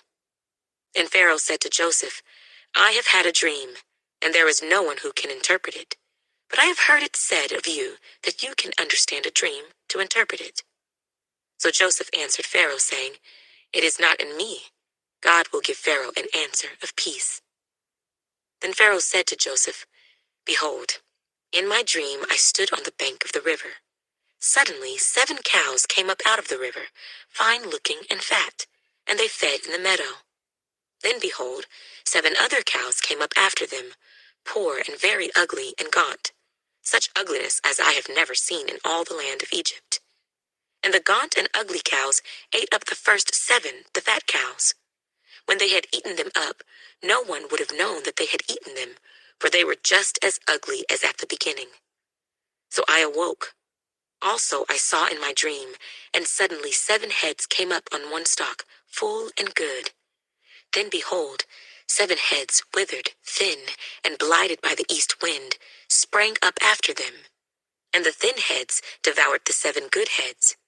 So I told this to the magicians, but there was no one who could explain it to me. Then Joseph said to Pharaoh, The dreams of Pharaoh are one. God has shown Pharaoh what he is about to do. The 7 good cows are 7 years, and the 7 good heads are 7 years. The dreams are one. And the 7 thin and ugly cows, which came up after them, are 7 years, and the 7 empty heads, blighted by the east wind, are 7 years of famine. This is the thing which I have spoken to Pharaoh. God has shown Pharaoh what he is about to do. Indeed, 7 years of great plenty will come throughout all the land of Egypt. But after them 7 years of famine will arise, and all the plenty will be forgotten in the land of Egypt, and the famine will deplete the land. So the plenty will not be known in the land because of the famine following, for it will be very severe. And the dream was repeated to Pharaoh twice, because the thing is established by God, and God will shortly bring it to pass. Now therefore, let Pharaoh select a discerning and wise man, and set him over the land of Egypt. Let Pharaoh do this, and let him appoint officers over the land, to collect 1/5 of the produce of the land of Egypt in the 7 plentiful years. And let them gather all the food of those good years that are coming, and store up grain under the authority of Pharaoh, and let them keep food in the cities. Then that food shall be as a reserve for the land for the 7 years of famine, which shall be in the land of Egypt, that the land may not perish during the famine. So the advice was good in the eyes of Pharaoh, and in the eyes of all his servants. And Pharaoh said to his servants, Can we find such a one as this, a man in whom is the Spirit of God? Then Pharaoh said to Joseph, Inasmuch as God has shown you all this, there is no one as discerning and wise as you. You shall be over my house, and all my people shall be ruled according to your word. Only in regard to the throne will I be greater than you. And Pharaoh said to Joseph, See, I have set you over all the land of Egypt. Then Pharaoh took his signet ring off his hand, and put it on Joseph's hand, and he clothed him in garments of fine linen, and put a gold chain around his neck. And he had him ride in the second chariot which he had, and they cried out before him, Bow the knee. So he set him over all the land of Egypt. Pharaoh also said to Joseph, I am Pharaoh, and without your consent no man may lift his hand or foot in all the land of Egypt. And Pharaoh called Joseph's name Zaphnath-Paaneah, and he gave him as a wife Asenath, the daughter of Potipherah, priest of On. So Joseph went out over all the land of Egypt. Joseph was 30 years old when he stood before Pharaoh, king of Egypt. And Joseph went out from the presence of Pharaoh, and went throughout all the land of Egypt. Now in the 7 plentiful years the ground brought forth abundantly. So he gathered up all the food of the 7 years which were in the land of Egypt, and laid up the food in the cities. He laid up in every city the food of the fields which surrounded them. Joseph gathered very much grain, as the sand of the sea, until he stopped counting, for it was immeasurable. And to Joseph were born 2 sons before the years of famine came, whom Asenath, the daughter of Potipherah, priest of On, bore to him. Joseph called the name of the firstborn Manasseh, for God has made me forget all my toil and all my father's house. And the name of the second he called Ephraim, for God has caused me to be fruitful in the land of my affliction. Then the 7 years of plenty which were in the land of Egypt ended, and the 7 years of famine began to come, as Joseph had said. The famine was in all lands, but in all the land of Egypt there was bread. So when all the land of Egypt was famished, the people cried to Pharaoh for bread. Then Pharaoh said to all the Egyptians, Go to Joseph, whatever he says to you, do. The famine was over all the face of the earth, and Joseph opened all the storehouses and sold to the Egyptians. And the famine became severe in the land of Egypt. So all countries came to Joseph in Egypt to buy grain, because the famine was severe in all lands. Genesis chapter 42. When Jacob saw that there was grain in Egypt, Jacob said to his sons, Why do you look at one another? And he said, Indeed, I have heard that there is grain in Egypt. Go down to that place and buy for us there, that we may live and not die. So Joseph's 10 brothers went down to buy grain in Egypt. But Jacob did not send Joseph's brother Benjamin with his brothers, for he said, Lest some calamity befall him. And the sons of Israel went to buy grain among those who journeyed, for the famine was in the land of Canaan. Now Joseph was governor over the land, and it was he who sold to all the people of the land. And Joseph's brothers came and bowed down before him with their faces to the earth. Joseph saw his brothers and recognized them, but he acted as a stranger to them and spoke roughly to them. Then he said to them, Where do you come from? And they said, From the land of Canaan to buy food. So Joseph recognized his brothers, but they did not recognize him. Then Joseph remembered the dreams which he had dreamed about them, and said to them, You are spies. You have come to see the nakedness of the land. And they said to him, No, my lord, but your servants have come to buy food. We are all one man's sons. We are honest men. Your servants are not spies. But he said to them, No, but you have come to see the nakedness of the land. And they said, Your servants are 12 brothers, the sons of one man in the land of Canaan, and in fact the youngest is with our father today, and one is no more. But Joseph said to them, It is as I spoke to you, saying, You are spies. In this manner you shall be tested. By the life of Pharaoh, you shall not leave this place unless your youngest brother comes here. Send one of you, and let him bring your brother, and you shall be kept in prison, that your words may be tested to see whether there is any truth in you. Or else by the life of Pharaoh, surely you are spies. So he put them all together in prison 3 days. Then Joseph said to them the 3rd day, Do this and live, for I fear God. If you are honest men, let one of your brothers be confined to your prison house, but you go and carry grain for the famine of your houses, and bring your youngest brother to me, so your words will be verified, and you shall not die. And they did so. Then they said to one another, We are truly guilty concerning our brother, for we saw the anguish of his soul when he pleaded with us, and we would not hear. Therefore this distress has come upon us. And Reuben answered them, saying, Did I not speak to you, saying, Do not sin against the boy? And you would not listen. Therefore, behold, his blood is now required of us. But they did not know that Joseph understood them, for he spoke to them through an interpreter. And he turned himself away from them and wept. Then he returned to them again and talked with them. And he took Simeon from them and bound him before their eyes. Then Joseph gave a command to fill their sacks with grain, to restore every man's money to his sack, and to give them provisions for the journey. Thus he did for them. So they loaded their donkeys with the grain and departed from there. But as one of them opened his sack to give his donkey feed at the encampment, he saw his money, and there it was in the mouth of his sack. So he said to his brothers, My money has been restored, and there it is in my sack. Then their hearts failed them, and they were afraid, saying to one another, What is this that God has done to us? Then they went to Jacob their father in the land of Canaan, and told him all that had happened to them, saying, The man who is Lord of the land spoke roughly to us, and took us for spies of the country. But we said to him, We are honest men, we are not spies. We are 12 brothers, sons of our father.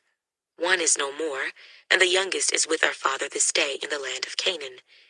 Then the man, the Lord of the country, said to us, By this I will know that you are honest men. Leave one of your brothers here with me. Take food for the famine of your households, and be gone. And bring your youngest brother to me, so I shall know that you are not spies, but that you are honest men. I will grant your brother to you, and you may trade in the land. Then it happened, as they emptied their sacks, that surprisingly each man's bundle of money was in his sack. And when they and their father saw the bundles of money, they were afraid. And Jacob their father said to them, You have bereaved me. Joseph is no more, Simeon is no more, and you want to take Benjamin? All these things are against me. Then Reuben spoke to his father, saying, Kill my 2 sons if I do not bring him back to you. Put him in my hands, and I will bring him back to you. But he said, My son shall not go down with you, for his brother is dead, and he is left alone. If any calamity should befall him along the way in which you go, then you would bring down my gray hair with sorrow to the grave. Genesis chapter 43. Now the famine was severe in the land. And it came to pass, when they had eaten up the grain which they had brought from Egypt, that their father said to them, Go back, buy us a little food. But Judah spoke to him, saying, The man solemnly warned us, saying, You shall not see my face unless your brother is with you. If you send our brother with us, we will go down and buy you food. But if you will not send him, we will not go down. For the man said to us, You shall not see my face unless your brother is with you. And Israel said, Why did you deal so wrongfully with me as to tell the man whether you had still another brother?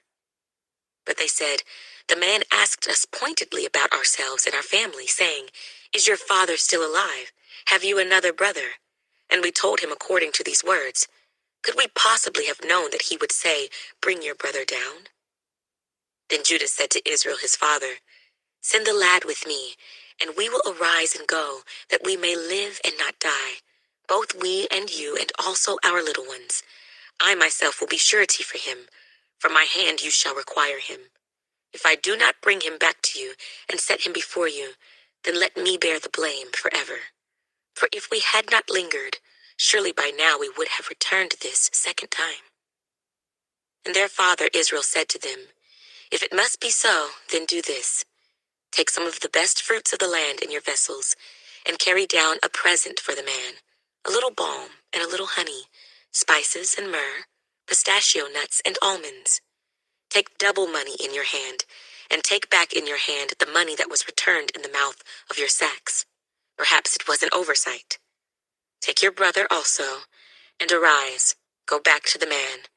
And may God Almighty give you mercy before the man, that he may release your other brother and Benjamin. If I am bereaved, I am bereaved. So the men took that present and Benjamin, and they took double money in their hand, and arose and went down to Egypt. And they stood before Joseph.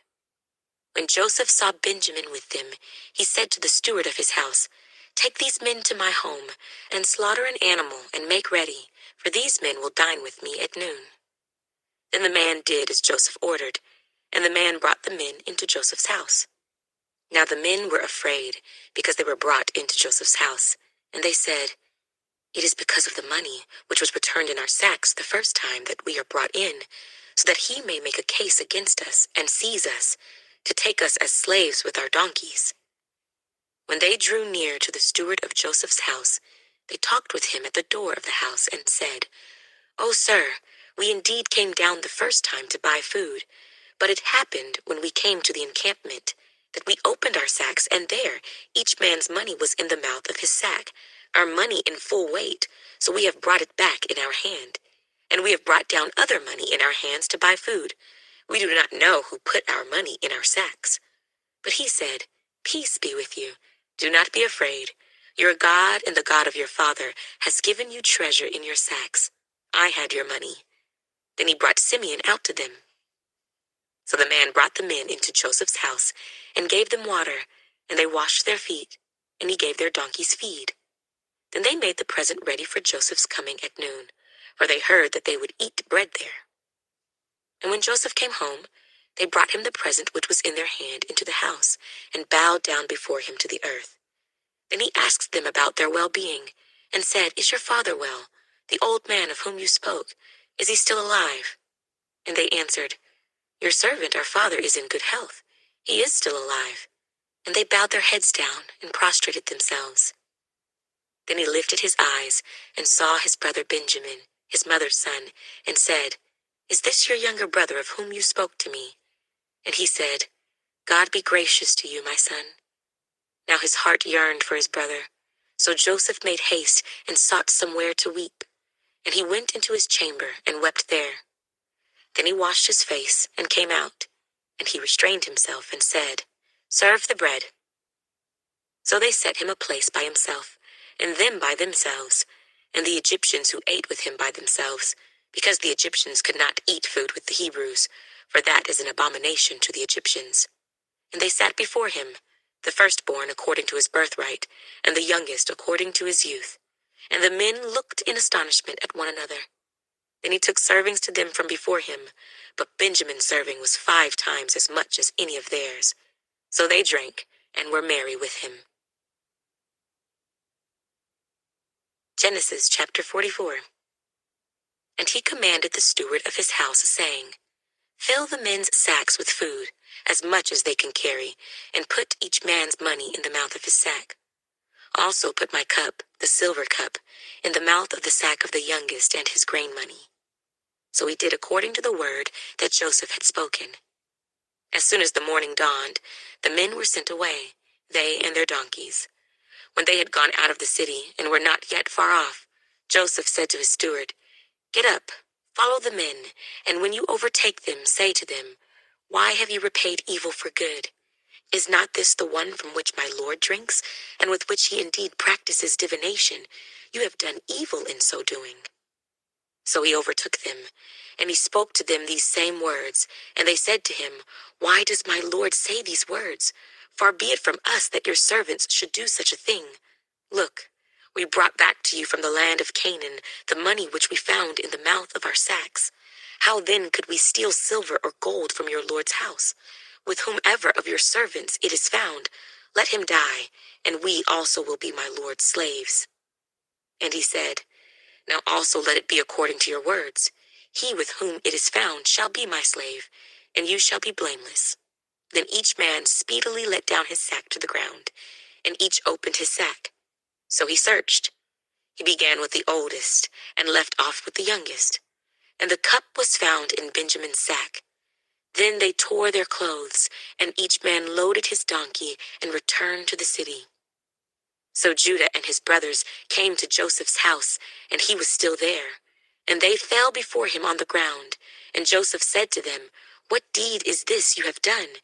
Did you not know that such a man as I can certainly practice divination?" Then Judah said, "What shall we say to my Lord? What shall we speak? Or how shall we clear ourselves? God has found out the iniquity of your servants. Here we are, my lord's slaves, both we and he also with whom the cup was found. But he said, Far be it from me that I should do so. The man in whose hand the cup was found, he shall be my slave. And as for you, go up in peace to your father. Then Judah came near to him and said, O my lord, please let your servant speak a word in my lord's hearing, and do not let your anger burn against your servant, for you are even like Pharaoh. My lord asked his servant, saying, Have you a father or a brother? And we said to my lord, We have a father, an old man, and a child of his old age, who is young. His brother is dead, and he alone is left of his mother's children, and his father loves him. Then you said to your servants, Bring him down to me, that I may set my eyes on him. And we said to my lord, The lad cannot leave his father, for if he should leave his father would die. But you said to your servants, Unless your youngest brother comes down with you, you shall see my face no more. So it was, when we went up to your servant my father, that we told him the words of my lord. And our father said, Go back and buy us a little food. But we said, We cannot go down. If our youngest brother is with us, then we will go down. For we may not see the man's face unless our youngest brother is with us. Then your servant my father said to us, You know that my wife bore me 2 sons, and the one went out from me. And I said, Surely he is torn to pieces, and I have not seen him since. But if you take this one also from me, and calamity befalls him, you shall bring down my gray hair with sorrow to the grave.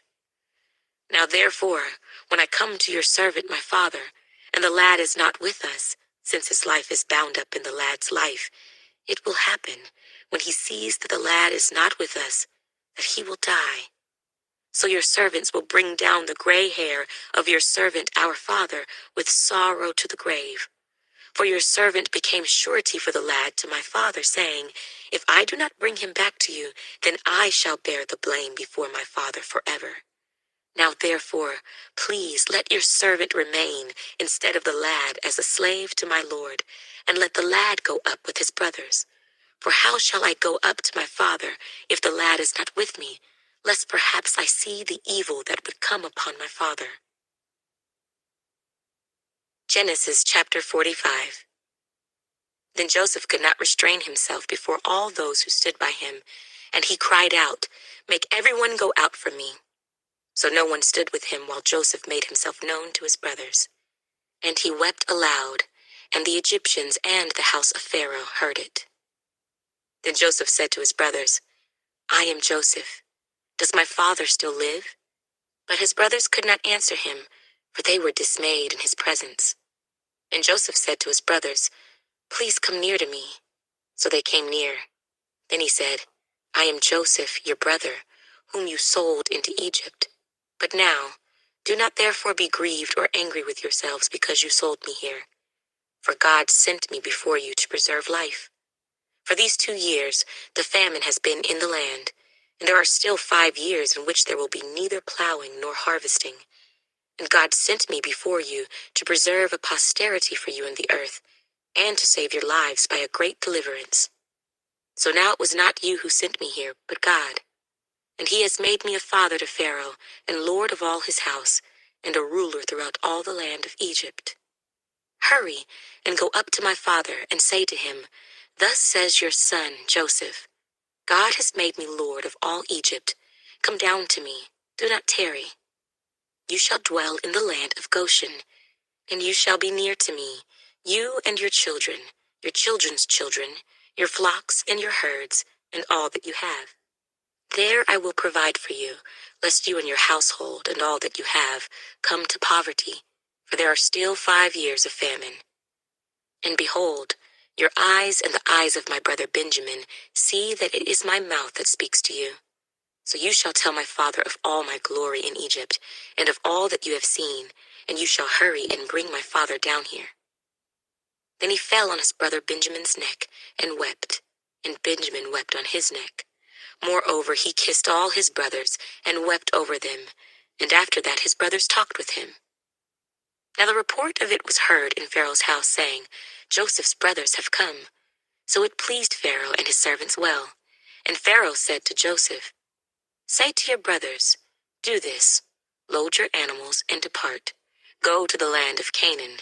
Bring your father and your households and come to me. I will give you the best of the land of Egypt, and you will eat the fat of the land.' Now you are commanded, do this. Take carts out of the land of Egypt for your little ones and your wives. Bring your father and come. Also do not be concerned about your goods, for the best of all the land of Egypt is yours." Then the sons of Israel did so, and Joseph gave them carts according to the command of Pharaoh, and he gave them provisions for the journey. He gave to all of them, to each man, changes of garments, but to Benjamin he gave 300 pieces of silver and 5 changes of garments. And he sent to his father these things: 10 donkeys loaded with the good things of Egypt, and 10 female donkeys loaded with grain, bread, and food for his father for the journey. So he sent his brothers away, and they departed. And he said to them, "See that you do not become troubled along the way." Then they went up out of Egypt, and came to the land of Canaan to Jacob their father. And they told him, saying, "Joseph is still alive, and he is governor over all the land of Egypt." And Jacob's heart stood still, because he did not believe them. But when they told him all the words which Joseph had said to them, and when he saw the carts which Joseph had sent to carry him, the spirit of Jacob their father revived. Then Israel said, "It is enough. Joseph, my son, is still alive. I will go and see him before I die." Genesis chapter 46. So Israel took his journey with all that he had, and came to Beersheba, and offered sacrifices to the God of his father Isaac. Then God spoke to Israel in the visions of the night and said, "Jacob, Jacob." And he said, "Here I am." So he said, "I am God, the God of your father. Do not fear to go down to Egypt, for I will make of you a great nation there. I will go down with you to Egypt, and I will also surely bring you up again, and Joseph will put his hand on your eyes." Then Jacob arose from Beersheba, and the sons of Israel carried their father Jacob, their little ones, and their wives, in the carts which Pharaoh had sent to carry him. So they took their livestock and their goods, which they had acquired in the land of Canaan, and went to Egypt, Jacob and all his descendants with him. His sons, and his sons' sons, his daughters and his sons' daughters, and all his descendants he brought with him to Egypt. Now these were the names of the children of Israel, Jacob and his sons, who went to Egypt. Reuben was Jacob's firstborn. The sons of Reuben were Hanok, Palu, Hezron, and Carmi. The sons of Simeon were Jemuel, Jamin, Ohad, Jachin, Zohar, and Shaul, the son of a Canaanite woman. The sons of Levi were Gershon, Kohath, and Merari. The sons of Judah were Onan, Shelah, Perez, and Zerah, but and Onan died in the land of Canaan. The sons of Perez were Hezron and Hamul. The sons of Issachar were Tola, Puvah, Job, and Shimron. The sons of Zebulun were Sered, Elon, and Jaleel. These were the sons of Leah, whom she bore to Jacob in Padan Aram, with his daughter Dinah. All the persons, his sons and his daughters, were 33. The sons of Gad were Ziphion, Haggi, Shunai, Esbon, Eri, Eridai, and Areli. The sons of Asher were Jimnah, Ishua, Izui, Beriah, and Sirah, their sister. And the sons of Beriah were Heber and Malchiel. These were the sons of Zilpah, whom Laban gave to Leah his daughter, and these she bore to Jacob, 16 persons. The sons of Rachel, Jacob's wife, were Joseph and Benjamin, and to Joseph in the land of Egypt were born Manasseh and Ephraim, whom Asenath, the daughter of Potipherah, priest of On, bore to him. The sons of Benjamin were Bela, Becher, Ashbel, Gera, Naaman, Ehi, Rosh, Muppim, Huppim, and Ard. These were the sons of Rachel, who were born to Jacob, 14 persons in all. The son of Dan was Hushim. The sons of Naphtali were Jaziel, Guni, Jezer, and Shillem. These were the sons of Bilhah, whom Laban gave to Rachel his daughter, and she bore these to Jacob, 7 persons in all. All the persons who went with Jacob to Egypt, who came from his body, besides Jacob's sons' wives, were 66 persons in all. And the sons of Joseph who were born to him in Egypt were 2 persons. All the persons of the house of Jacob who went to Egypt were 70. Then he sent Judah before him to Joseph, to point out before him the way to Goshen. And they came to the land of Goshen. So Joseph made ready his chariot and went up to Goshen to meet his father Israel. And he presented himself to him, and fell on his neck, and wept on his neck a good while. And Israel said to Joseph, Now let me die, since I have seen your face, because you are still alive.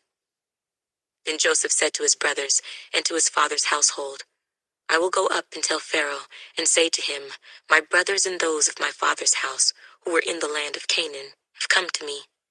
And the men are shepherds, for their occupation has been to feed livestock, and they have brought their flocks, their herds, and all that they have. So it shall be, when Pharaoh calls you and says, What is your occupation? That you shall say, Your servant's occupation has been with livestock from our youth even till now, both we and also our fathers, that you may dwell in the land of Goshen.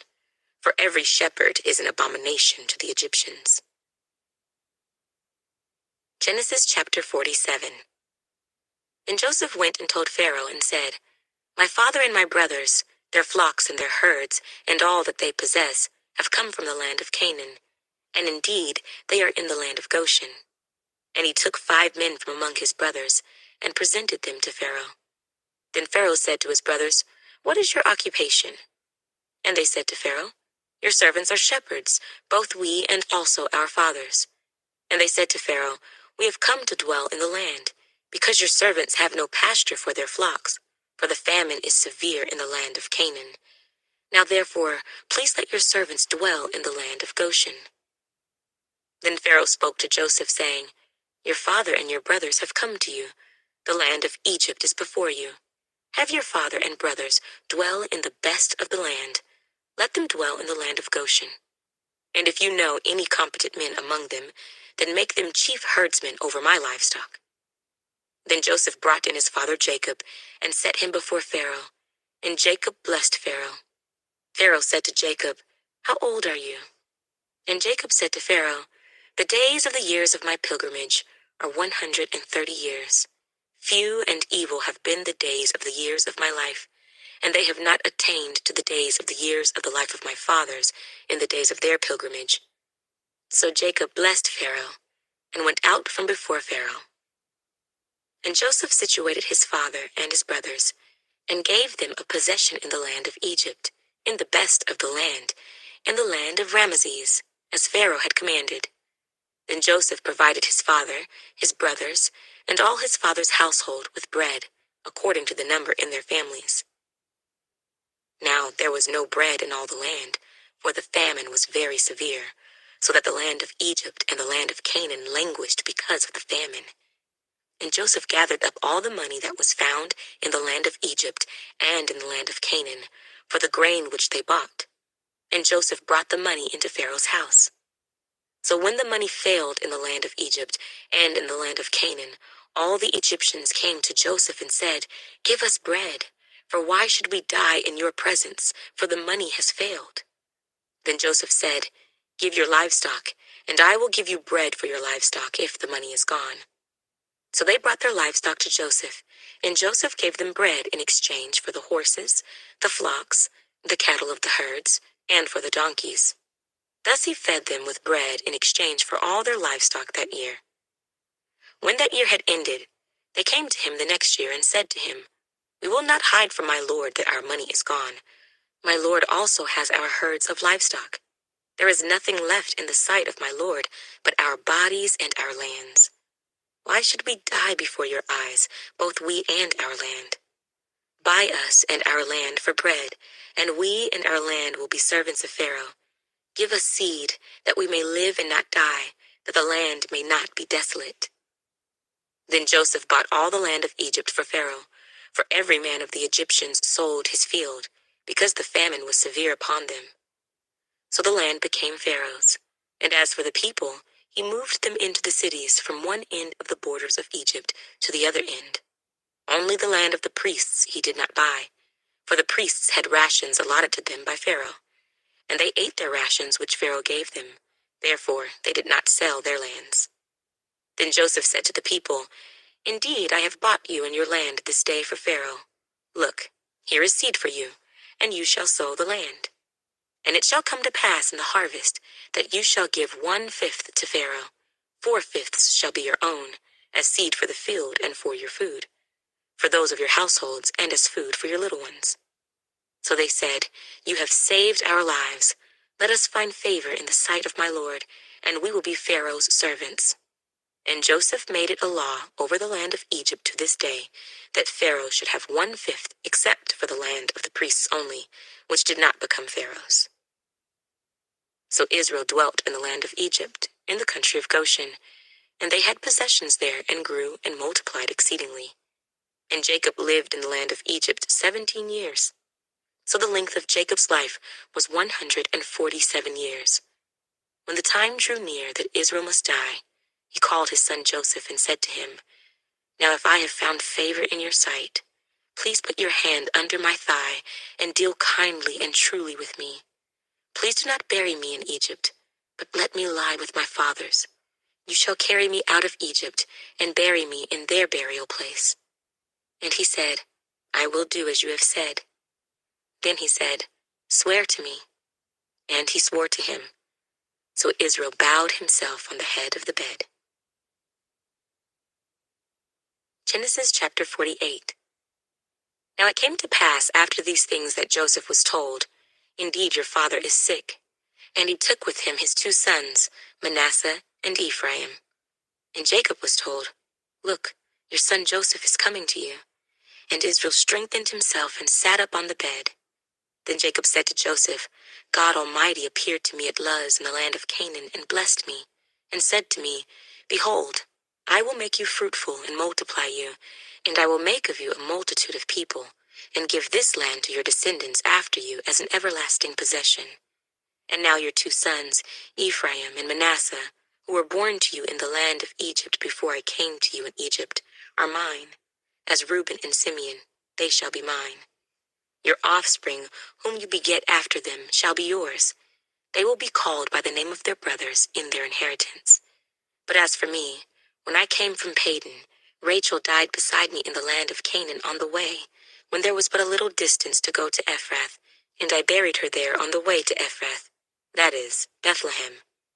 Then Israel saw Joseph's sons and said, 'Who are these?' Joseph said to his father, 'They are my sons, whom God has given me in this place.'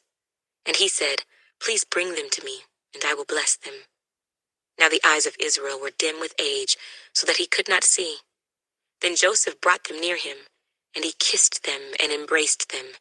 And Israel said to Joseph, 'I had not thought to see your face, but in fact God has also shown me your offspring.' So Joseph brought them from beside his knees, and he bowed down with his face to the earth.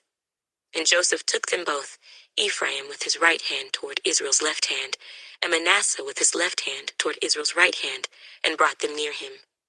Then Israel stretched out his right hand and laid it on Ephraim's head, who was the younger, and his left hand on Manasseh's head, guiding his hands knowingly, for Manasseh was the firstborn. And he blessed Joseph and said, 'God, before whom my fathers Abraham and Isaac walked, the God who has fed me all my life long to this day, the angel who has redeemed me from all evil, bless the lads. Let my name be named upon them, and the name of my fathers Abraham and Isaac, and let them grow into a multitude in the midst of the earth.' Now when Joseph saw that his father laid his right hand on the head of Ephraim, it displeased him. So he took hold of his father's hand to remove it from Ephraim's head to Manasseh's head. And Joseph said to his father, 'Not so, my father, for this one is the firstborn. Put your right hand on his head.' But his father refused and said, 'I know, my son, I know. He also shall become a people, and he also shall be great. But truly his younger brother shall be greater than he, and his descendants shall become a multitude of nations. So he blessed them that day, saying, By you Israel will bless, saying, May God make you as Ephraim and as Manasseh. And thus he set Ephraim before Manasseh. Then Israel said to Joseph, Behold, I am dying, but God will be with you and bring you back to the land of your fathers. Moreover, I have given to you one portion above your brothers, which I took from the hand of the Amorite with my sword and my bow. Genesis chapter 49. And Jacob called his sons and said, Gather together, that I may tell you what shall befall you in the last days. Gather together and hear, you sons of Jacob, and listen to Israel your father. Reuben, you are my firstborn, my might and the beginning of my strength, the excellency of dignity and the excellency of power. Unstable as water, you shall not excel, because you went up to your father's bed. Then you defiled it. You went up to my couch. Simeon and Levi are brothers. Instruments of cruelty are in their dwelling place. Let not my soul enter their council. Let not my honor be united to their assembly. For in their anger they slew a man, and in their self-will they hamstrung an ox. Cursed be their anger, for it is fierce, and their wrath, for it is cruel. I will divide them in Jacob and scatter them in Israel. Judah, you are he whom your brothers shall praise. Your hand shall be on the neck of your enemies. Your father's children shall bow down before you. Judah is a lion's whelp. From the prey, my son, you have gone up. He bows down. He lies down as a lion, and as a lion, who shall rouse him? The scepter shall not depart from Judah, nor a lawgiver from between his feet, until Shiloh comes. And to him shall be the obedience of the people. Binding his donkey to the vine, and his donkey's colt to the choice vine, he washed his garments in wine, and his clothes in the blood of grapes. His eyes are darker than wine, and his teeth whiter than milk. Zebulun shall dwell by the haven of the sea. He shall become a haven for ships, and his border shall adjoin Sidon. Issachar is a strong donkey, lying down between two burdens. He saw that rest was good, and that the land was pleasant. He bowed his shoulder to bear a burden, and became a band of slaves. Dan shall judge his people as one of the tribes of Israel. Dan shall be a serpent by the way, a viper by the path, that bites the horse's heels so that its rider shall fall backward. I have waited for your salvation, O Lord. Gad, a troop shall tramp upon him, but he shall triumph at last. Bread from Asher shall be rich, and he shall yield royal dainties. Naphtali is a deer let loose. He uses beautiful words. Joseph is a fruitful bough by a well. His branches run over the wall. The archers have bitterly grieved him, shot at him, and hated him. But his bow remained in strength, and the arms of his hands were made strong by the hands of the mighty God of Jacob. From there is the shepherd, the stone of Israel. By the God of your father who will help you, and by the Almighty who will bless you with blessings of heaven above, blessings of the deep that lies beneath, blessings of the breasts and of the womb. The blessings of your father have excelled the blessings of my ancestors, up to the utmost bound of the everlasting hills. They shall be on the head of Joseph, and on the crown of the head of him who was separate from his brothers. Benjamin is a ravenous wolf. In the morning he shall devour the prey, and at night he shall divide the spoil. All these are the 12 tribes of Israel, and this is what their father spoke to them, and he blessed them. He blessed each one according to his own blessing. Then he charged them and said to them, I am to be gathered to my people. Bury me with my fathers in the cave that is in the field of Ephron the Hittite, in the cave that is in the field of Machpelah, which is before Mamre, in the land of Canaan, which Abraham bought with the field of Ephron the Hittite as a possession for a burial place. There they buried Abraham and Sarah his wife. There they buried Isaac and Rebekah his wife, and there I buried Leah. The field and the cave that is there were purchased from the sons of Heth. And when Jacob had finished commanding his sons, he drew his feet up into the bed and breathed his last, and was gathered to his people. Genesis chapter 50. Then Joseph fell on his father's face and wept over him and kissed him. And Joseph commanded his servants, the physicians, to embalm his father. So the physicians embalmed Israel. 40 days were required for him, for such are the days required for those who are embalmed. And the Egyptians mourned for him 70 days. And when the days of his mourning were past, Joseph spoke to the household of Pharaoh, saying, If now I have found favor in your eyes, please speak in the hearing of Pharaoh, saying, My father made me swear, saying, Behold, I am dying.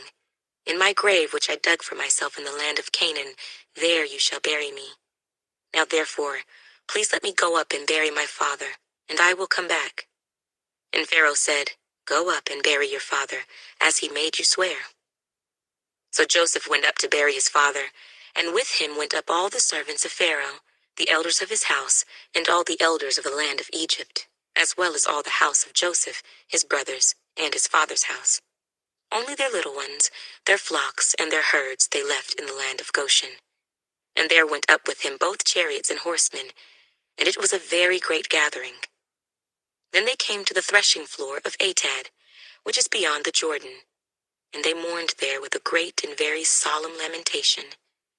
He observed 7 days of mourning for his father. And when the inhabitants of the land, the Canaanites, saw the mourning at the threshing floor of Atad, they said, This is a deep mourning of the Egyptians.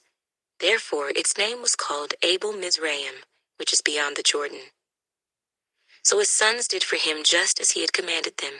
For his sons carried him to the land of Canaan, and buried him in the cave of the field of Machpelah before Mamre, which Abraham bought with the field from Ephron the Hittite as property for a burial place. And after he had buried his father, Joseph returned to Egypt, he and his brothers and all who went up with him to bury his father. When Joseph's brothers saw that their father was dead, they said, Perhaps Joseph will hate us, and may actually repay us for all the evil which we did to him. So they sent messengers to Joseph, saying, Before your father died, he commanded, saying, Thus you shall say to Joseph, I beg you, please forgive the trespass of your brothers and their sin, for they did evil to you. Now, please forgive the trespass of the servants of the God of your father. And Joseph wept when they spoke to him. Then his brothers also went and fell down before his face, and they said, Behold, we are your servants. Joseph said to them, Do not be afraid, for am I in the place of God? But as for you, you meant evil against me, but God meant it for good, in order to bring it about as it is this day, to save many people alive. Now therefore, do not be afraid. I will provide for you and your little ones. And he comforted them and spoke kindly to them. So Joseph dwelt in Egypt, he and his father's household. And Joseph lived 110 years. Joseph saw Ephraim's children to the 3rd generation. The children of Machir, the son of Manasseh, were also brought up on Joseph's knees. And Joseph said to his brethren, I am dying, but God will surely visit you and bring you out of this land to the land of which he swore to Abraham, to Isaac, and to Jacob. Then Joseph took an oath from the children of Israel, saying, God will surely visit you, and you shall carry up my bones from here. So Joseph died, being 110 years old, and they embalmed him, and he was put in a coffin in Egypt. The second book of Moses, called Exodus. Chapter 1. Now these are the names of the children of Israel who came to Egypt. Each man and his household came with Jacob: Reuben, Simeon, Levi, and Judah; Issachar, Zebulun, and Benjamin; Dan, Naphtali, Gad, and Asher. All those who were descendants of Jacob were 70 persons, for Joseph was in Egypt already. And Joseph died, all his brothers, and all that generation. But the children of Israel were fruitful and increased abundantly, multiplied and grew exceedingly mighty, and the land was filled with them. Now there arose a new king over Egypt, who did not know Joseph. And he said to his people, Look, The people of the children of Israel are more and mightier than we. Come, let us deal shrewdly with them, lest they multiply, and it happen, in the event of war, that they also join our enemies and fight against us, and so go up out of the land. Therefore they set taskmasters over them to afflict them with their burdens. And they built for Pharaoh supply cities, Pithom and Raamses. But the more they afflicted them, the more they multiplied and grew. And they were in dread of the children of Israel. So the Egyptians made the children of Israel serve with rigor, and they made their lives bitter with hard bondage, in mortar, in brick, and in all manner of service in the field. All their service in which they made them serve was with rigor. Then the king of Egypt spoke to the Hebrew midwives, of whom the name of one was Shiphrah, and the name of the other Puah.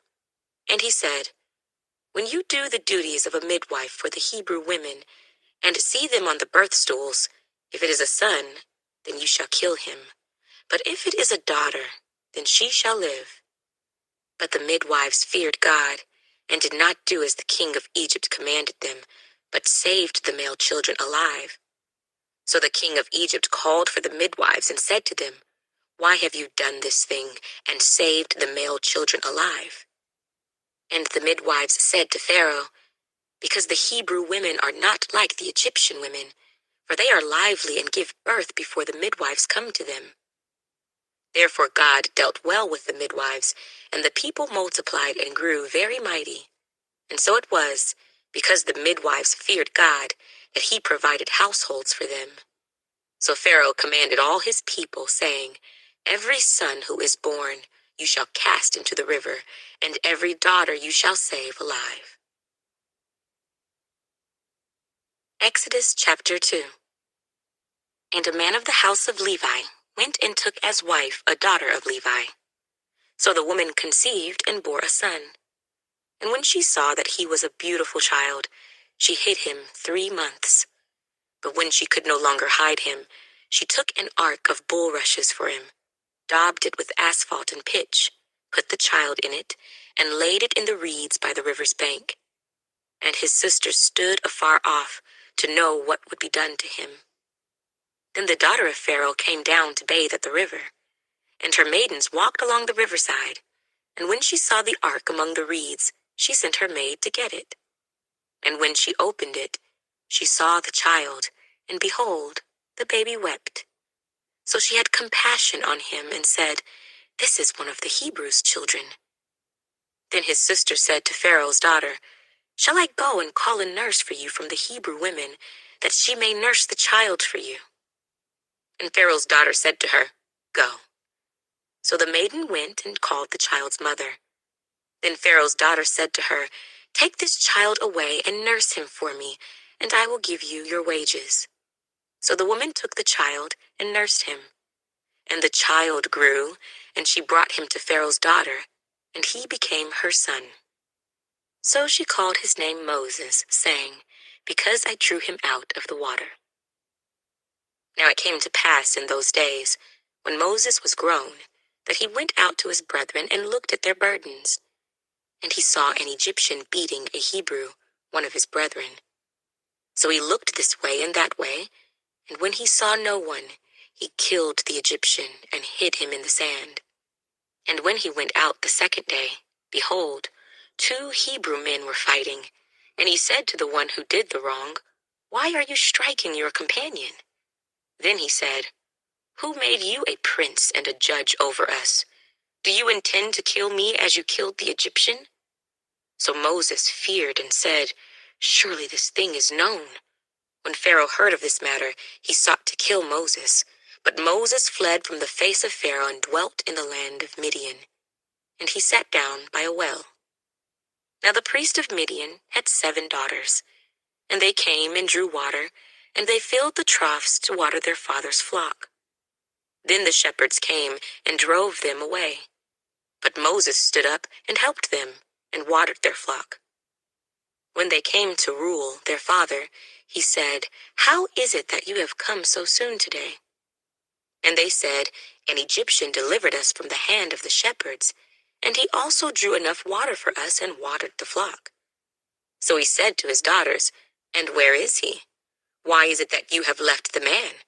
Call him, that he may eat bread." Then Moses was content to live with the man, and he gave Zipporah his daughter to Moses. And she bore him a son. He called his name Gershom, for he said, "I have been a stranger in a foreign land." Now it happened in the process of time that the king of Egypt died. Then the children of Israel groaned because of the bondage, and they cried out, and their cry came up to God because of the bondage. So God heard their groaning, and God remembered his covenant with Abraham, with Isaac, and with Jacob. And God looked upon the children of Israel, and God acknowledged them. Exodus chapter 3. Now Moses was tending the flock of Jethro, his father-in-law, the priest of Midian. And he led the flock to the back of the desert, and came to Horeb, the mountain of God. And the angel of the Lord appeared to him in a flame of fire from the midst of a bush. So he looked, and behold, the bush was burning with fire, but the bush was not consumed. Then Moses said, "I will now turn aside and see this great sight, why the bush does not burn." So when the Lord saw that he turned aside to look, God called to him from the midst of the bush and said, "Moses, Moses." And he said, "Here I am." Then he said, "Do not draw near this place. Take your sandals off your feet, for the place where you stand is holy ground." Moreover, he said, "I am the God of your father, the God of Abraham, the God of Isaac, and the God of Jacob." And Moses hid his face, for he was afraid to look upon God. And the Lord said, "I have surely seen the oppression of my people who are in Egypt, and have heard their cry because of their taskmasters, for I know their sorrows. So I have come down to deliver them out of the hand of the Egyptians, and to bring them up from that land to a good and large land, to a land flowing with milk and honey, to the place of the Canaanites, and the Hittites, and the Amorites, and the Perizzites, and the Hivites, and the Jebusites. Now therefore, behold, the cry of the children of Israel has come to me, and I have also seen the oppression with which the Egyptians oppress them. Come now, therefore, and I will send you to Pharaoh, that you may bring my people, the children of Israel, out of Egypt."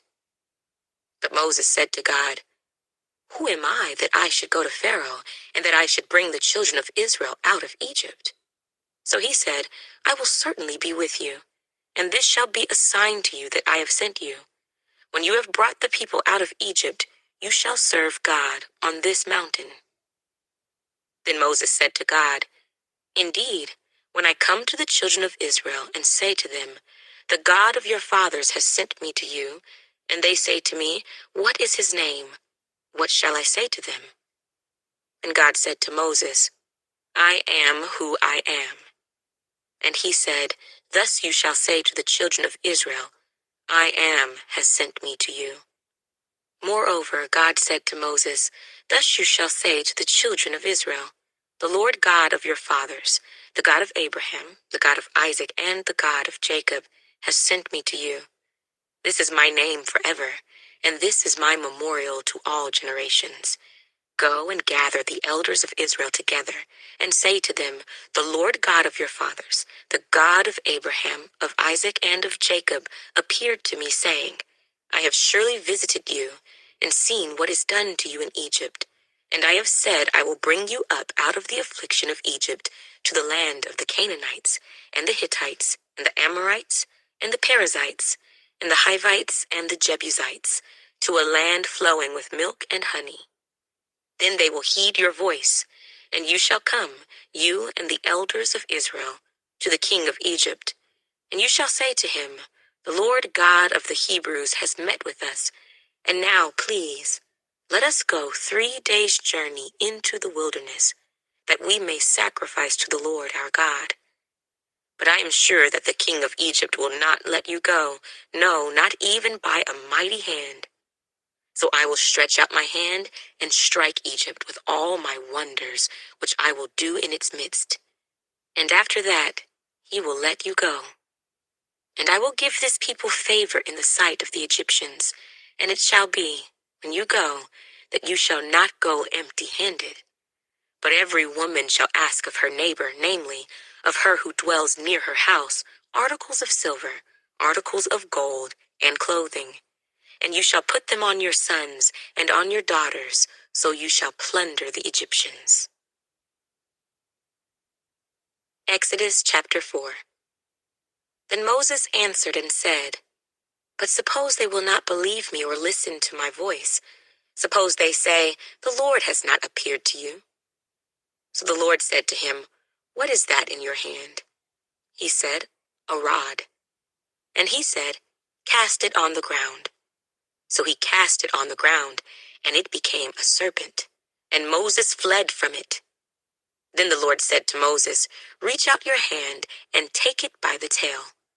And he reached out his hand and caught it, and it became a rod in his hand, that they may believe that the Lord God of their fathers, the God of Abraham, the God of Isaac, and the God of Jacob, has appeared to you. Furthermore, the Lord said to him, Now put your hand in your bosom. And he put his hand in his bosom, and when he took it out, behold, his hand was leprous like snow. And he said, Put your hand in your bosom again. So he put his hand in his bosom again, and drew it out of his bosom, and behold, it was restored like his other flesh. Then it will be, if they do not believe you, nor heed the message of the first sign, that they may believe the message of the latter sign. And it shall be, if they do not believe even these two signs, or listen to your voice, that you shall take water from the river and pour it on the dry land. The water which you take from the river will become blood on the dry land. Then Moses said to the Lord, O my Lord, I am not eloquent, neither before nor since you have spoken to your servant, but I am slow of speech and slow of tongue. So the Lord said to him, Who has made man's mouth? Or who makes the mute, the deaf, the seeing, or the blind? Have not I, the Lord?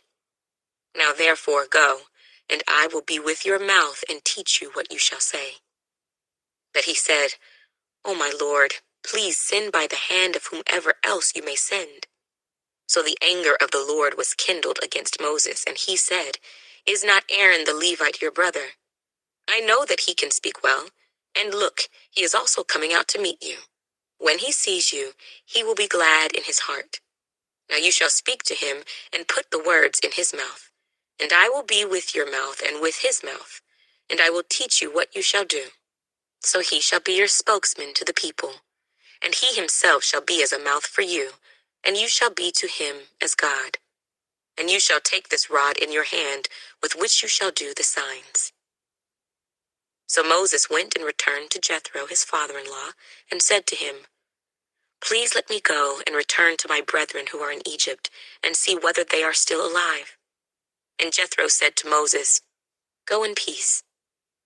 Now the Lord said to Moses in Midian, Go, return to Egypt, for all the men who sought your life are dead. Then Moses took his wife and his sons and set them on a donkey, and he returned to the land of Egypt. And Moses took the rod of God in his hand.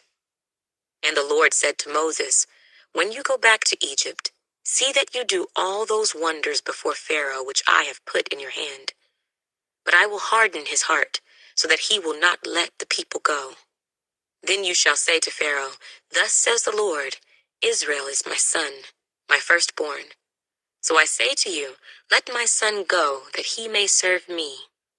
But if you refuse to let him go, indeed I will kill your son, your firstborn.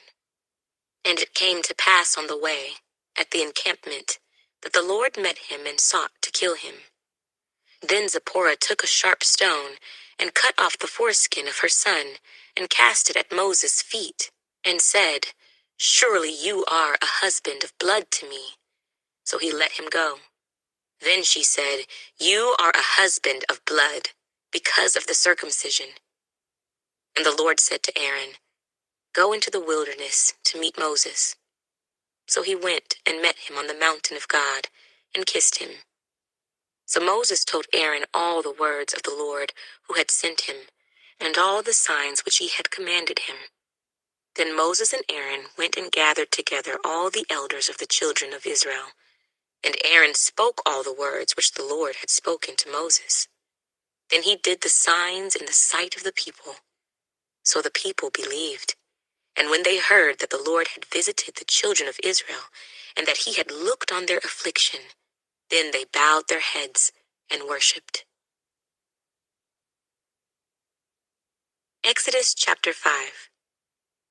Afterward, Moses and Aaron went in and told Pharaoh, "Thus says the Lord God of Israel, let my people go, that they may hold a feast to me in the wilderness."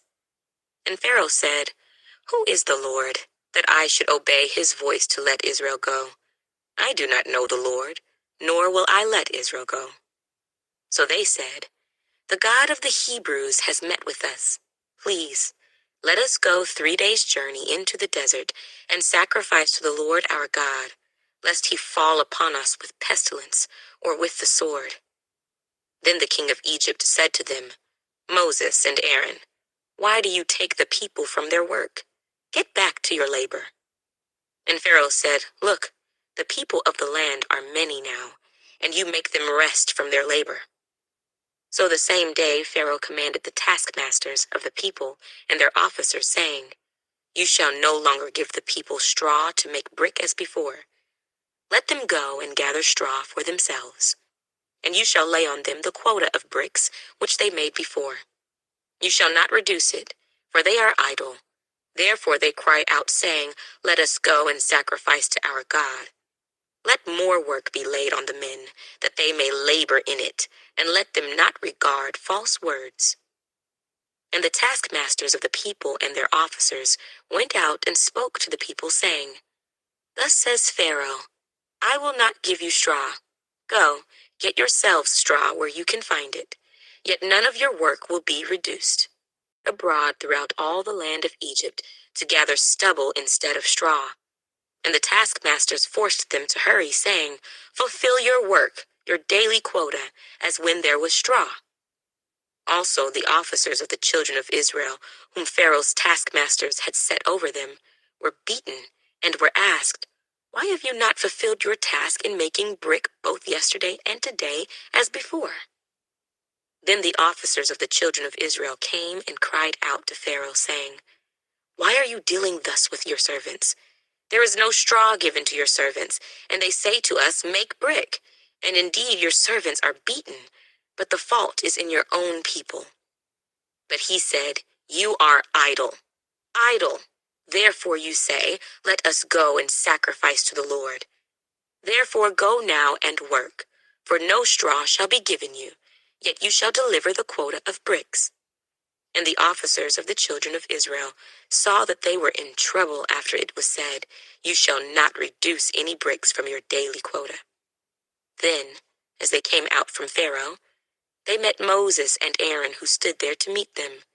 And they said to them, "Let the Lord look on you and judge, because you have made us abhorrent in the sight of Pharaoh and in the sight of his servants, to put a sword in their hand to kill us." So Moses returned to the Lord and said, "Lord, why have you brought trouble on this people? Why is it you have sent me? For since I came to Pharaoh to speak in your name, he has done evil to this people. Neither have you delivered your people at all." Exodus chapter 6. Then the Lord said to Moses, "Now you shall see what I will do to Pharaoh.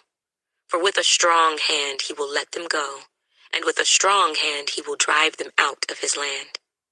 And God spoke to Moses and said to him, "I am the Lord. I appeared to Abraham, to Isaac, and to Jacob, as God Almighty, but by my name, Lord, I was not known to them.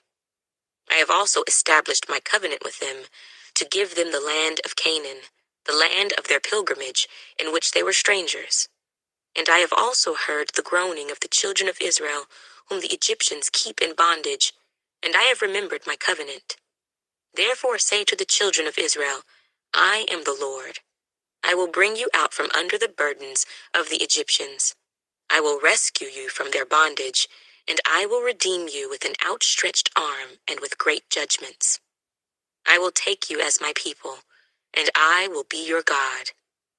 Then you shall know that I am the Lord your God, who brings you out from under the burdens of the Egyptians. And I will bring you into the land which I swore to give to Abraham, Isaac, and Jacob, and I will give it to you as a heritage. I am the Lord. So Moses spoke thus to the children of Israel, but they did not heed Moses because of anguish of spirit and cruel bondage. And the Lord spoke to Moses, saying, Go in, tell Pharaoh king of Egypt to let the children of Israel go out of his land. And Moses spoke before the Lord, saying, The children of Israel have not heeded me. How then shall Pharaoh heed me? For I am of uncircumcised lips. Then the Lord spoke to Moses and Aaron, and gave them a command for the children of Israel and for Pharaoh king of Egypt, to bring the children of Israel out of the land of Egypt. These are the heads of their fathers' houses. The sons of Reuben, the firstborn of Israel, were Hanok, Palu, Hezron, and Carmi. These are the families of Reuben. And the sons of Simeon were Jemuel, Jamin, Ohad, Jachin, Zohar, and Shaul, the son of a Canaanite woman. These are the families of Simeon. These are the names of the sons of Levi according to their generations: Gershon, Kohath, and Merari. And the years of the life of Levi were 137. The sons of Gershon were Libni and Shimei, according to their families. And the sons of Kohath were Amram, Izhar, Hebron, and Uzziel. And the years of the life of Kohath were 133. The sons of Merari were Mahli and Mushi. These are the families of Levi, according to their generations. Now Amram took for himself Jochebed, his father's sister, as wife, and she bore him Aaron and Moses. And the years of the life of Amram were 137. The sons of Izhar were Korah, Nephig, and Zichri. And the sons of Uzziel were Mishael, Elzaphan, and Zithri. Aaron took to himself Elisheba, daughter of Aminadab, sister of Nahshon, as wife, and she bore him Nadab, Abihu, Eleazar, and Ithamar. And the sons of Korah were Azar, Elkanah, and Abiasaph. These are the families of the Korahites. Eleazar, Aaron's son, took for himself one of the daughters of Putiel as wife, and she bore him Phinehas. These are the heads of the fathers' houses of the Levites according to their families. These are the same Aaron and Moses to whom the Lord said, Bring out the children of Israel from the land of Egypt according to their armies. These are the ones who spoke to Pharaoh king of Egypt to bring out the children of Israel from Egypt. These are the same Moses and Aaron. And it came to pass, on the day the Lord spoke to Moses in the land of Egypt, that the Lord spoke to Moses, saying, I am the Lord. Speak to Pharaoh king of Egypt all that I say to you. But Moses said before the Lord, Behold, I am of uncircumcised lips, and how shall Pharaoh heed me? Exodus chapter 7.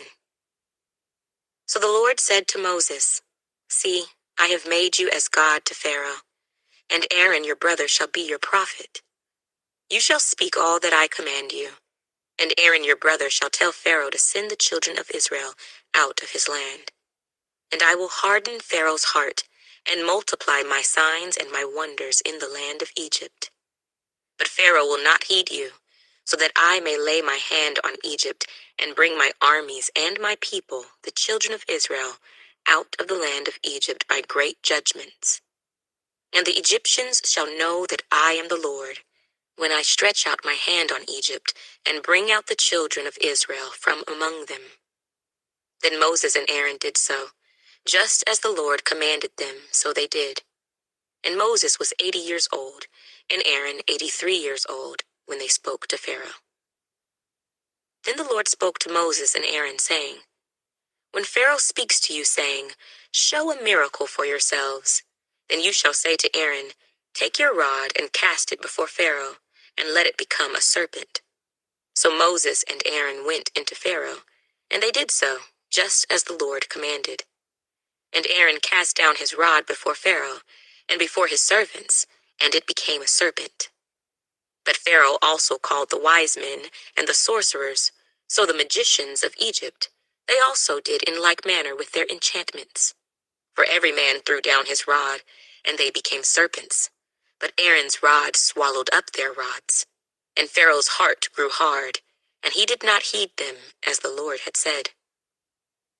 So the Lord said to Moses, Pharaoh's heart is hard.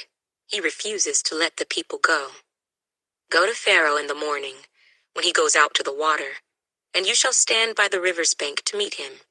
And the rod which was turned to a serpent you shall take in your hand. And you shall say to him, The Lord God of the Hebrews has sent me to you, saying, Let my people go, that they may serve me in the wilderness. But indeed, until now you would not hear.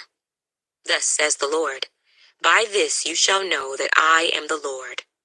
Behold, I will strike the waters which are in the river with the rod that is in my hand, and they shall be turned to blood.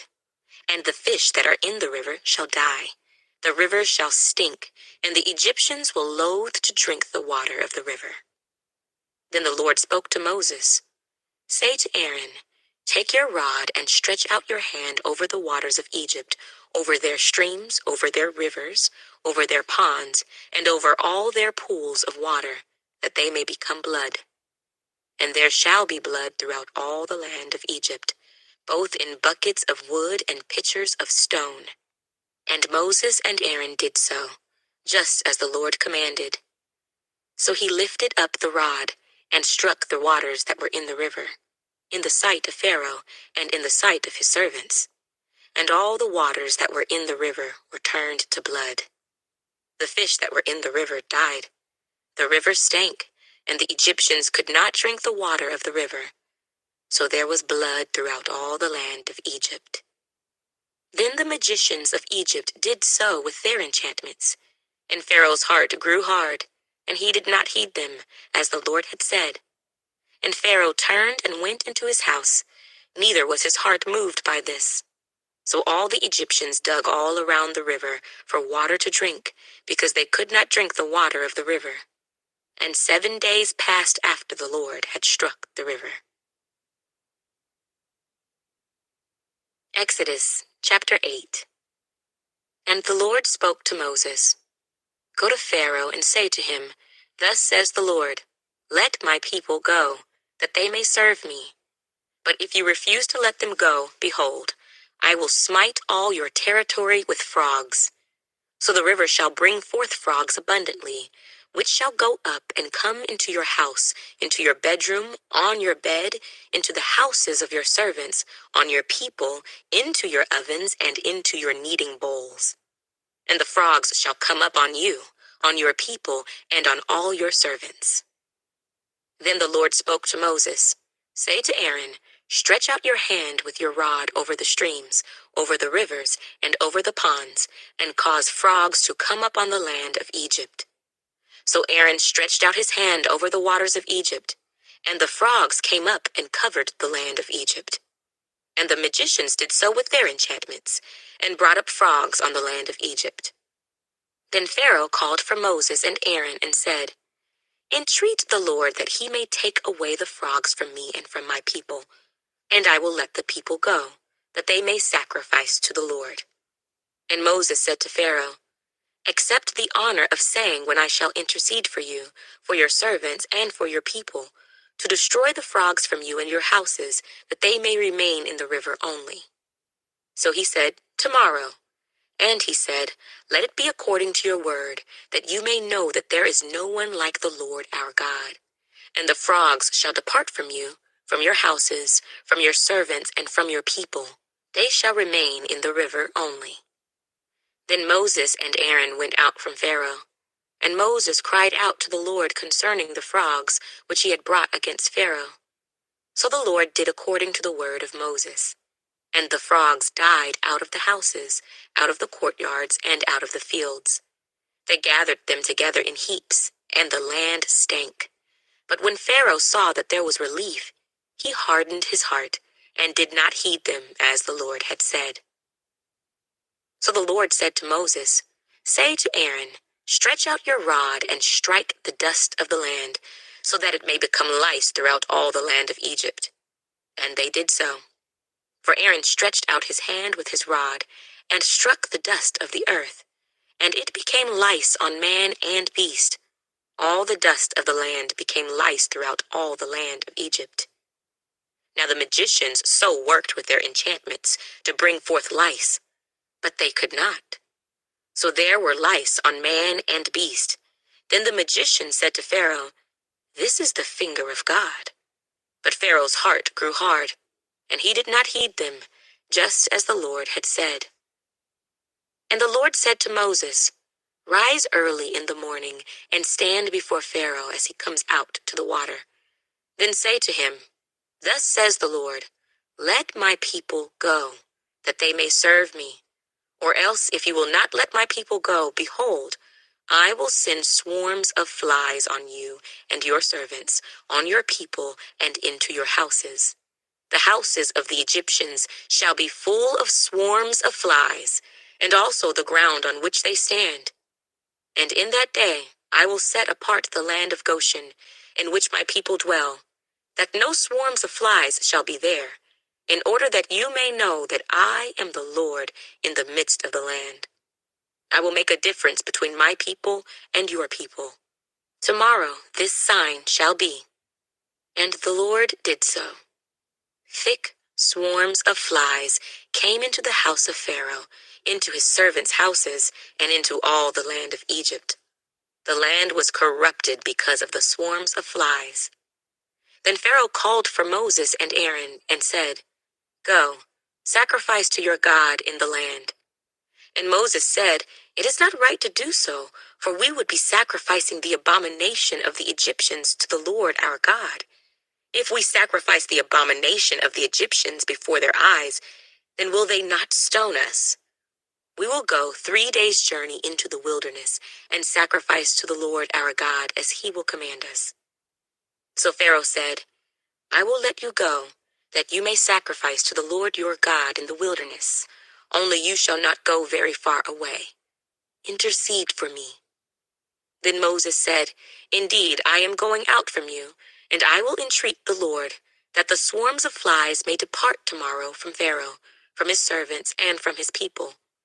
But let Pharaoh not deal deceitfully any more in not letting the people go to sacrifice to the Lord." So Moses went out from Pharaoh and entreated the Lord.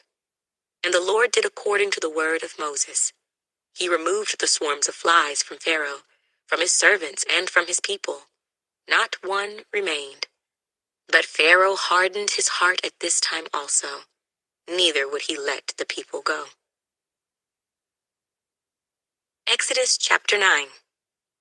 Then the Lord said to Moses, "Go into Pharaoh and tell him, 'Thus says the Lord God of the Hebrews, let my people go, that they may serve me. For if you refuse to let them go and still hold them, behold, the hand of the Lord will be on your cattle in the field, on the horses, on the donkeys, on the camels, on the oxen, and on the sheep, a very severe pestilence. And the Lord will make a difference between the livestock of Israel and the livestock of Egypt. So nothing shall die of all that belongs to the children of Israel.' Then the Lord appointed a set time, saying, 'Tomorrow the Lord will do this thing in the land.' So the Lord did this thing on the next day, and all the livestock of Egypt died.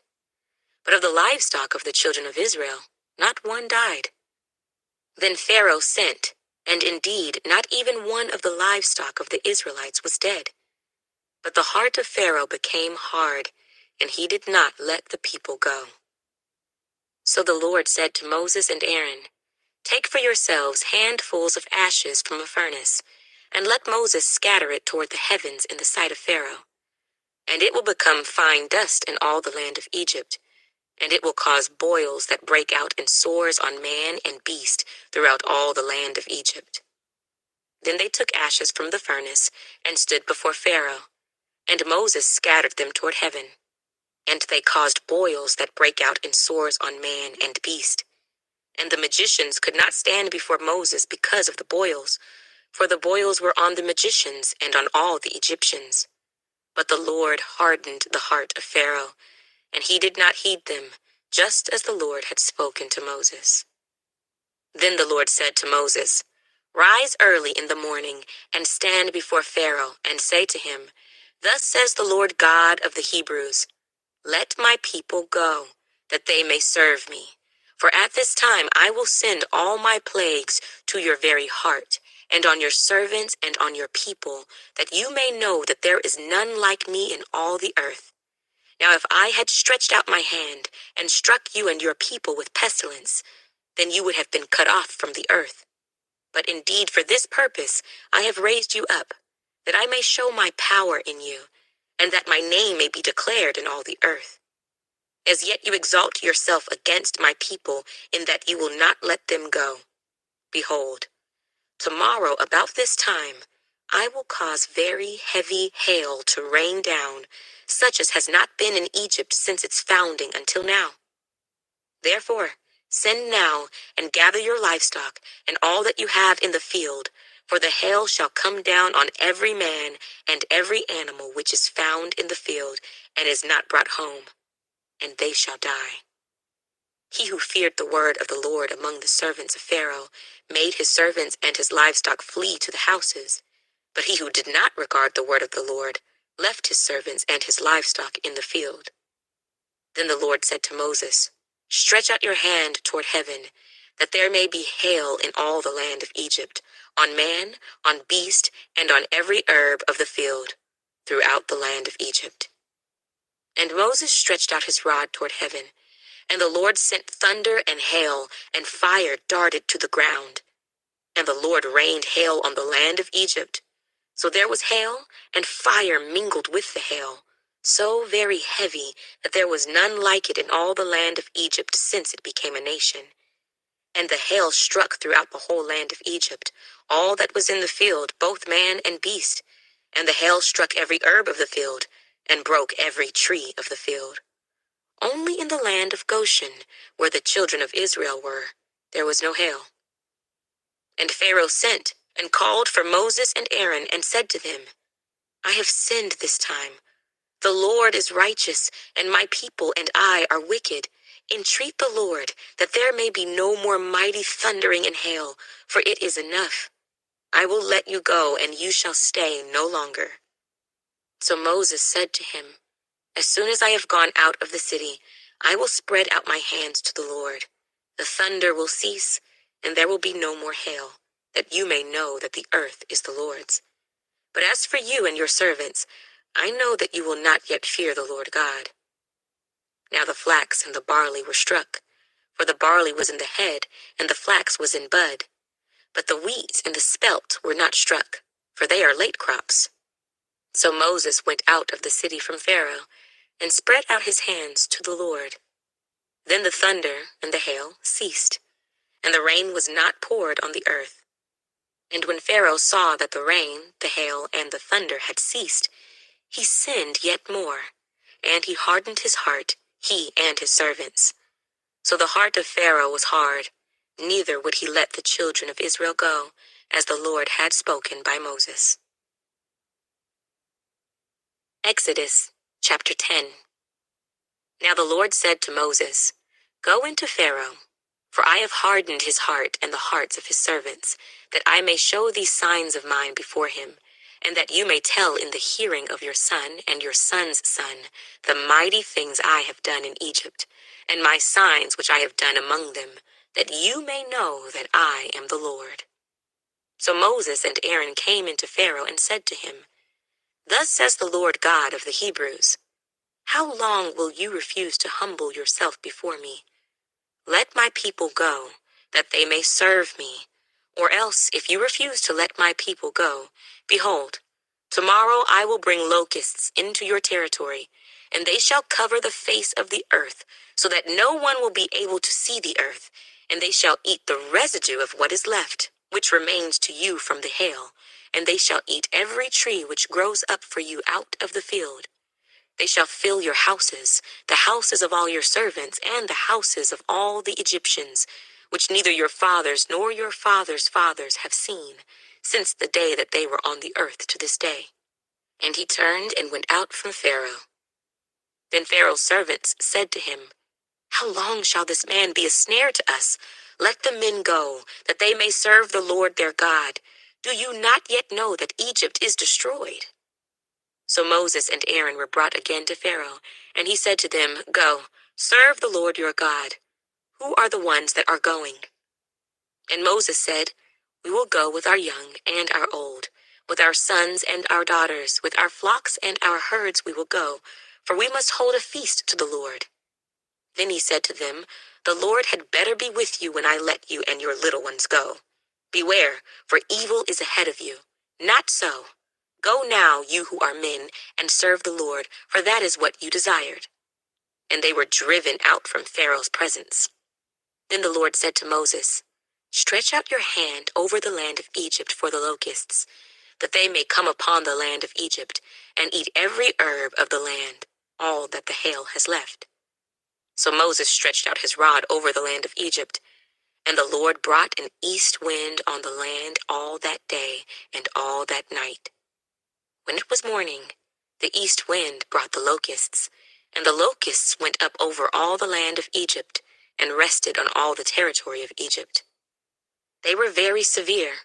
Previously there had been no such locusts as they, nor shall there be such after them. For they covered the face of the whole earth, so that the land was darkened. And they ate every herb of the land and all the fruit of the trees which the hail had left. So there remained nothing green on the trees or on the plants of the field throughout all the land of Egypt. Then Pharaoh called for Moses and Aaron in haste and said, I have sinned against the Lord your God and against you. Now therefore please forgive my sin only this once, and entreat the Lord your God, that he may take away from me this death only. So he went out from Pharaoh and entreated the Lord. And the Lord turned a very strong west wind, which took the locusts away, and blew them into the Red Sea. There remained not one locust in all the territory of Egypt. But the Lord hardened Pharaoh's heart, and he did not let the children of Israel go. Then the Lord said to Moses, Stretch out your hand toward heaven, that there may be darkness over the land of Egypt, darkness which may even be felt. So Moses stretched out his hand toward heaven, and there was thick darkness in all the land of Egypt 3 days. They did not see one another, nor did anyone rise from his place for 3 days. But all the children of Israel had light in their dwellings. Then Pharaoh called to Moses and said, Go, serve the Lord. Only let your flocks and your herds be kept back. Let your little ones also go with you. But Moses said, You must also give us sacrifices and burnt offerings, that we may sacrifice to the Lord our God. Our livestock also shall go with us. Not a hoof shall be left behind. For we must take some of them to serve the Lord our God.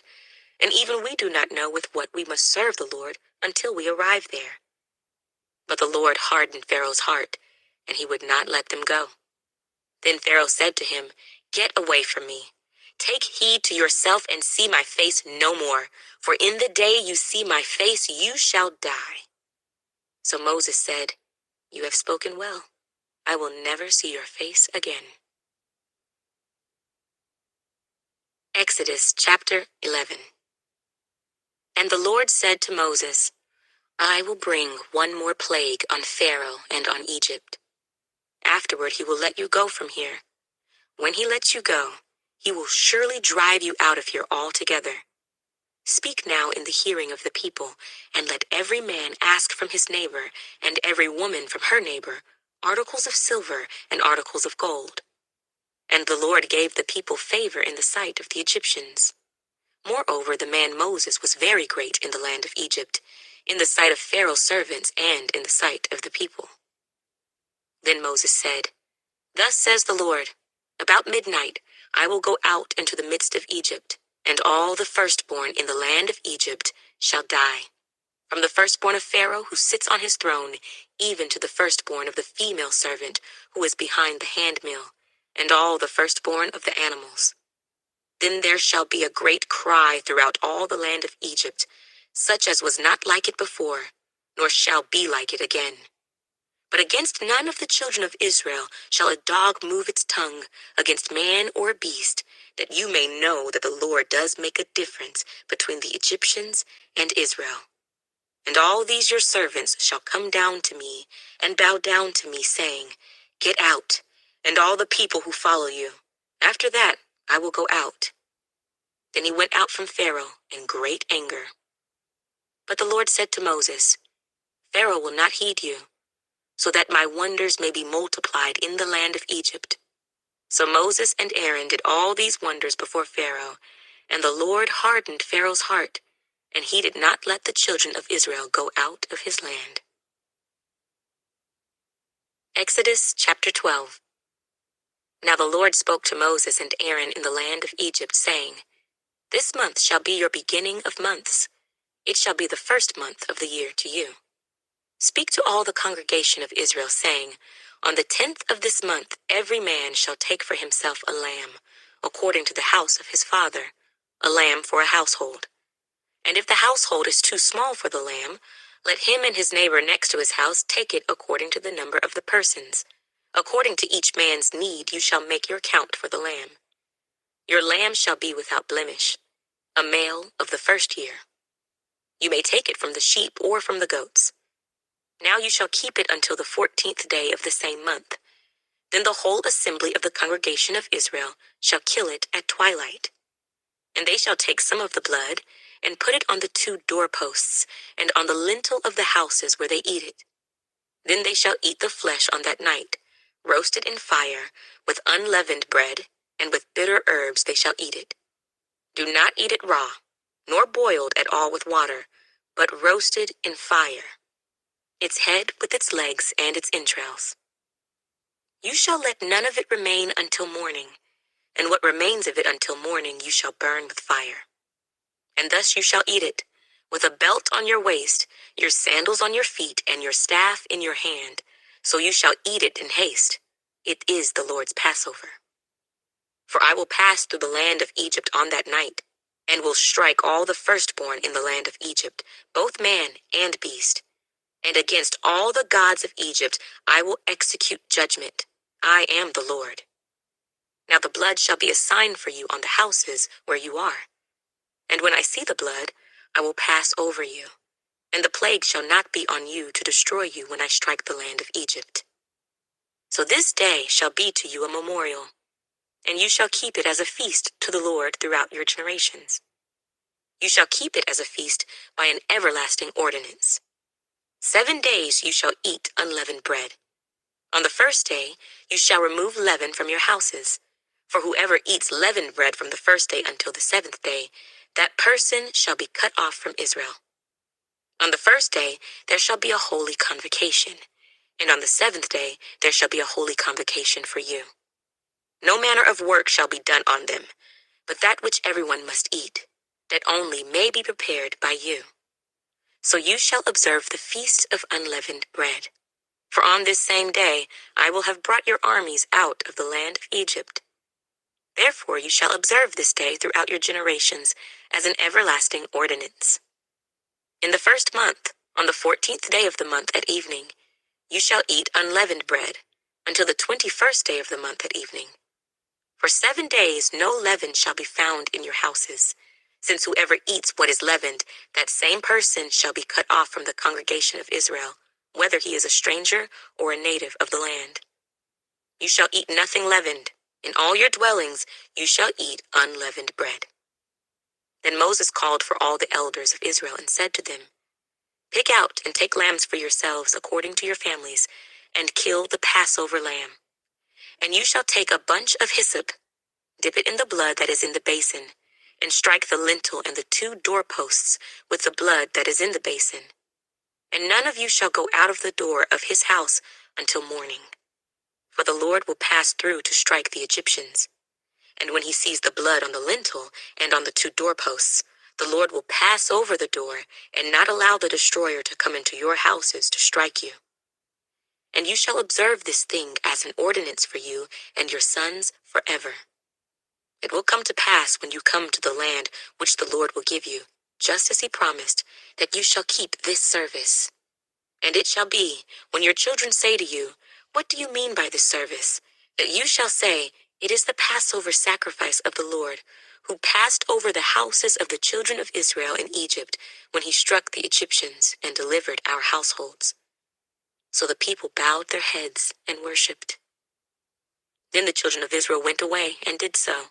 Just as the Lord had commanded Moses and Aaron, so they did.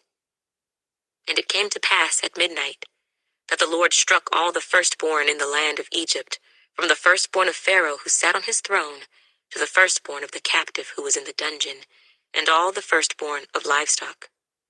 So Pharaoh rose in the night, he, all his servants, and all the Egyptians, and there was a great cry in Egypt, for there was not a house where there was not one dead. Then he called for Moses and Aaron by night and said, "Rise, go out from among my people, both you and the children of Israel, and go, serve the Lord as you have said.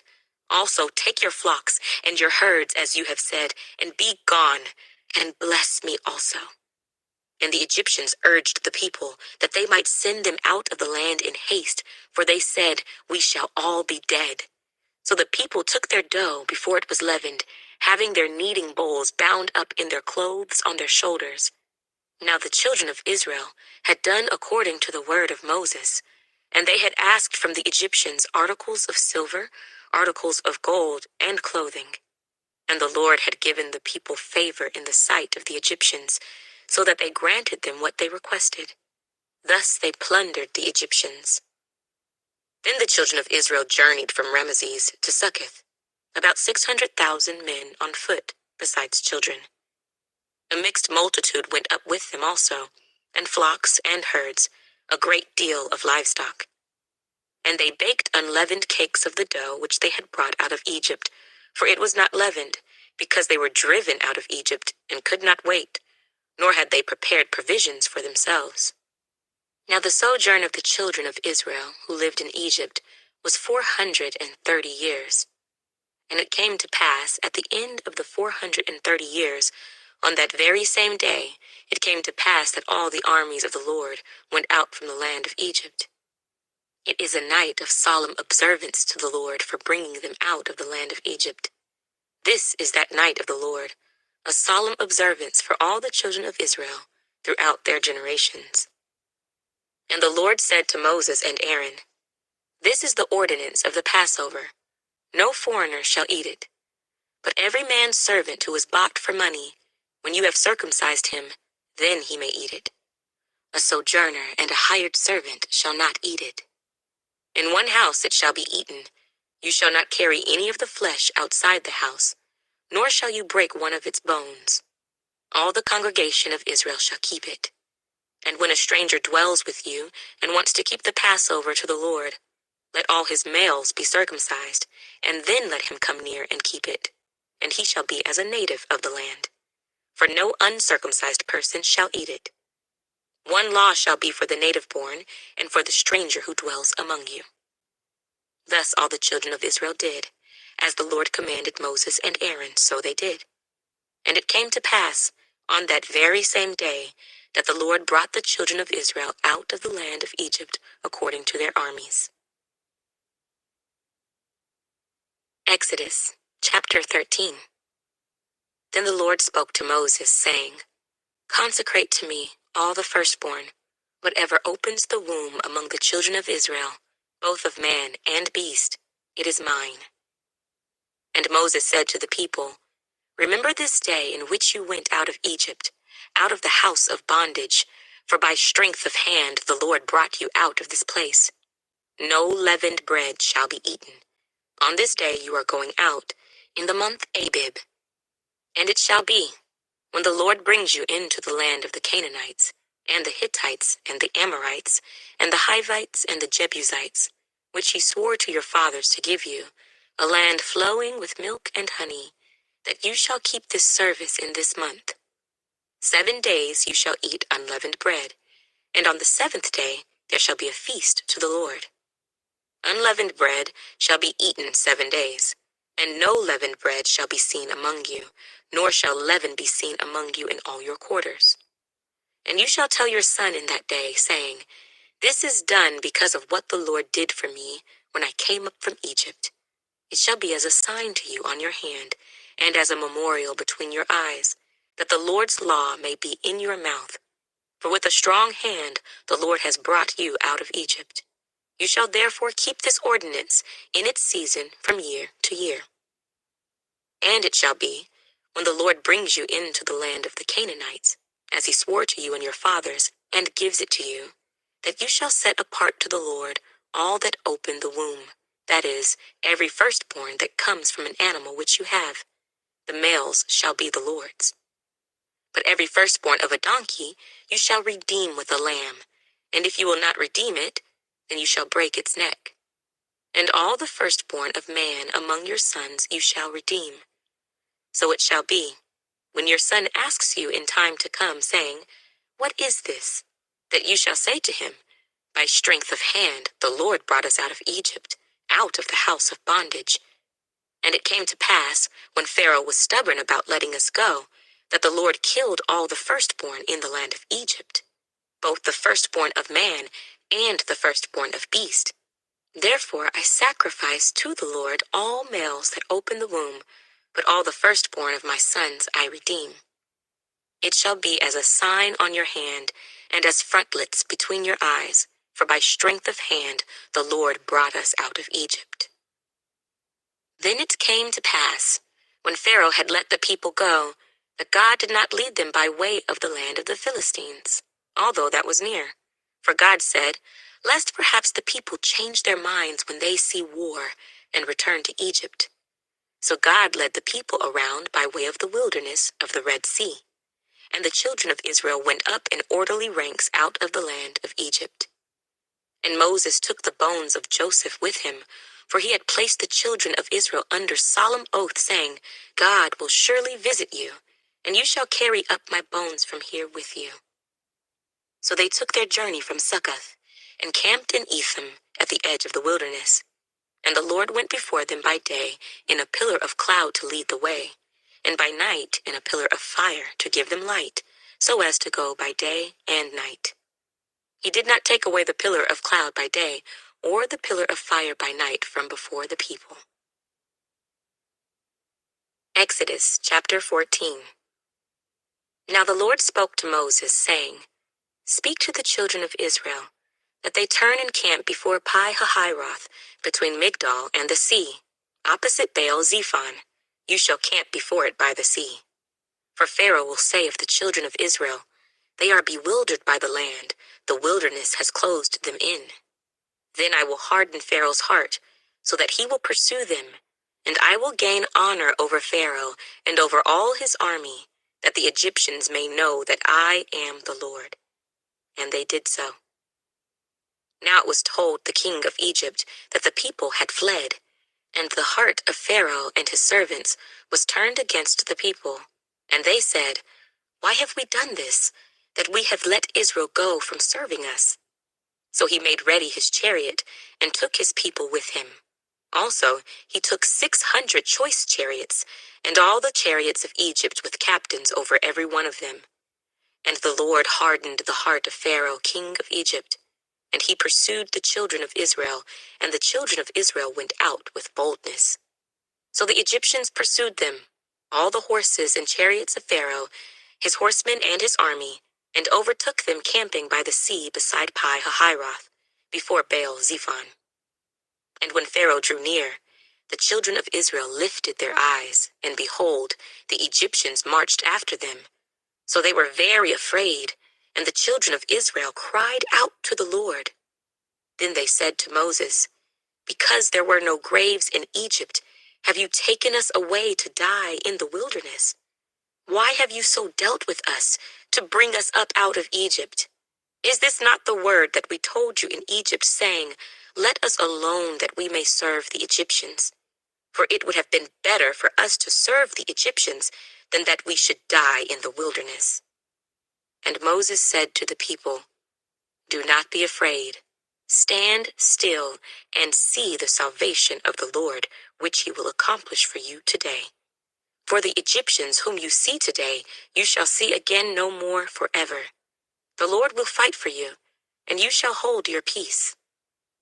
And the Lord said to Moses, "Why do you cry to me? Tell the children of Israel to go forward. But lift up your rod and stretch out your hand over the sea and divide it. And the children of Israel shall go on dry ground through the midst of the sea. And I indeed will harden the hearts of the Egyptians, and they shall follow them. So I will gain honor over Pharaoh and over all his army, his chariots, and his horsemen.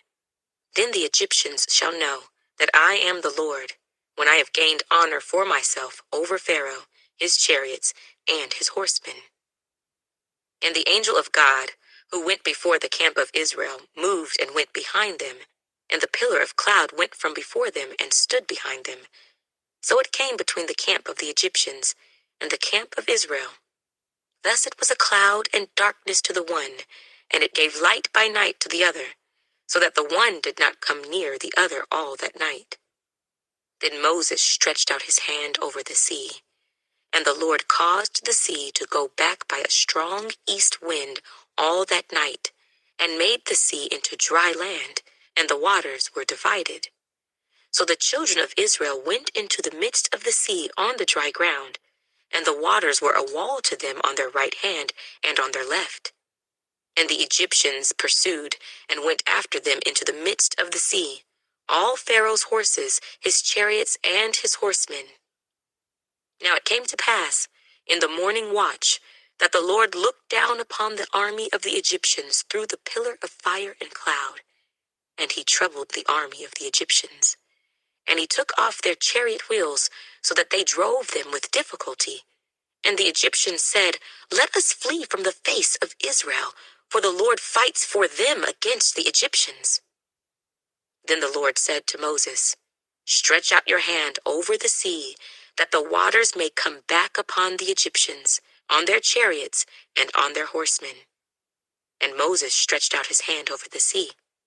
And when the morning appeared, the sea returned to its full depth, while the Egyptians were fleeing into it. So the Lord overthrew the Egyptians in the midst of the sea. Then the waters returned and covered the chariots, the horsemen, and all the army of Pharaoh that came into the sea after them. Not so much as one of them remained. But the children of Israel had walked on dry land in the midst of the sea, and the waters were a wall to them on their right hand and on their left. So the Lord saved Israel that day out of the hand of the Egyptians, and Israel saw the Egyptians dead on the seashore. Thus Israel saw the great work which the Lord had done in Egypt. So the people feared the Lord and believed the Lord and his servant Moses.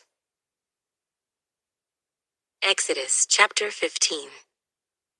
Then Moses and the children of Israel sang this song to the Lord and spoke, saying, "I will sing to the Lord, for he has triumphed gloriously. The horse and its rider he has thrown into the sea. The Lord is my strength and song, and he has become my salvation. He is my God, and I will praise him, my father's God, and I will exalt him. The Lord is a man of war. The Lord is his name. Pharaoh's chariots and his army he has cast into the sea. His chosen captains also are drowned in the Red Sea. The depths have covered them. They sank to the bottom like a stone. Your right hand, O Lord, has become glorious in power. Your right hand, O Lord, has dashed the enemy in pieces. And in the greatness of your excellence, you have overthrown those who rose against you. You sent forth your wrath. It consumed them like stubble. And with the blast of your nostrils, the waters were gathered together. The floods stood upright like a heap. The depths congealed in the heart of the sea. The enemy said, "I will pursue, I will overtake, I will divide the spoil. My desire shall be satisfied on them. I will draw my sword, my hand shall destroy them. You blew with your wind, the sea covered them. They sank like lead in the mighty waters. Who is like you, O Lord, among the gods? Who is like you, glorious in holiness, fearful in praises, doing wonders? You stretched out your right hand, the earth swallowed them. You, in your mercy, have led forth the people whom you have redeemed. You have guided them in your strength to your holy habitation. The people will hear and be afraid. Sorrow will take hold of the inhabitants of Philistia. Then the chiefs of Edom will be dismayed. The mighty men of Moab, trembling, will take hold of them. All the inhabitants of Canaan will melt away. Fear and dread will fall on them. By the greatness of your arm they will be as still as a stone, till your people pass over, O Lord, till the people pass over whom you have purchased. You will bring them in and plant them in the mountain of your inheritance, in the place, O Lord, which you have made, for your own dwelling, the sanctuary, O Lord, which your hands have established. The Lord shall reign forever and ever. For the horses of Pharaoh went with his chariots and his horsemen into the sea, and the Lord brought back the waters of the sea upon them. But the children of Israel went on dry land in the midst of the sea. Then Miriam, the prophetess, the sister of Aaron, took the timbrel in her hand, and all the women went out after her with timbrels and with dances. And Miriam answered them, "Sing to the Lord, for he has triumphed gloriously. The horse and its rider he has thrown into the sea." So Moses brought Israel from the Red Sea. Then they went out into the wilderness of Shur. And they went 3 days in the wilderness, and found no water. Now when they came to Marah, they could not drink the waters of Marah, for they were bitter. Therefore the name of it was called Marah. And the people complained against Moses, saying, "What shall we drink?" So he cried out to the Lord, and the Lord showed him a tree. When he cast it into the waters were made sweet. There he made a statute and an ordinance for them, and there he tested them and said, "If you diligently heed the voice of the Lord your God, and do what is right in his sight, give ear to his commandments and keep all his statutes, I will put none of the diseases on you, which I have brought on the Egyptians, for I am the Lord who heals you." Then they came to Elim, where there were 12 wells of water and 70 palm trees. So they camped there by the waters. Exodus chapter 16. And they journeyed from Elim, and all the congregation of the children of Israel came to the wilderness of Sin, which is between Elim and Sinai, on the 15th day of the 2nd month, after they departed from the land of Egypt. Then the whole congregation of the children of Israel complained against Moses and Aaron in the wilderness. And the children of Israel said to them, "Oh, that we had died by the hand of the Lord in the land of Egypt, when we sat by the pots of meat, and when we ate bread to the full. For you have brought us out into this wilderness to kill this whole assembly with hunger." Then the Lord said to Moses, "Behold, I will rain bread from heaven for you, and the people shall go out and gather a certain quota every day, that I may test them, whether they will walk in my law or not. And it shall be on the 6th day that they shall prepare what they bring in, and it shall be twice as much as they gather daily." Then Moses and Aaron said to all the children of Israel, "At evening you shall know that the Lord has brought you out of the land of Egypt, and in the morning you shall see the glory of the Lord, for he hears your complaints against the Lord. But what are we that you complain against us?" Also Moses said, "This shall be seen when the Lord gives you meat to eat in the evening, and in the morning bread to the full, for the Lord hears your complaints which you make against him. And what are we? Your complaints are not against us, but against the Lord." Then Moses spoke to Aaron, "Say to all the congregation of the children of Israel, 'Come near before the Lord, for he has heard your complaints.'" Now it came to pass, as Aaron spoke to the whole congregation of the children of Israel, that they looked toward the wilderness, and behold, the glory of the Lord appeared in the cloud. And the Lord spoke to Moses, saying, "I have heard the complaints of the children of Israel. Speak to them, saying, 'At twilight you shall eat meat, And in the morning you shall be filled with bread, and you shall know that I am the Lord your God. So it was that quail came up at evening and covered the camp, and in the morning the dew lay all around the camp.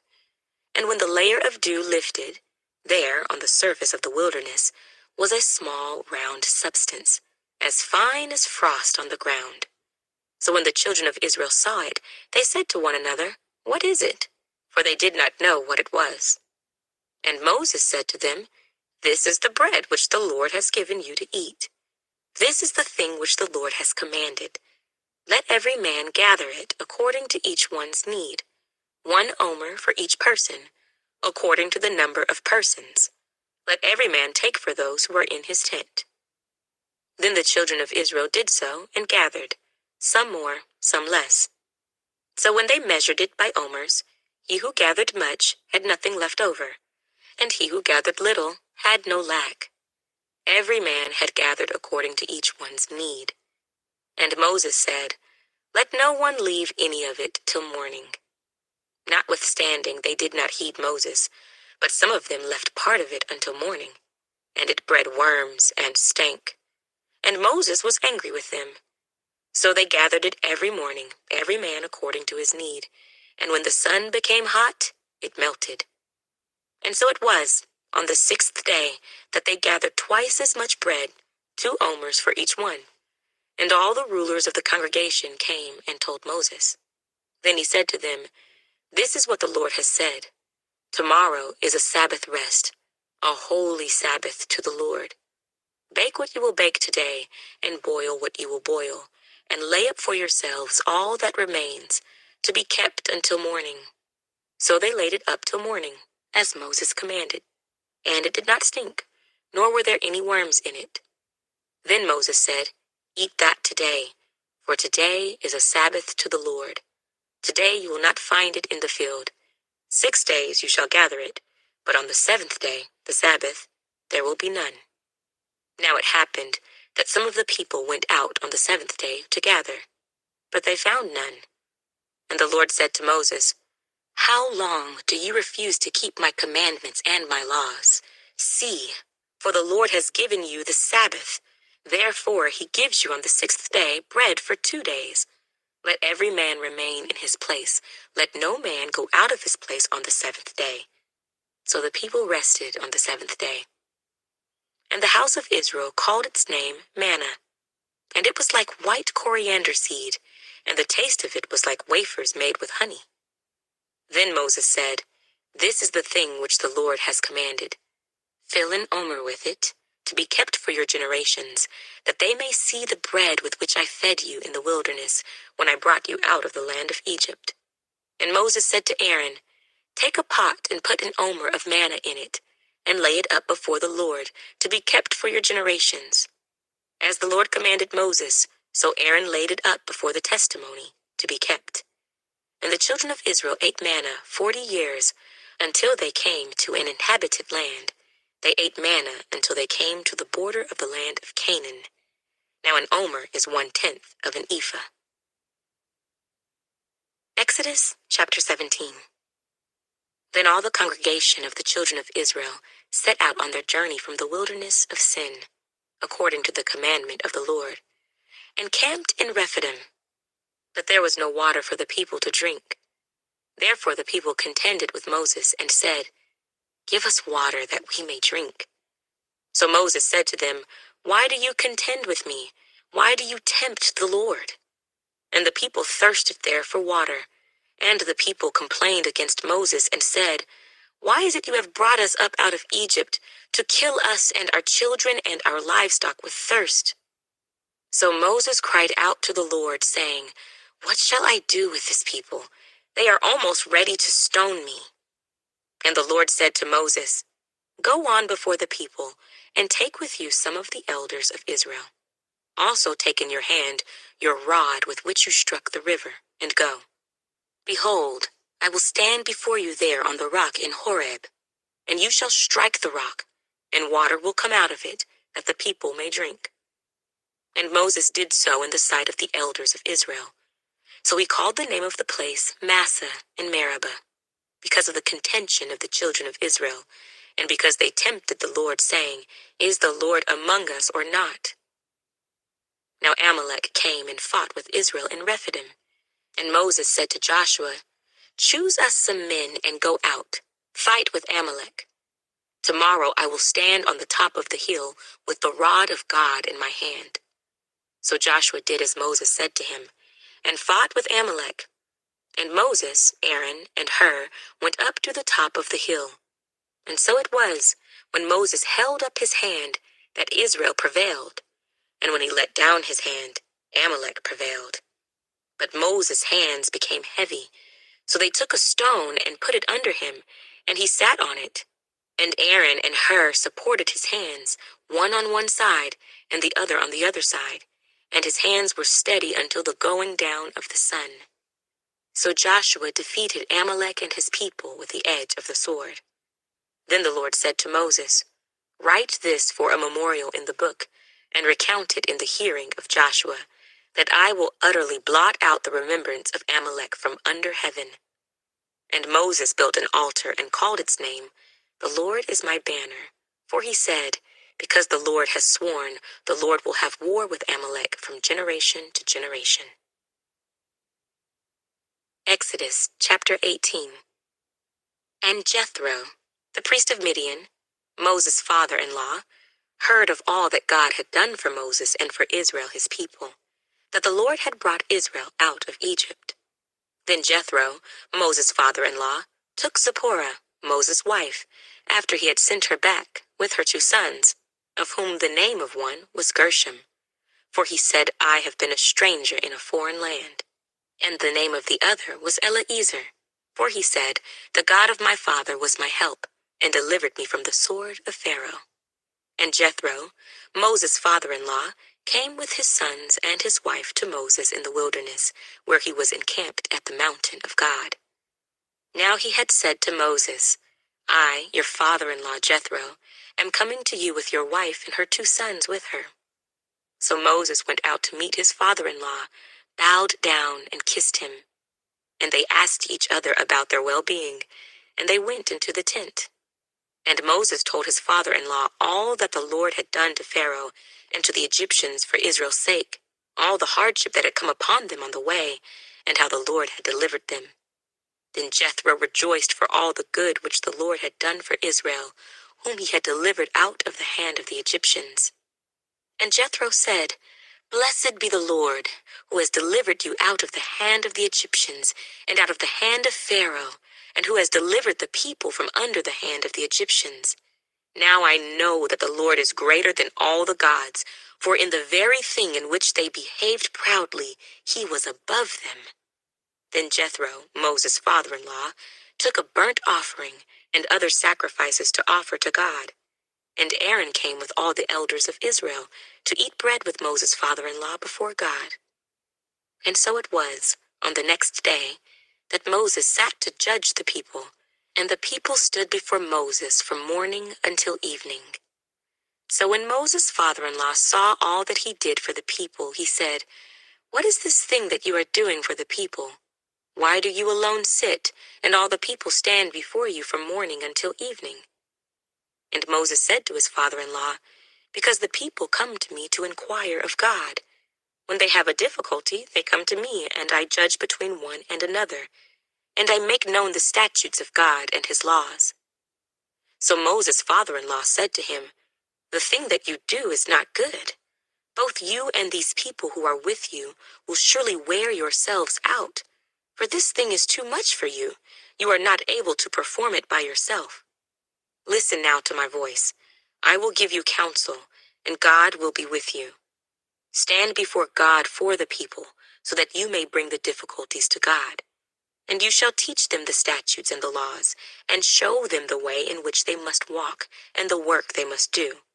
Moreover, you shall select from all the people able men, such as fear God, men of truth, hating covetousness, and place such over them to be rulers of thousands, rulers of hundreds, rulers of 50s, and rulers of 10s. And let them judge the people at all times. Then it will be that every great matter they shall bring to you, But every small matter they themselves shall judge. So it will be easier for you, for they will bear the burden with you. If you do this thing, and God so commands you, then you will be able to endure, and all this people will also go to their place in peace. So Moses heeded the voice of his father-in-law, and did all that he had said. And Moses chose able men out of all Israel, and made them heads over the people, rulers of thousands, rulers of hundreds, rulers of 50s, and rulers of 10s. So they judged the people at all times. The hard cases they brought to Moses, but they judged every small case themselves.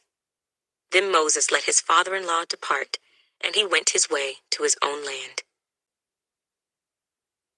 Exodus chapter 19. In the 3rd month after the children of Israel had gone out of the land of Egypt, on the same day, they came to the wilderness of Sinai. For they had departed from Rephidim, had come to the wilderness of Sinai, and camped in the wilderness. So Israel camped there before the mountain.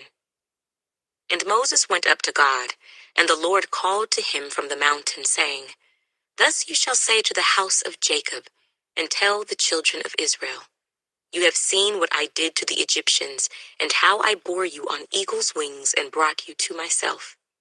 Now therefore, if you will indeed obey my voice and keep my covenant, then you shall be a special treasure to me above all people. For all the earth is mine, and you shall be to me a kingdom of priests and a holy nation. These are the words which you shall speak to the children of Israel. So Moses came and called for the elders of the people, and laid before them all these words which the Lord commanded him. Then all the people answered together and said, All that the Lord has spoken we will do. So Moses brought back the words of the people to the Lord. And the Lord said to Moses, Behold, I come to you in the thick cloud, that the people may hear when I speak with you, and believe you forever. So Moses told the words of the people to the Lord. Then the Lord said to Moses, Go to the people, and consecrate them today and tomorrow, and let them wash their clothes, and let them be ready for the 3rd day. For on the 3rd day the Lord will come down upon Mount Sinai in the sight of all the people. You shall set bounds for the people all around, saying, Take heed to yourselves, that you do not go up to the mountain or touch its base. Whoever touches the mountain shall surely be put to death. Not a hand shall touch him, but he shall surely be stoned or shot with an arrow. Whether man or beast, he shall not live. When the trumpet sounds long, they shall come near the mountain. So Moses went down from the mountain to the people, and sanctified the people, and they washed their clothes. And he said to the people, Be ready for the 3rd day. Do not come near your wives. Then it came to pass on the 3rd day, in the morning, that there were thunderings and lightnings, and a thick cloud on the mountain, and the sound of the trumpet was very loud, so that all the people who were in the camp trembled. And Moses brought the people out of the camp to meet with God. And they stood at the foot of the mountain. Now Mount Sinai was completely in smoke, because the Lord descended upon it in fire. Its smoke ascended like the smoke of a furnace, and the whole mountain quaked greatly. And when the blast of the trumpet sounded long, and became louder and louder, Moses spoke, and God answered him by voice. Then the Lord came down upon Mount Sinai, on the top of the mountain. And the Lord called Moses to the top of the mountain, and Moses went up. And the Lord said to Moses, Go down and warn the people, lest they break through to gaze at the Lord, and many of them perish. Also, let the priests who come near the Lord consecrate themselves, lest the Lord break out against them. But Moses said to the Lord, The people cannot come up to Mount Sinai, for you warned us, saying, Set bounds around the mountain and consecrate it. Then the Lord said to him, Away, get down, and then come up, you and Aaron with you. But do not let the priests and the people break through to come up to the Lord, lest he break out against them. So Moses went down to the people and spoke to them. Exodus chapter 20. And God spoke all these words, saying, I am the Lord your God, who brought you out of the land of Egypt, out of the house of bondage. You shall have no other gods before me. You shall not make for yourself a carved image, any likeness of anything that is in heaven above, or that is in the earth beneath, or that is in the water under the earth. You shall not bow down to them nor serve them. For I, the Lord your God, am a jealous God, visiting the iniquity of the fathers upon the children to the third and fourth generations of those who hate me, but showing mercy to thousands, to those who love me and keep my commandments. You shall not take the name of the Lord your God in vain, for the Lord will not hold him guiltless who takes his name in vain. Remember the Sabbath day, to keep it holy. 6 days you shall labor and do all your work, but the seventh day is the Sabbath of the Lord your God.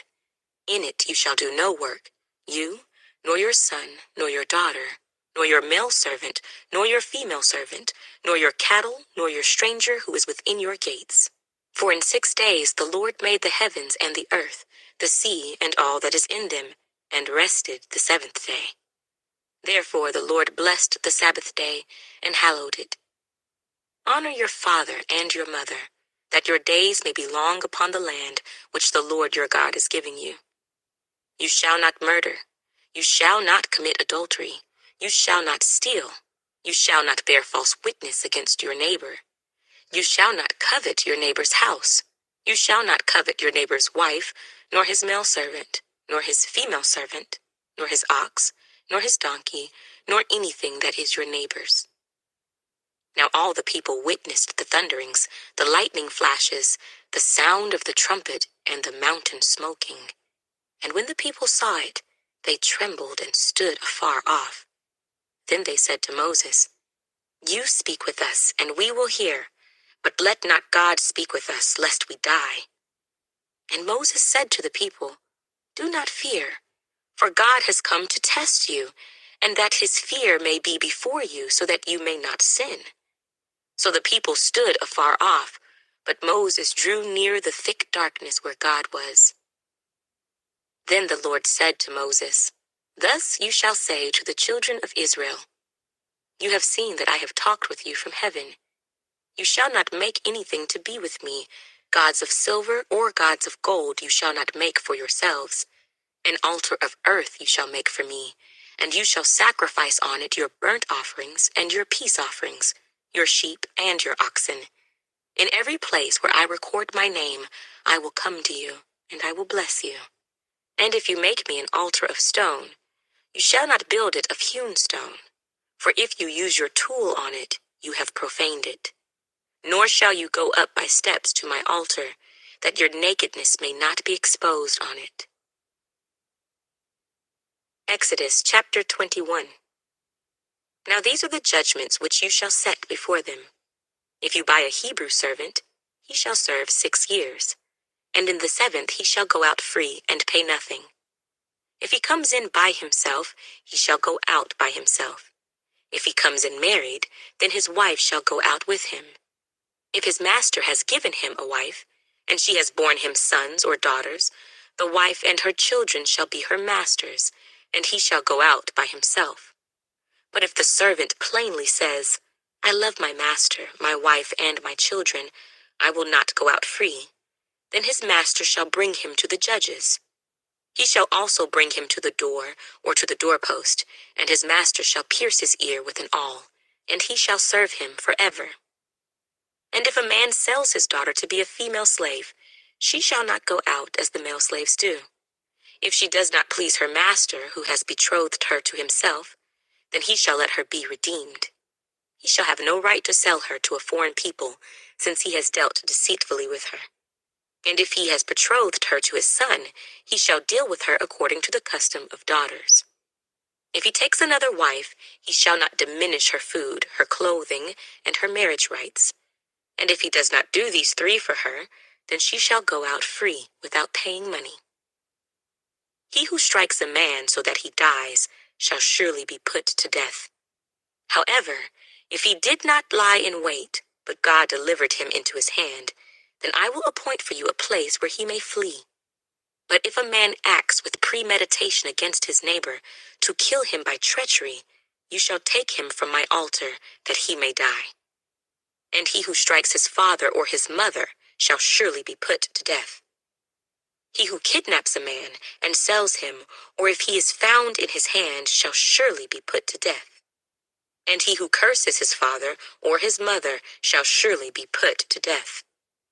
If men contend with each other, and one strikes the other with a stone or with his fist, and he does not die, but is confined to his bed, if he rises again and walks about outside with his staff, then he who struck him shall be acquitted. He shall only pay for the loss of his time, and shall provide for him to be thoroughly healed. And if a man beats his male or female servant with a rod, so that he dies under his hand, he shall surely be punished. Notwithstanding, if he remains alive a day or two, he shall not be punished, for he is his property. If men fight and hurt a woman with child, so that she gives birth prematurely, yet no harm follows, he shall surely be punished accordingly as the woman's husband imposes on him, and he shall pay as the judges determine. But if any harm follows, then you shall give life for life, eye for eye, tooth for tooth, hand for hand, foot for foot, burn for burn, wound for wound, stripe for stripe. If a man strikes the eye of his male or female servant and destroys it, he shall let him go free for the sake of his eye. And if he knocks out the tooth of his male or female servant, he shall let him go free for the sake of his tooth. If an ox gores a man or a woman to death, then the ox shall surely be stoned, and its flesh shall not be eaten, but the owner of the ox shall be acquitted. But if the ox tended to thrust with its horn in times past, and it has been made known to his owner, and he has not kept it confined, so that it has killed a man or a woman, the ox shall be stoned, and its owner also shall be put to death. If there is imposed on him a sum of money, then he shall pay to redeem his life, whatever is imposed on him. Whether it has gored a son or gored a daughter, according to this judgment it shall be done to him. If the ox gores a male or female servant, he shall give to their master 30 shekels of silver, and the ox shall be stoned. And if a man opens a pit, or if a man digs a pit and does not cover it, and an ox or a donkey falls in it, the owner of the pit shall make it good. He shall give money to their owner, but the dead animal shall be his. If one man's ox hurts another's, so that it dies, then they shall sell the live ox and divide the money from it, and the dead ox they shall also divide.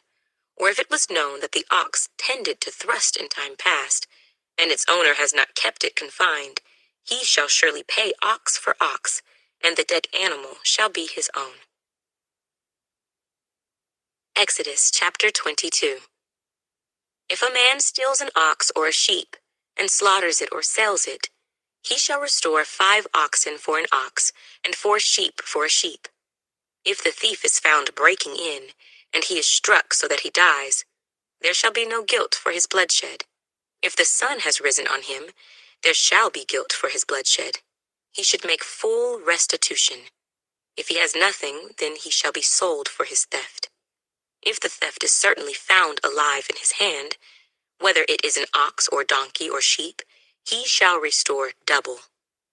If a man causes a field or vineyard to be grazed, and lets loose his animal, and it feeds in another man's field, he shall make restitution from the best of his own field and the best of his own vineyard. If fire breaks out and catches in thorns, so that stacked grain, standing grain, or the field is consumed, he who kindled the fire shall surely make restitution. If a man delivers to his neighbor money or articles to keep, and it is stolen out of the man's house, if the thief is found, he shall pay double. If the thief is not found, then the master of the house shall be brought to the judges to see whether he has put his hand into his neighbor's goods. For any kind of trespass, whether it concerns an ox, a donkey, a sheep, or clothing, or for any kind of lost thing which another claims to be his, the cause of both parties shall come before the judges, and whomever the judges condemn shall pay double to his neighbor. If a man delivers to his neighbor a donkey, an ox, a sheep, or any animal to keep, and it dies, is hurt, or driven away, no one seeing it, then an oath of the Lord shall be between them both, that he has not put his hand into his neighbor's goods. And the owner of it shall accept that, and he shall not make it good. But if, in fact, it is stolen from him, he shall make restitution to the owner of it.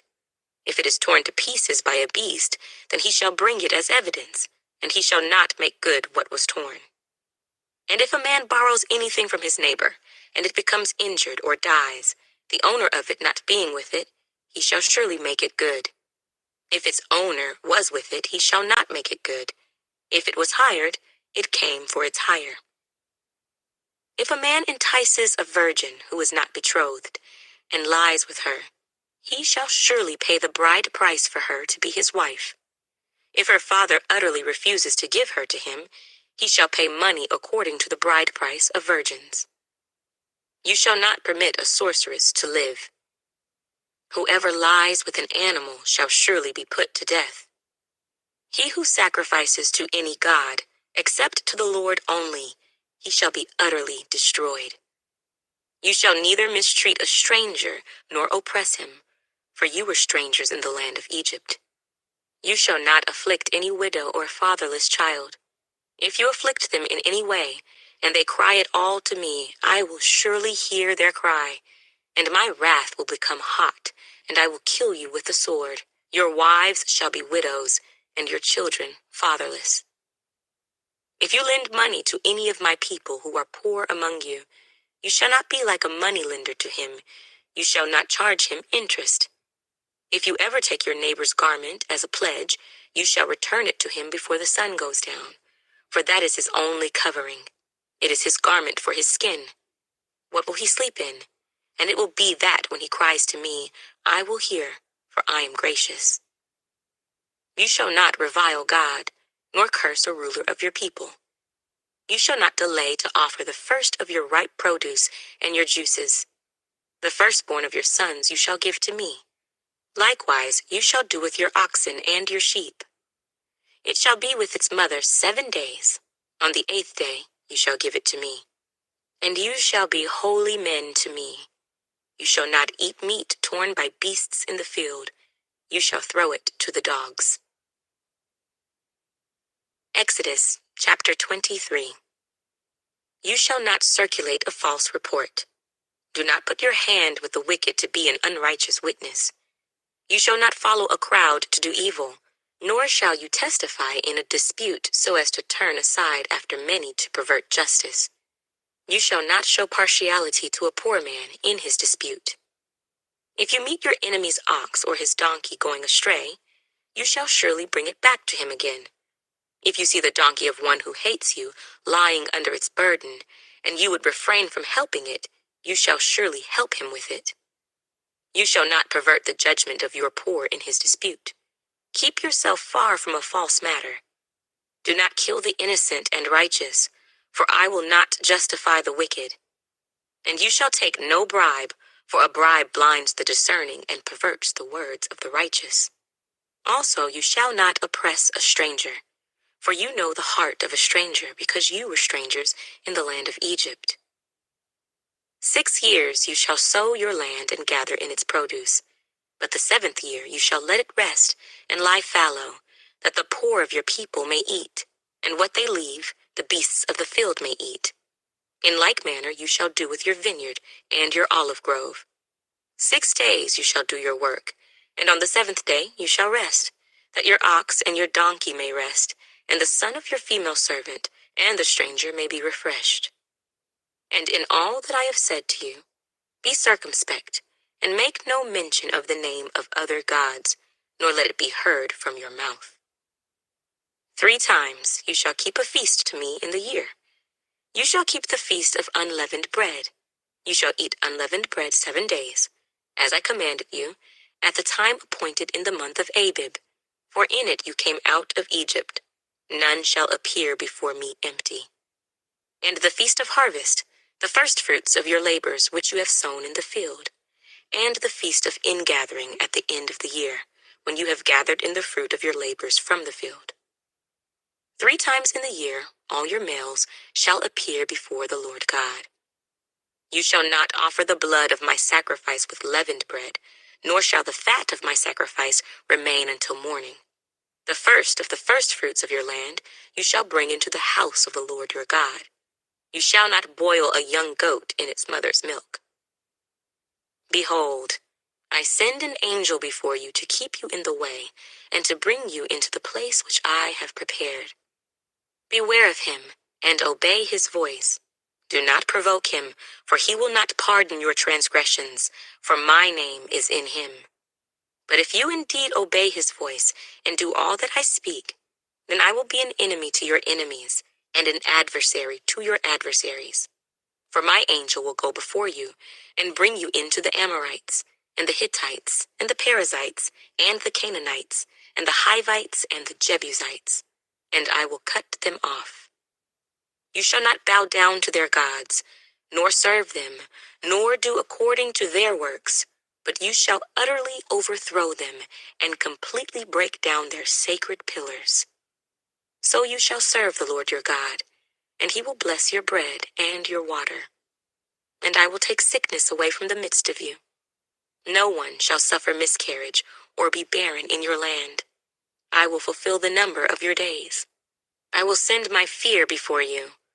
I will cause confusion among all the people to whom you come, and will make all your enemies turn their backs to you. And I will send hornets before you, which shall drive out the Hivite, the Canaanite, and the Hittite from before you. I will not drive them out from before you in 1 year, lest the land become desolate and the beasts of the field become too numerous for you. Little by little, I will drive them out from before you until you have increased, and you inherit the land. And I will set your bounds from the Red Sea to the sea, Philistia, and from the desert to the river.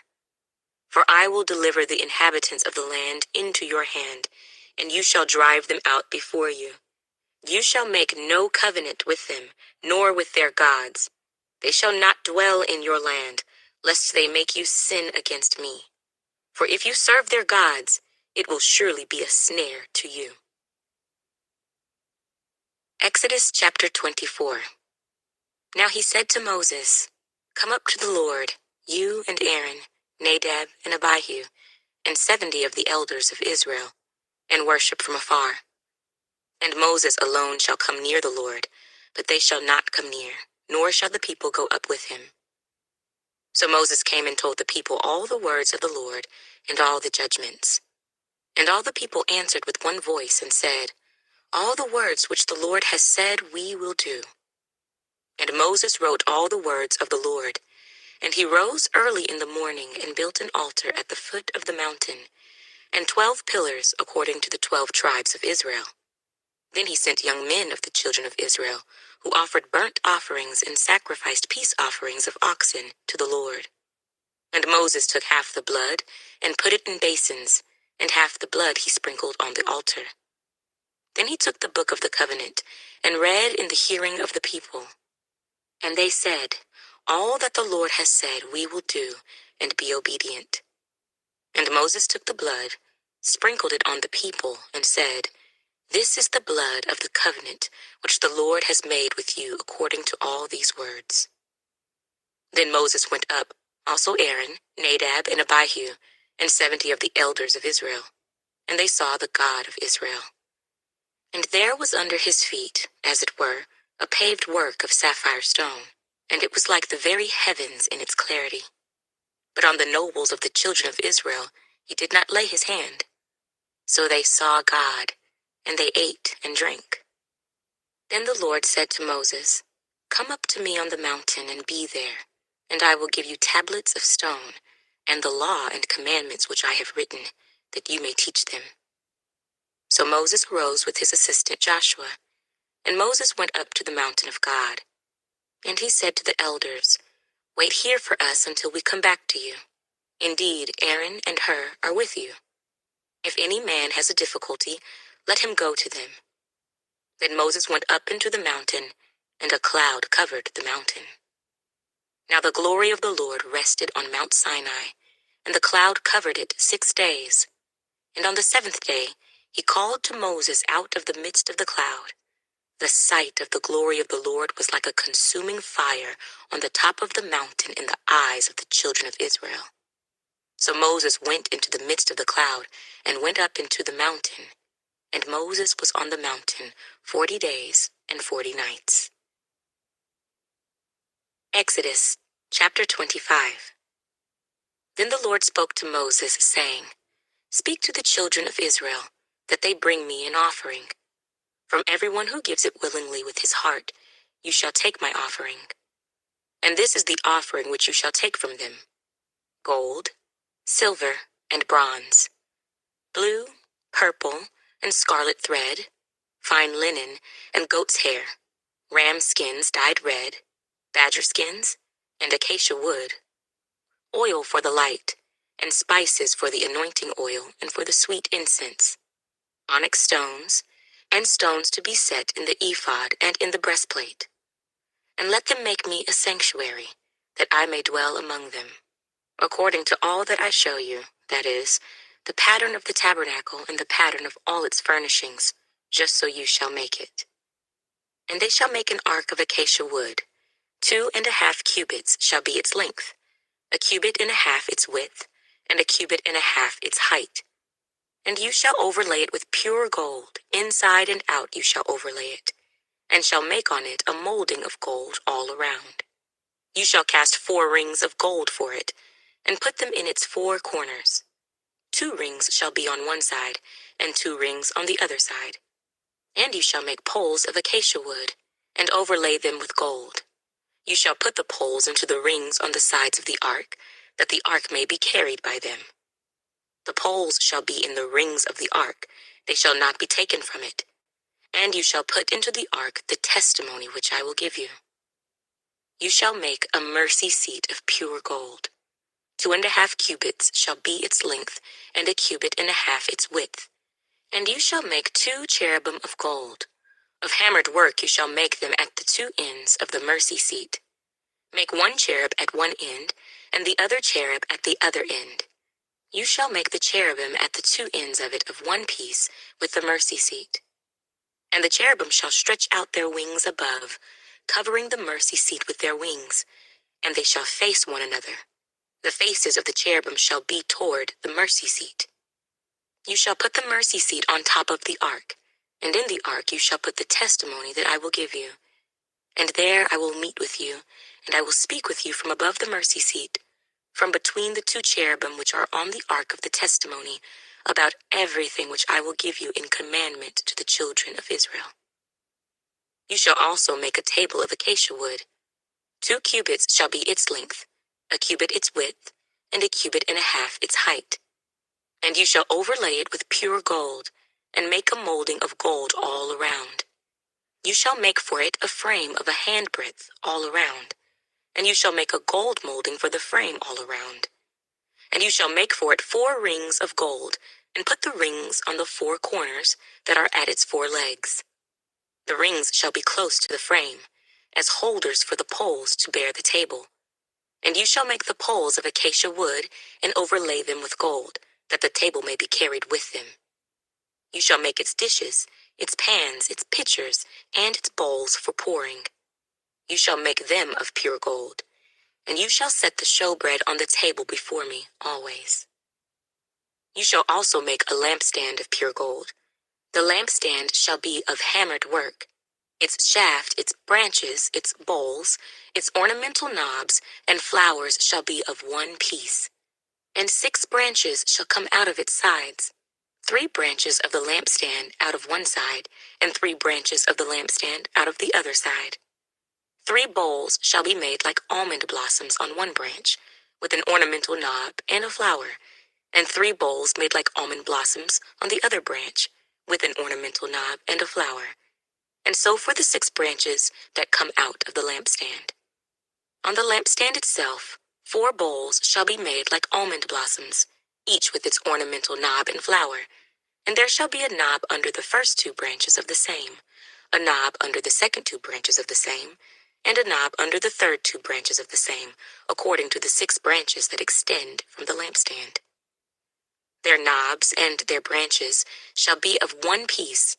All of it shall be one hammered piece of pure gold. You shall make 7 lamps for it, And they shall arrange its lamps so that they give light in front of it. And its wick trimmers and their trays shall be of pure gold. It shall be made of a talent of pure gold with all these utensils. And see to it that you make them according to the pattern which was shown you on the mountain. Exodus chapter 26. Moreover, you shall make the tabernacle with 10 curtains of fine woven linen and blue, purple, and scarlet thread. With artistic designs of cherubim you shall weave them. The length of each curtain shall be 28 cubits, and the width of each curtain 4 cubits. And every one of the curtains shall have the same measurements. 5 curtains shall be coupled to one another, and the other 5 curtains shall be coupled to one another. And you shall make loops of blue yarn on the edge of the curtain, on the selvage of one set, and likewise you shall do on the outer edge of the other curtain of the second set. 50 loops you shall make in the one curtain, and 50 loops you shall make on the edge of the curtain that is on the end of the second set, that the loops may be clasped to one another. And you shall make 50 clasps of gold, and couple the curtains together with the clasps, so that it may be one tabernacle. You shall also make curtains of goat's hair, to be a tent over the tabernacle. You shall make 11 curtains. The length of each curtain shall be 30 cubits, and the width of each curtain 4 cubits. And the 11 curtains shall all have the same measurements. And you shall couple 5 curtains by themselves, and 6 curtains by themselves, and you shall double over the 6th curtain at the forefront of the tent. You shall make 50 loops on the edge of the curtain that is outermost in one set, and 50 loops on the edge of the curtain of the second set. And you shall make 50 bronze clasps, put the clasps into the loops, and couple the tent together, that it may be one. The remnant that remains of the curtains of the tent, the half curtain that remains, shall hang over the back of the tabernacle. And a cubit on one side, and a cubit on the other side, of what remains of the length of the curtains of the tent, shall hang over the sides of the tabernacle, on this side and on that side, to cover it. You shall also make a covering of ram skins dyed red for the tent, and a covering of badger skins above that. And for the tabernacle, you shall make the boards of acacia wood, standing upright. 10 cubits shall be the length of a board, and a cubit and a half shall be the width of each board. 2 tenons shall be in each board for binding one to another. Thus you shall make for all the boards of the tabernacle. And you shall make the boards for the tabernacle 20 boards for the south side. You shall make 40 sockets of silver under the 20 boards, 2 sockets under each of the boards for its 2 tenons. And for the second side of the tabernacle, the north side, there shall be 20 boards and their 40 sockets of silver, 2 sockets under each of the boards. For the far side of the tabernacle, westward, you shall make 6 boards, and you shall also make 2 boards for the 2 back corners of the tabernacle. They shall be coupled together at the bottom, and they shall be coupled together at the top by 1 ring. Thus it shall be for both of them. They shall be for the 2 corners. So there shall be 8 boards with their sockets of silver, 16 sockets, 2 sockets under each of the boards. And you shall make bars of acacia wood, 5 for the boards on one side of the tabernacle, 5 bars for the boards on the other side of the tabernacle, and 5 bars for the boards of the side of the tabernacle, for the far side westward. The middle bar shall pass through the midst of the boards from end to end. You shall overlay the boards with gold, make their rings of gold as holders for the bars, and overlay the bars with gold. And you shall raise up the tabernacle according to its pattern which you were shown on the mountain. You shall make a veil woven of blue, purple, and scarlet thread, and fine woven linen. It shall be woven with an artistic design of cherubim.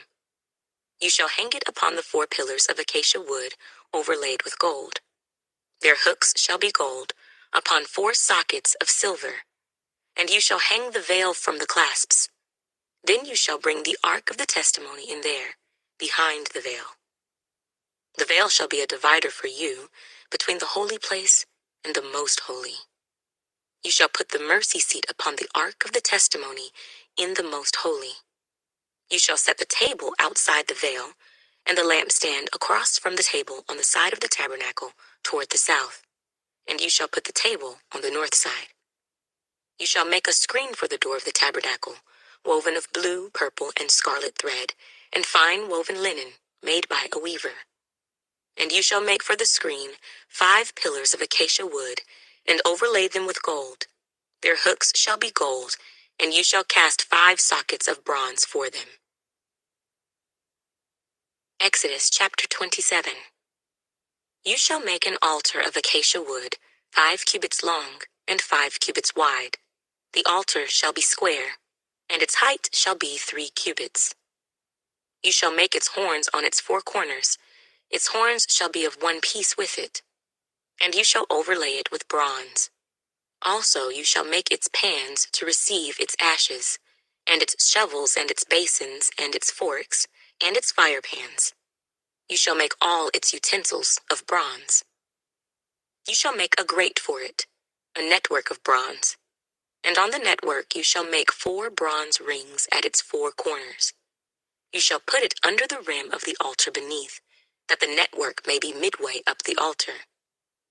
And you shall make poles for the altar, poles of acacia wood, and overlay them with bronze. The poles shall be put in the rings, and the poles shall be on the 2 sides of the altar to bear it. You shall make it hollow with boards, as it was shown you on the mountain, so shall they make it.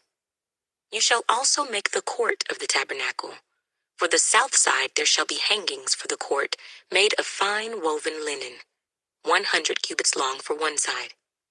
And its 20 pillars and their 20 sockets shall be bronze. The hooks of the pillars and their bands shall be silver. Likewise, along the length of the north side there shall be hangings 100 cubits long, with its 20 pillars and their 20 sockets of bronze, and the hooks of the pillars and their bands of silver. And along the width of the court on the west side shall be hangings of 50 cubits, with their 10 pillars and their 10 sockets. The width of the court on the east side shall be 50 cubits. The hangings on one side of the gate shall be 15 cubits, with their 3 pillars and their 3 sockets. And on the other side shall be hangings of 15 cubits, with their 3 pillars and their 3 sockets. For the gate of the court there shall be a screen 20 cubits long, woven of blue, purple, and scarlet thread, and fine woven linen made by a weaver. It shall have 4 pillars and 4 sockets. All the pillars around the court shall have bands of silver. Their hooks shall be of silver, and their sockets of bronze. The length of the court shall be 100 cubits, the width 50 throughout, and the height 5 cubits, made of fine woven linen, and its sockets of bronze. All the utensils of the tabernacle, for all its service, all its pegs, and all the pegs of the court, shall be of bronze. And you shall command the children of Israel that they bring you pure oil of pressed olives for the light, to cause the lamp to burn continually. In the tabernacle of meeting, outside the veil which is before the testimony, Aaron and his sons shall tend it from evening until morning before the Lord. It shall be a statute forever to their generations on behalf of the children of Israel. Exodus chapter 28. Now take Aaron your brother, and his sons with him, from among the children of Israel, that he may minister to me as priest, Aaron and Aaron's sons, Nadab, Abihu, Eleazar, and Ithamar. And you shall make holy garments for Aaron your brother, for glory and for beauty. So you shall speak to all who are gifted artisans, whom I have filled with the spirit of wisdom, that they may make Aaron's garments, to consecrate him, that he may minister to me as priest. And these are the garments which they shall make: a breastplate, an ephod, a robe, a skillfully woven tunic, a turban, and a sash. So they shall make holy garments for Aaron your brother and his sons, that he may minister to me as priest. They shall take the gold, blue, purple, and scarlet thread, and the fine linen, and they shall make the ephod of gold, blue, purple, and scarlet thread, and fine woven linen artistically worked. It shall have 2 shoulder straps, joined at its 2 edges, and so it shall be joined together. And the intricately woven band of the ephod, which is on it, shall be of the same workmanship, made of gold, blue, purple, and scarlet thread, and fine woven linen.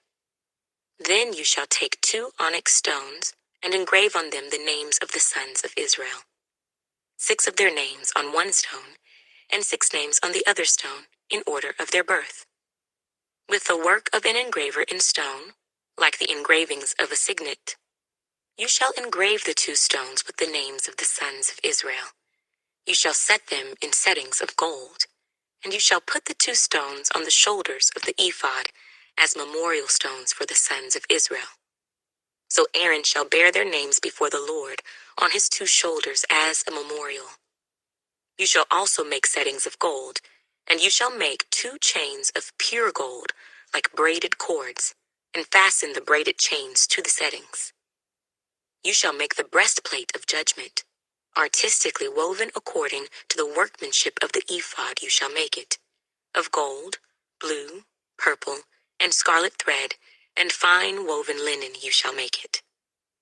It shall be doubled into a square. A span shall be its length, and a span shall be its width. And you shall put settings of stones in it, 4 rows of stones. The first row shall be a sardius, a topaz, and an emerald. This shall be the first row. The second row shall be a turquoise, a sapphire, and a diamond.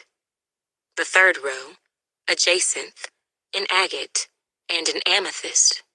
And the fourth row, a beryl, an onyx, and a jasper. They shall be set in gold settings, and the stones shall have the names of the sons of Israel, 12 according to their names, like the engravings of a signet, each one with its own name. They shall be according to the 12 tribes. You shall make chains for the breastplate at the end, like braided cords of pure gold. And you shall make 2 rings of gold for the breastplate, and put the 2 rings on the 2 ends of the breastplate. Then you shall put the 2 braided chains of gold in the 2 rings, which are on the ends of the breastplate. And the other 2 ends of the 2 braided chains you shall fasten to the 2 settings, and put them on the shoulder straps of the ephod in the front. You shall make 2 rings of gold, and put them on the 2 ends of the breastplate, on the edge of it, which is on the inner side of the ephod. And 2 other rings of gold you shall make, and put them on the 2 shoulder straps, underneath the ephod toward its front, right at the seam above the intricately woven band of the ephod. They shall bind the breastplate by means of its rings to the rings of the ephod, using a blue cord, so that it is above the intricately woven band of the ephod, and so that the breastplate does not come loose from the ephod. So Aaron shall bear the names of the sons of Israel on the breastplate of judgment over his heart, when he goes into the holy place, as a memorial before the Lord continually. And you shall put in the breastplate of judgment the Urim and the Thummim, and they shall be over Aaron's heart when he goes in before the Lord. So Aaron shall bear the judgment of the children of Israel over his heart before the Lord continually. You shall make the robe of the ephod all of blue. There shall be an opening for his head in the middle of it. It shall have a woven binding all around its opening, like the opening in a coat of mail, so that it does not tear. And upon its hem you shall make pomegranates of blue, purple, and scarlet all around its hem, and bells of gold between them all around. A golden bell and a pomegranate. A golden bell and a pomegranate upon the hem of the robe all around. And it shall be upon Aaron when he ministers, and its sound will be heard when he goes into the holy place before the Lord, and when he comes out, that he may not die. You shall also make a plate of pure gold, and engrave on it, like the engraving of a signet, Holiness to the Lord. And you shall put it on a blue cord, that it may be on the turban. It shall be on the front of the turban. So it shall be on Aaron's forehead, that Aaron may bear the iniquity of the holy things, which the children of Israel hallow in all their holy gifts. And it shall always be on his forehead, that they may be accepted before the Lord. You shall skillfully weave the tunic of fine linen thread. You shall make the turban of fine linen, and you shall make the sash of woven work. For Aaron's sons you shall make tunics, and you shall make sashes for them, and you shall make hats for them for glory and beauty. So you shall put them on Aaron your brother, and on his sons with him. You shall anoint them, consecrate them, and sanctify them, that they may minister to me as priests. And you shall make for them linen trousers to cover their nakedness. They shall reach from the waist to the thighs. They shall be on Aaron and on his sons when they come into the tabernacle of meeting, or when they come near the altar to minister in the holy place, that they do not incur iniquity and die. It shall be a statute forever to him and his descendants after him. Exodus chapter 29. And this is what you shall do to them to hallow them for ministering to me as priests. Take 1 young bull and 2 rams without blemish, and unleavened bread, unleavened cakes mixed with oil, and unleavened wafers anointed with oil. You shall make them of wheat flour. You shall put them in 1 basket, and bring them in the basket with the bull and the 2 rams. And Aaron and his sons you shall bring to the door of the tabernacle of meeting, and you shall wash them with water. Then you shall take the garments, put the tunic on Aaron, and the robe of the ephod, and the breastplate, and gird him with the intricately woven band of the ephod. You shall put the turban on his head, and put the holy crown on the turban. And you shall take the anointing oil, pour it on his head, and anoint him. Then you shall bring his sons and put tunics on them. And you shall gird them with sashes, Aaron and his sons, and put the hats on them. The priesthood shall be theirs for a perpetual statute. So you shall consecrate Aaron and his sons. You shall also have the bull brought before the tabernacle of meeting, and Aaron and his sons shall put their hands on the head of the bull. Then you shall kill the bull before the Lord, by the door of the tabernacle of meeting. You shall take some of the blood of the bull, and put it on the horns of the altar with your finger, and pour all the blood beside the base of the altar. And you shall take all the fat that covers the entrails, the fatty lobe attached to the liver, and the 2 kidneys and the fat that is on them, and burn them on the altar. But the flesh of the bull, with its skin and its offal, you shall burn with fire outside the camp. It is a sin offering. You shall also take 1 ram, and Aaron and his sons shall put their hands on the head of the ram. And you shall kill the ram, and you shall take its blood and sprinkle it all around on the altar. Then you shall cut the ram in pieces, wash its entrails and its legs, and put them with its pieces and with its head. And you shall burn the whole ram on the altar. It is a burnt offering to the Lord. It is a sweet aroma, an offering made by fire to the Lord. You shall also take the other ram, and Aaron and his sons shall put their hands on the head of the ram. Then you shall kill the ram, and take some of its blood, and put it on the tip of the right ear of Aaron, and on the tip of the right ear of his sons, on the thumb of their right hand, and on the big toe of their right foot, and sprinkle the blood all around on the altar.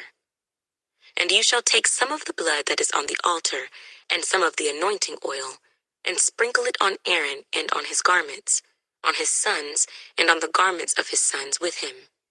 And he and his garments shall be hallowed, and his sons' garments with him. Also, you shall take the fat of the ram, the fat tail, the fat that covers the entrails, the fatty lobe attached to the liver, the 2 kidneys, and the fat on them, the right thigh, for it is a ram of consecration, 1 loaf of bread, 1 cake made with oil, and 1 wafer from the basket of the unleavened bread that is before the Lord. And you shall put all these in the hands of Aaron and in the hands of his sons, and you shall wave them as a wave offering before the Lord. You shall receive them back from their hands, and burn them on the altar as a burnt offering, as a sweet aroma before the Lord. It is an offering made by fire to the Lord. Then you shall take the breast of the ram of Aaron's consecration, and wave it as a wave offering before the Lord, and it shall be your portion. And from the ram of the consecration you shall consecrate the breast of the wave offering which is waved, and the thigh of the heave offering which is raised, of that which is for Aaron, and of that which is for his sons. It shall be from the children of Israel for Aaron and his sons by a statute forever. For it is a heave offering. It shall be a heave offering from the children of Israel, from the sacrifices of their peace offerings, that is, their heave offering to the Lord. And the holy garments of Aaron shall be his sons after him, to be anointed in them, and to be consecrated in them. That son who becomes priest in his place shall put them on for 7 days, when he enters the tabernacle of meeting to minister in the holy place. And you shall take the ram of the consecration and boil its flesh in the holy place. Then Aaron and his sons shall eat the flesh of the ram and the bread that is in the basket by the door of the tabernacle of meeting. They shall eat those things with which the atonement was made, to consecrate and to sanctify them. But an outsider shall not eat them, because they are holy. And if any of the flesh of the consecration offerings or of the bread remains until the morning, then you shall burn the remainder with fire. It shall not be eaten, because it is holy. Thus you shall do to Aaron and his sons, according to all that I have commanded you. 7 days you shall consecrate them, and you shall offer a bull every day as a sin offering for atonement. You shall cleanse the altar when you make atonement for it, and you shall anoint it to sanctify it. 7 days you shall make atonement for the altar and sanctify it. And the altar shall be most holy. Whatever touches the altar must be holy. Now this is what you shall offer on the altar: 2 lambs of the first year, day by day continually. 1 lamb you shall offer in the morning, and the other lamb you shall offer at twilight. With the 1 lamb shall be 1/10 of an ephah of flour, mixed with 1/4 of a hin of pressed oil, and 1/4 of a hin of wine as a drink offering. And the other lamb you shall offer at twilight. And you shall offer with it the grain offering and the drink offering, as in the morning, for a sweet aroma, an offering made by fire to the Lord.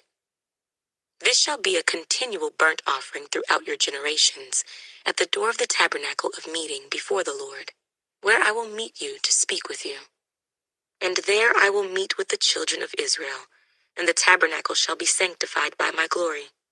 So I will consecrate the tabernacle of meeting and the altar. I will also consecrate both Aaron and his sons to minister to me as priests. I will dwell among the children of Israel, and will be their God. And they shall know that I am the Lord their God, who brought them up out of the land of Egypt, that I may dwell among them. I am the Lord their God. Exodus chapter 30. You shall make an altar to burn incense on. You shall make it of acacia wood. A cubit shall be its length, and a cubit its width. It shall be square, and 2 cubits shall be its height. Its horns shall be of one piece with it. And you shall overlay its top, its sides all around, and its horns with pure gold. And you shall make for it a molding of gold all around. 2 gold rings you shall make for it, under the molding on both its sides. You shall place them on its 2 sides, and they will be holders for the poles with which to bear it. You shall make the poles of acacia wood, and overlay them with gold. And you shall put it before the veil that is before the ark of the testimony, before the mercy seat that is over the testimony, where I will meet with you. Aaron shall burn on it sweet incense every morning. When he tends the lamps, he shall burn incense on it. And when Aaron lights the lamps at twilight, he shall burn incense on it, a perpetual incense before the Lord throughout your generations. You shall not offer strange incense on it, or a burnt offering, or a grain offering, nor shall you pour a drink offering on it. And Aaron shall make atonement upon its horns once a year with the blood of the sin offering of atonement. Once a year he shall make atonement upon it throughout your generations. It is most holy to the Lord.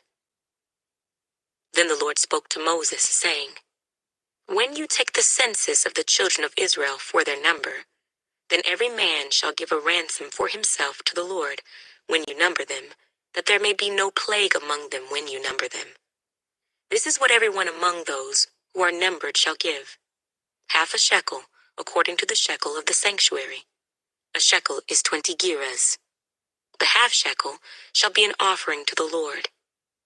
Everyone included among those who are numbered, from 20 years old and above, shall give an offering to the Lord.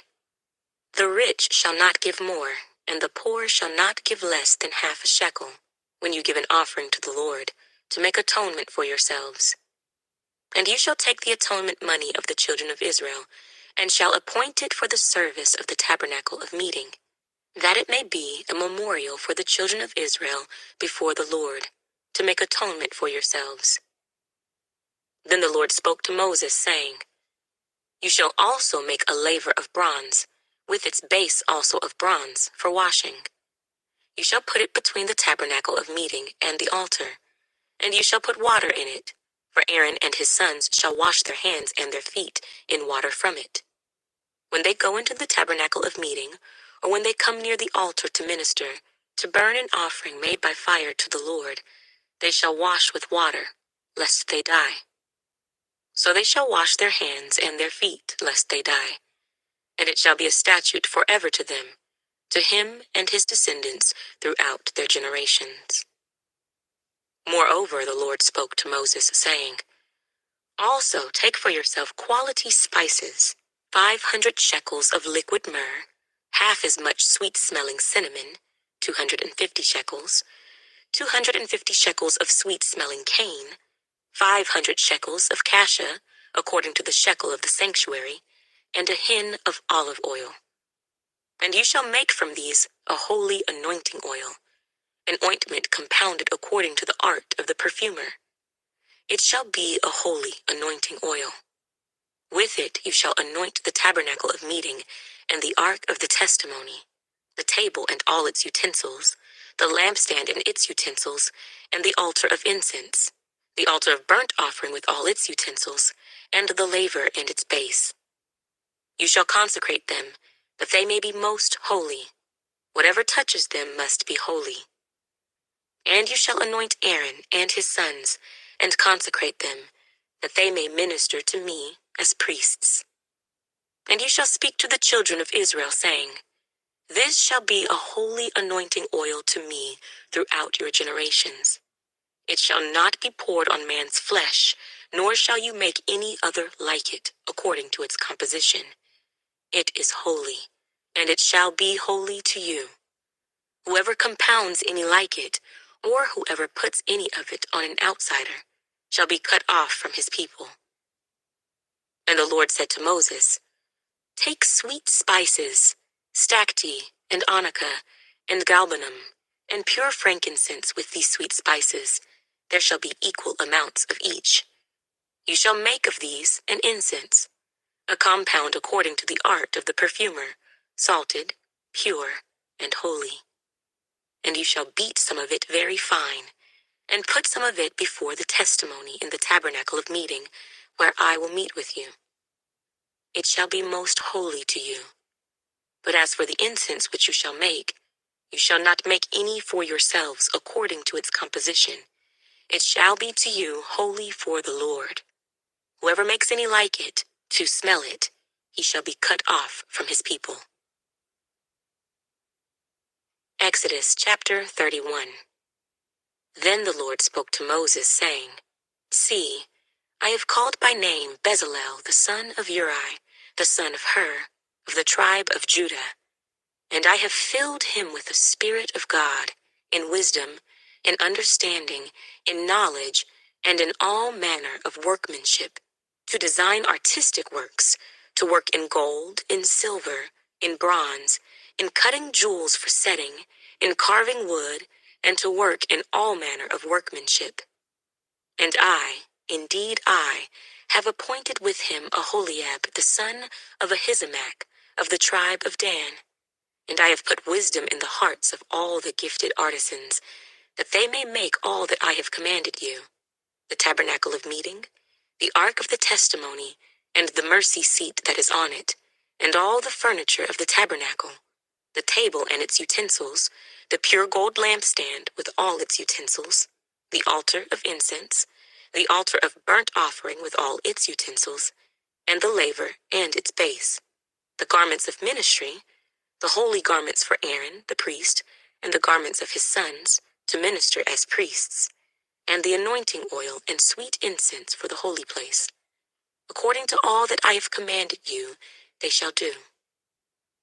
And the Lord spoke to Moses, saying, Speak also to the children of Israel, saying, Surely my Sabbaths you shall keep, for it is a sign between me and you throughout your generations, that you may know that I am the Lord who sanctifies you.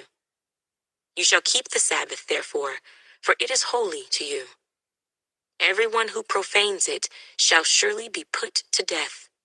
For whoever does any work on it, that person shall be cut off from among his people. Work shall be done for 6 days, but the seventh is the Sabbath of rest, holy to the Lord.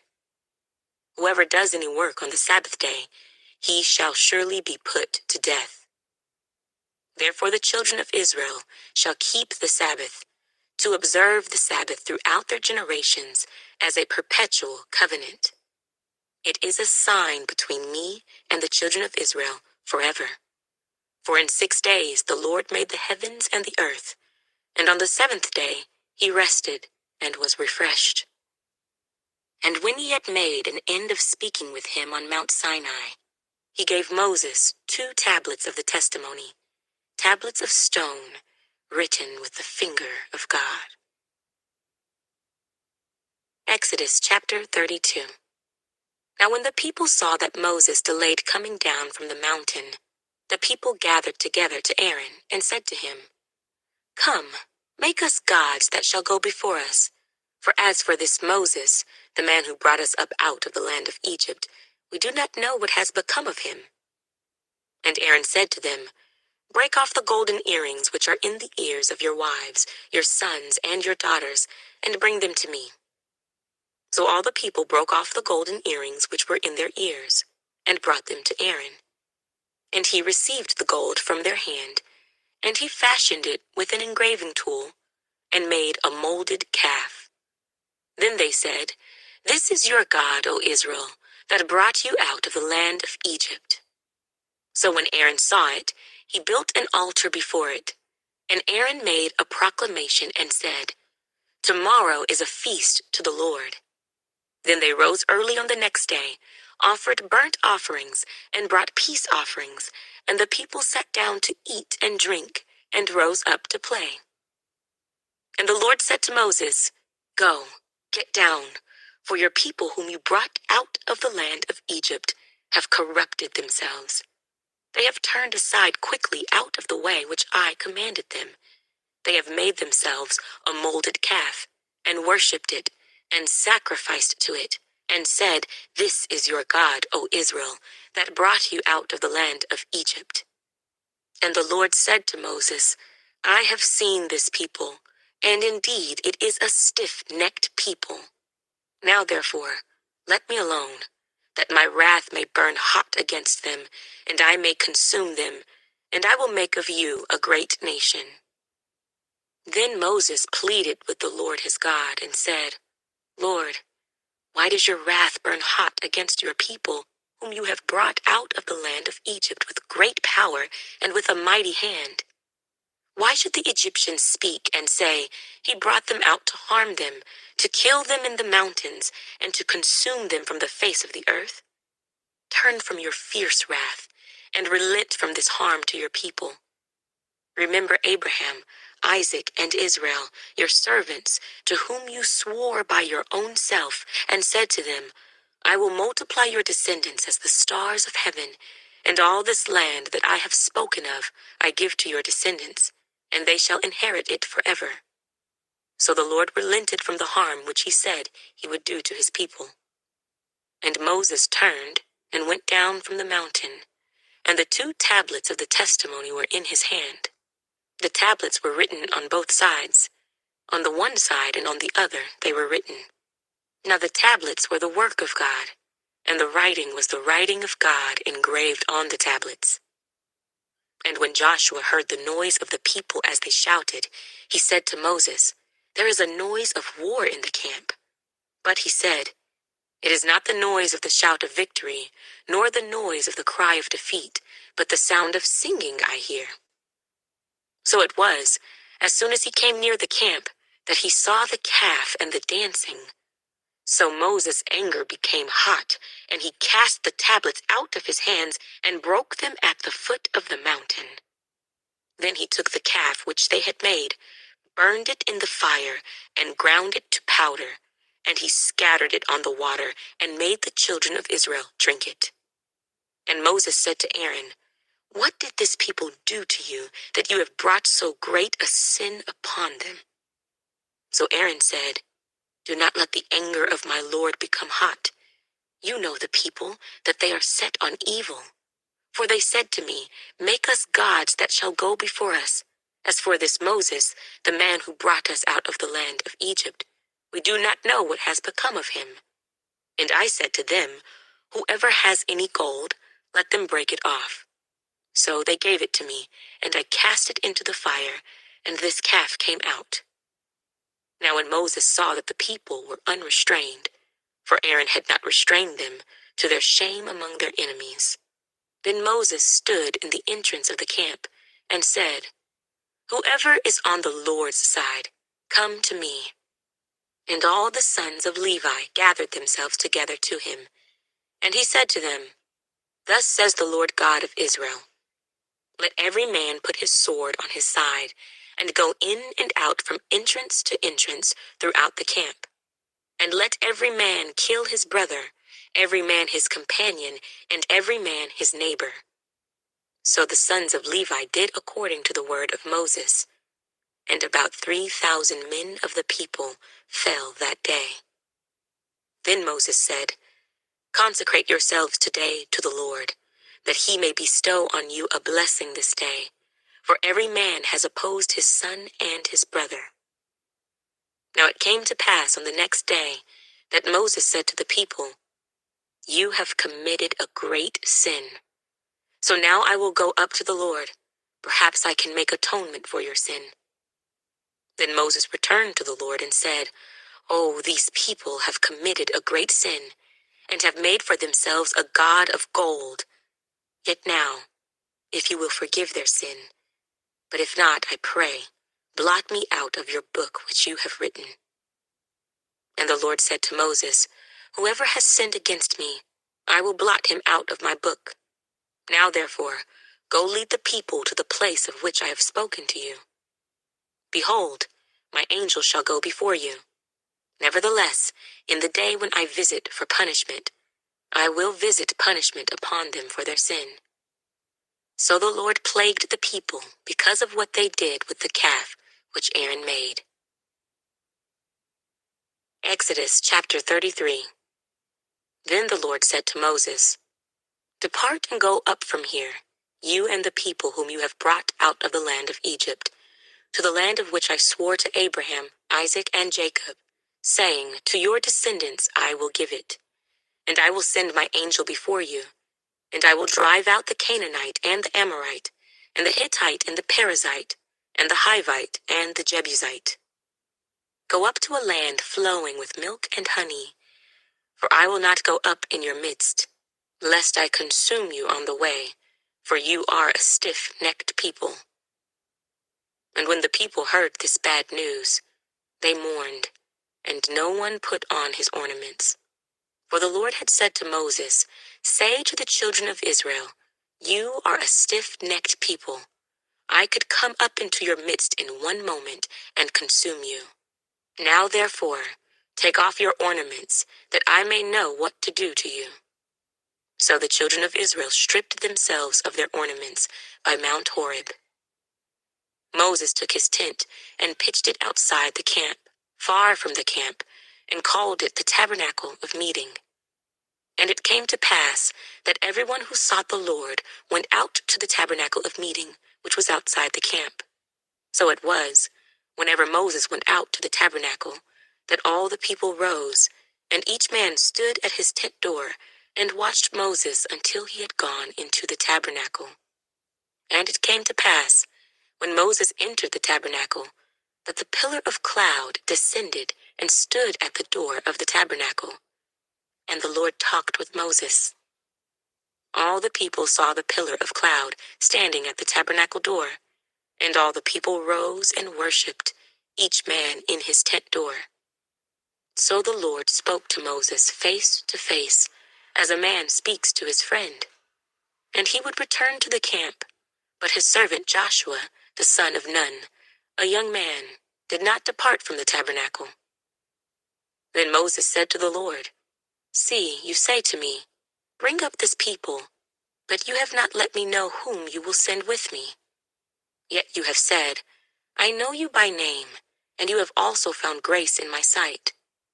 Now therefore, I pray, if I have found grace in your sight, show me now your way, that I may know you, and that I may find grace in your sight, and consider that this nation is your people." And he said, "My presence will go with you, and I will give you rest." Then he said to him, "If your presence does not go with us, do not bring us up from here. For how then will it be known that your people and I have found grace in your sight, except you go with us? So we shall be separate, your people and I, from all the people who are upon the face of the earth."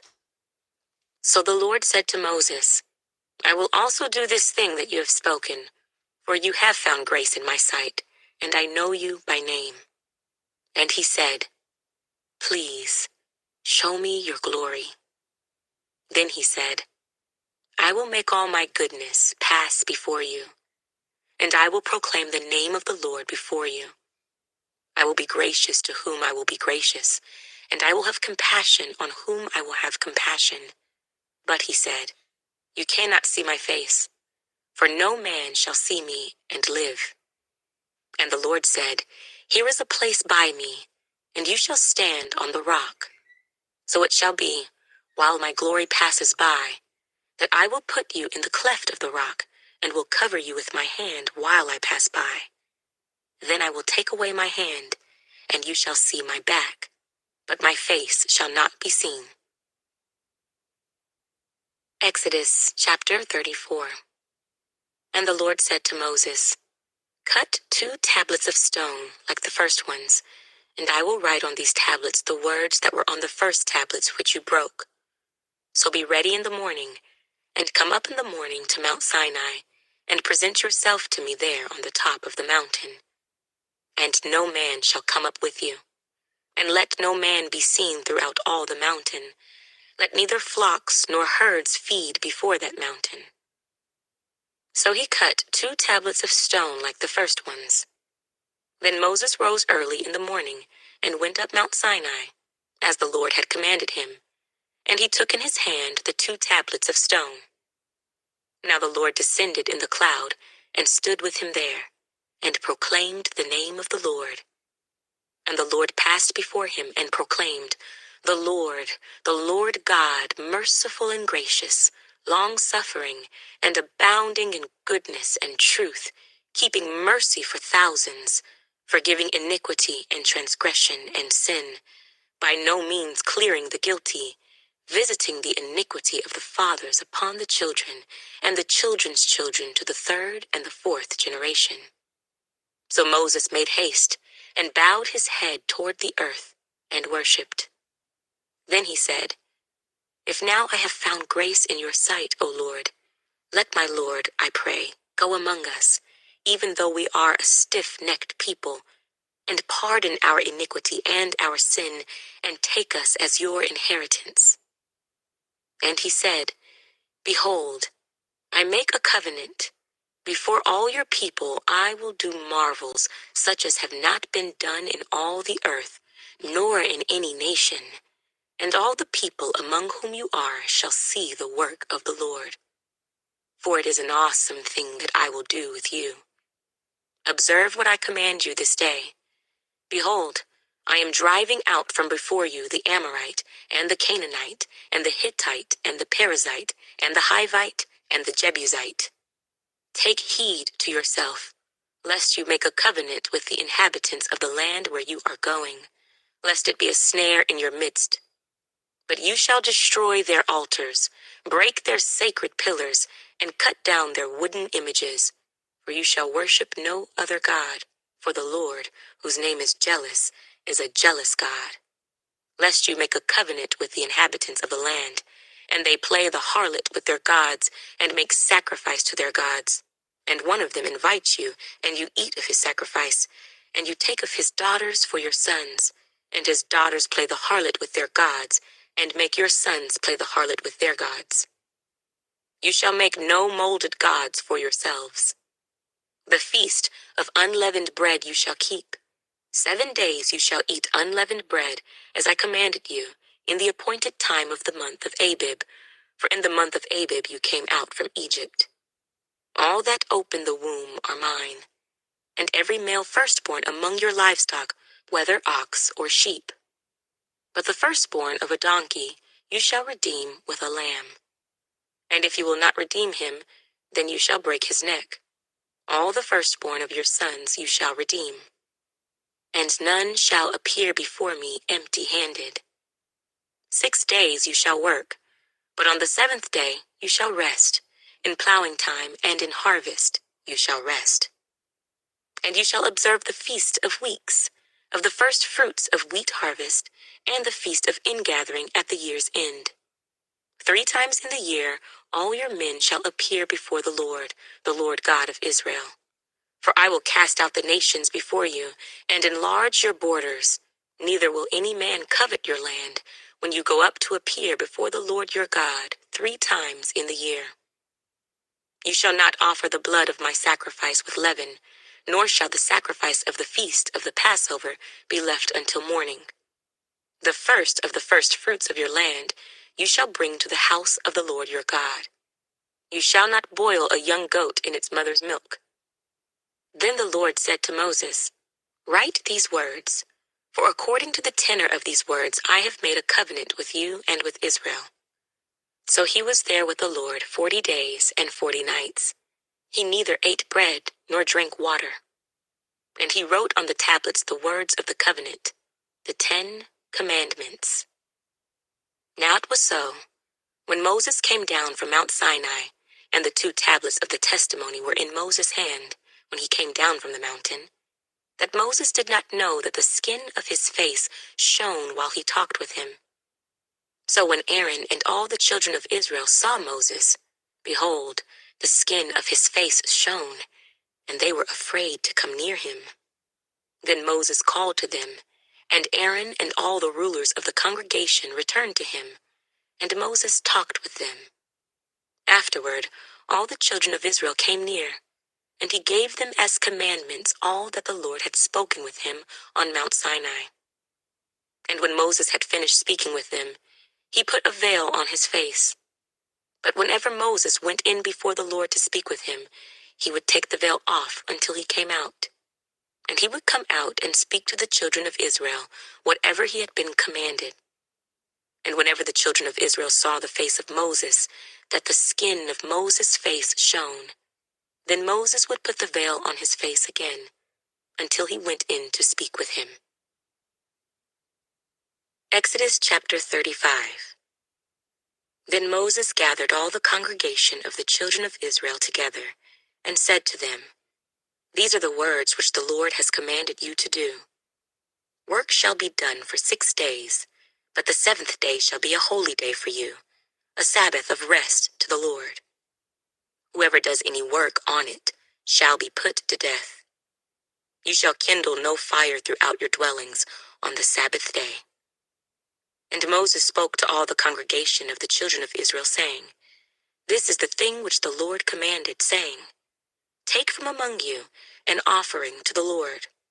Whoever is of a willing heart, let him bring it as an offering to the Lord, gold, silver, and bronze, blue, purple, and scarlet thread, fine linen, and goat's hair, ram skins dyed red, badger skins, and acacia wood, oil for the light, and spices for the anointing oil, and for the sweet incense, onyx stones, and stones to be set in the ephod and in the breastplate.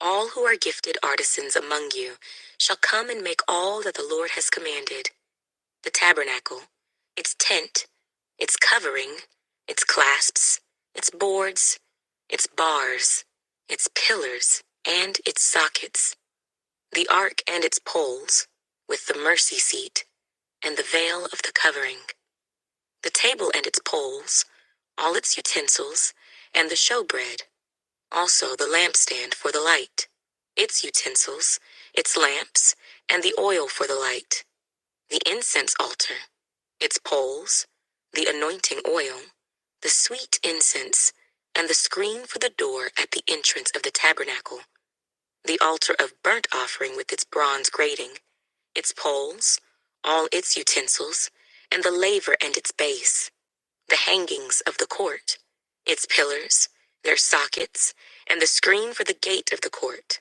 the pegs of the tabernacle, the pegs of the court, and their cords, the garments of ministry for ministering in the holy place, the holy garments for Aaron the priest, and the garments of his sons to minister as priests. And all the congregation of the children of Israel departed from the presence of Moses. Then everyone came whose heart was stirred, and everyone whose spirit was willing, and they brought the Lord's offering for the work of the tabernacle of meeting, for all its service, and for the holy garments.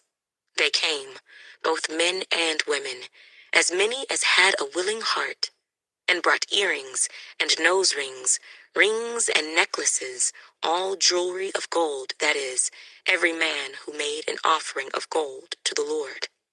And every man with whom was found blue, purple, and scarlet thread, fine linen, and goat's hair, red skins of rams, and badger skins, brought them. Everyone who offered an offering of silver or bronze brought the Lord's offering. And everyone with whom was found acacia wood for any work of the service brought it. All the women who were gifted artisans spun yarn with their hands, and brought what they had spun of blue, purple, and scarlet, and fine linen. And all the women whose hearts stirred with wisdom spun yarn of goat's hair. The rulers brought onyx stones, and the stones to be set in the ephod and in the breastplate, and spices and oil for the light, for the anointing oil, and for the sweet incense. The children of Israel brought a free will offering to the Lord. All the men and women whose hearts were willing to bring material for all kinds of work which the Lord, by the hand of Moses, had commanded to be done. And Moses said to the children of Israel, "See, the Lord has called by name Bezalel the son of Uri, the son of Hur, of the tribe of Judah, and he has filled him with the Spirit of God, in wisdom and understanding, in knowledge and all manner of workmanship, to design artistic works, to work in gold and silver and bronze, in cutting jewels for setting, in carving wood, and to work in all manner of artistic workmanship. And he has put in his heart the ability to teach, in him and Aholiab, the son of Ahisamach, of the tribe of Dan.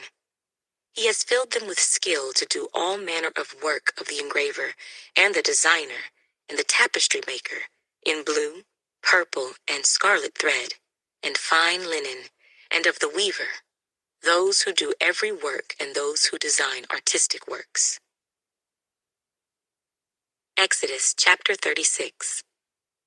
And Bezalel and Aholiab, and every gifted artisan in whom the Lord has put wisdom and understanding, to know how to do all manner of work for the service of the sanctuary, shall do according to all that the Lord has commanded.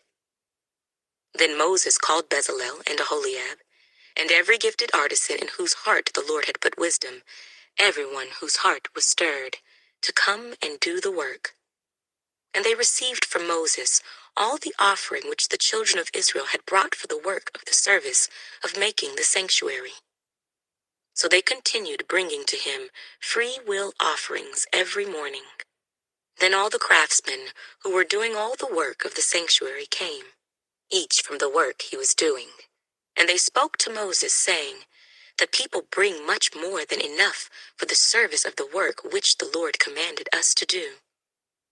So Moses gave a commandment, and they caused it to be proclaimed throughout the camp, saying, "Let neither man nor woman do any more work for the offering of the sanctuary." And the people were restrained from bringing, for the material they had was sufficient for all the work to be done, indeed too much. Then all the gifted artisans among them who worked on the tabernacle made 10 curtains woven of fine linen and of blue, purple, and scarlet thread. With artistic designs of cherubim they made them.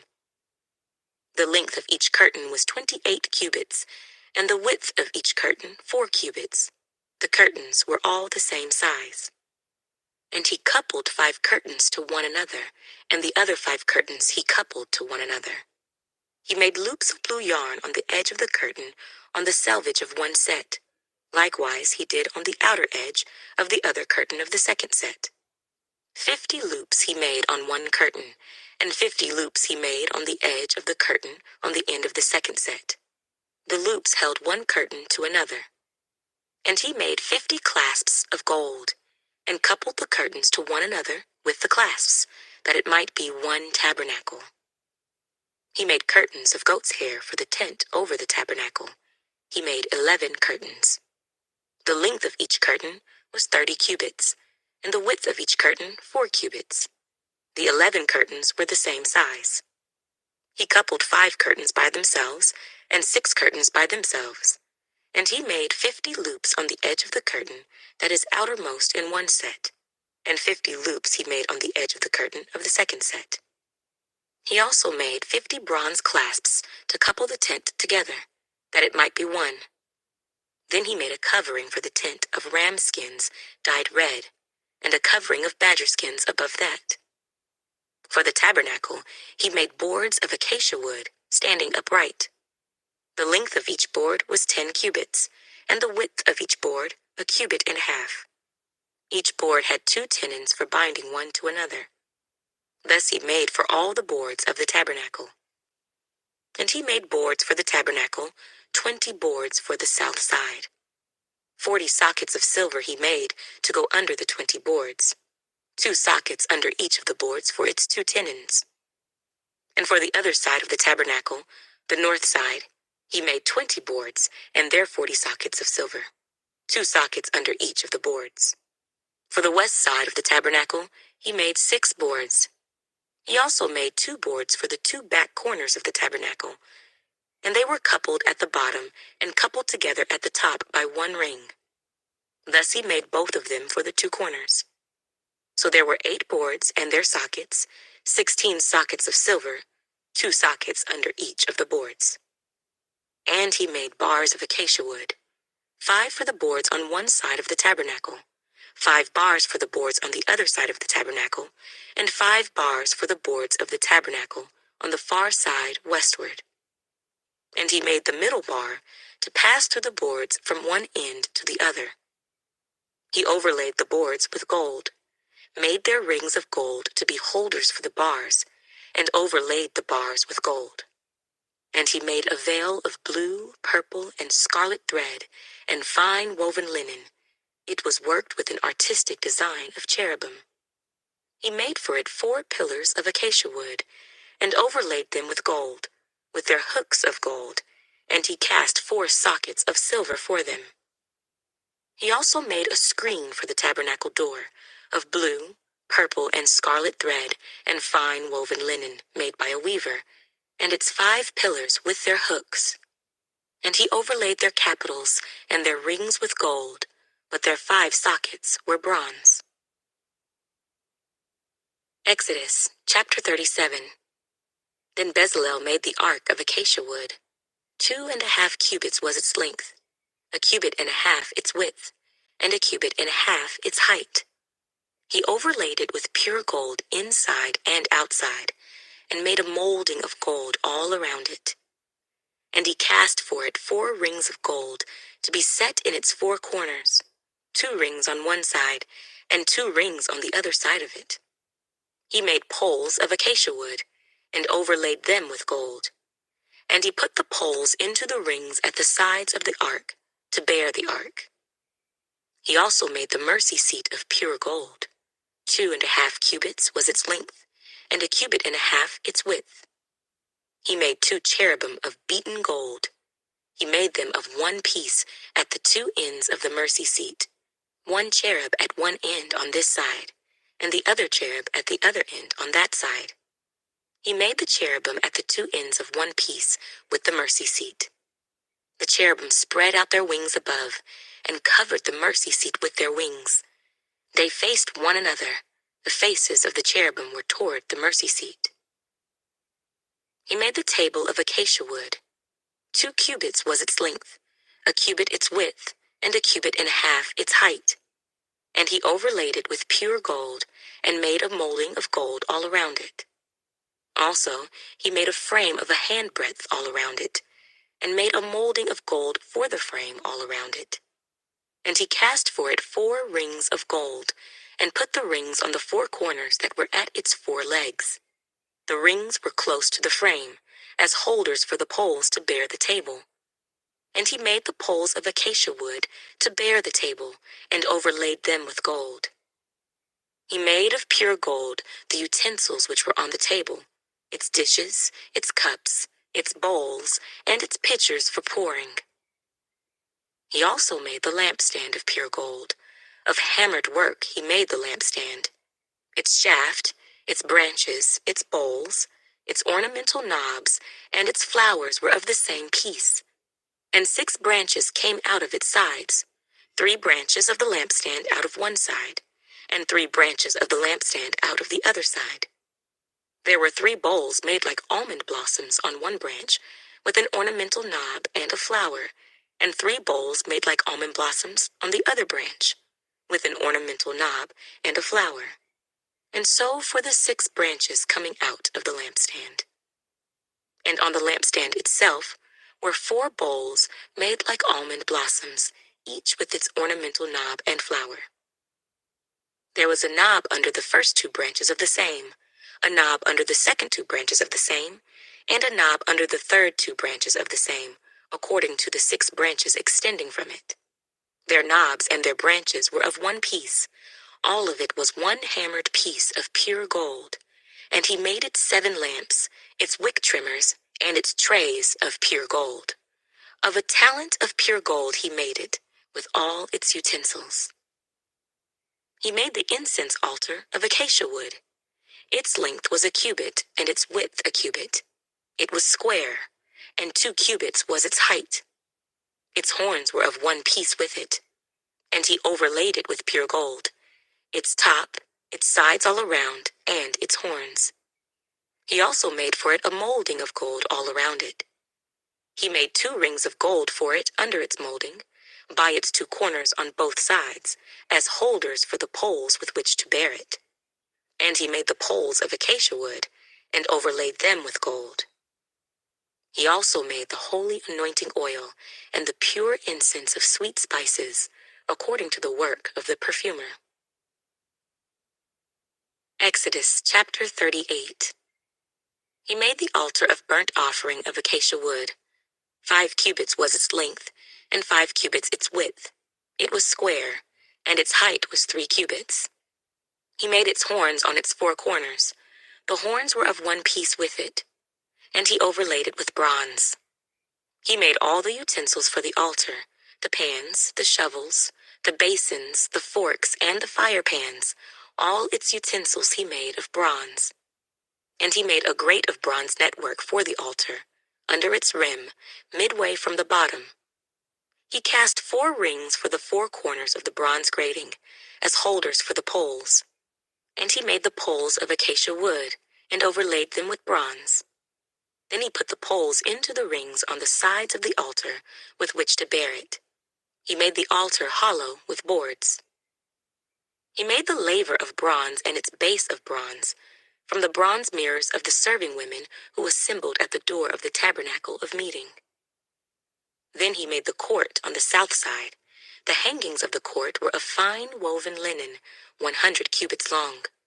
There were 20 pillars for them, with 20 bronze sockets. The hooks of the pillars and their bands were silver. On the north side, the hangings were 100 cubits long, with 20 pillars and their 20 bronze sockets. The hooks of the pillars and their bands were silver.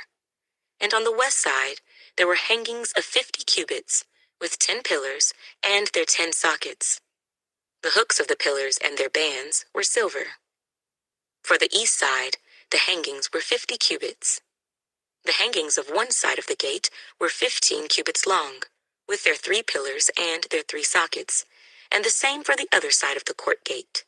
On this side and that were hangings of 15 cubits, with their 3 pillars and their 3 sockets. All the hangings of the court all around were of fine woven linen. The sockets for the pillars were bronze. The hooks of the pillars and their bands were silver, and the overlay of their capitals was silver, and all the pillars of the court had bands of silver. The screen for the gate of the court was woven of blue, purple, and scarlet thread, and of fine woven linen. The length was 20 cubits, and the height along its width was 5 cubits, corresponding to the hangings of the court.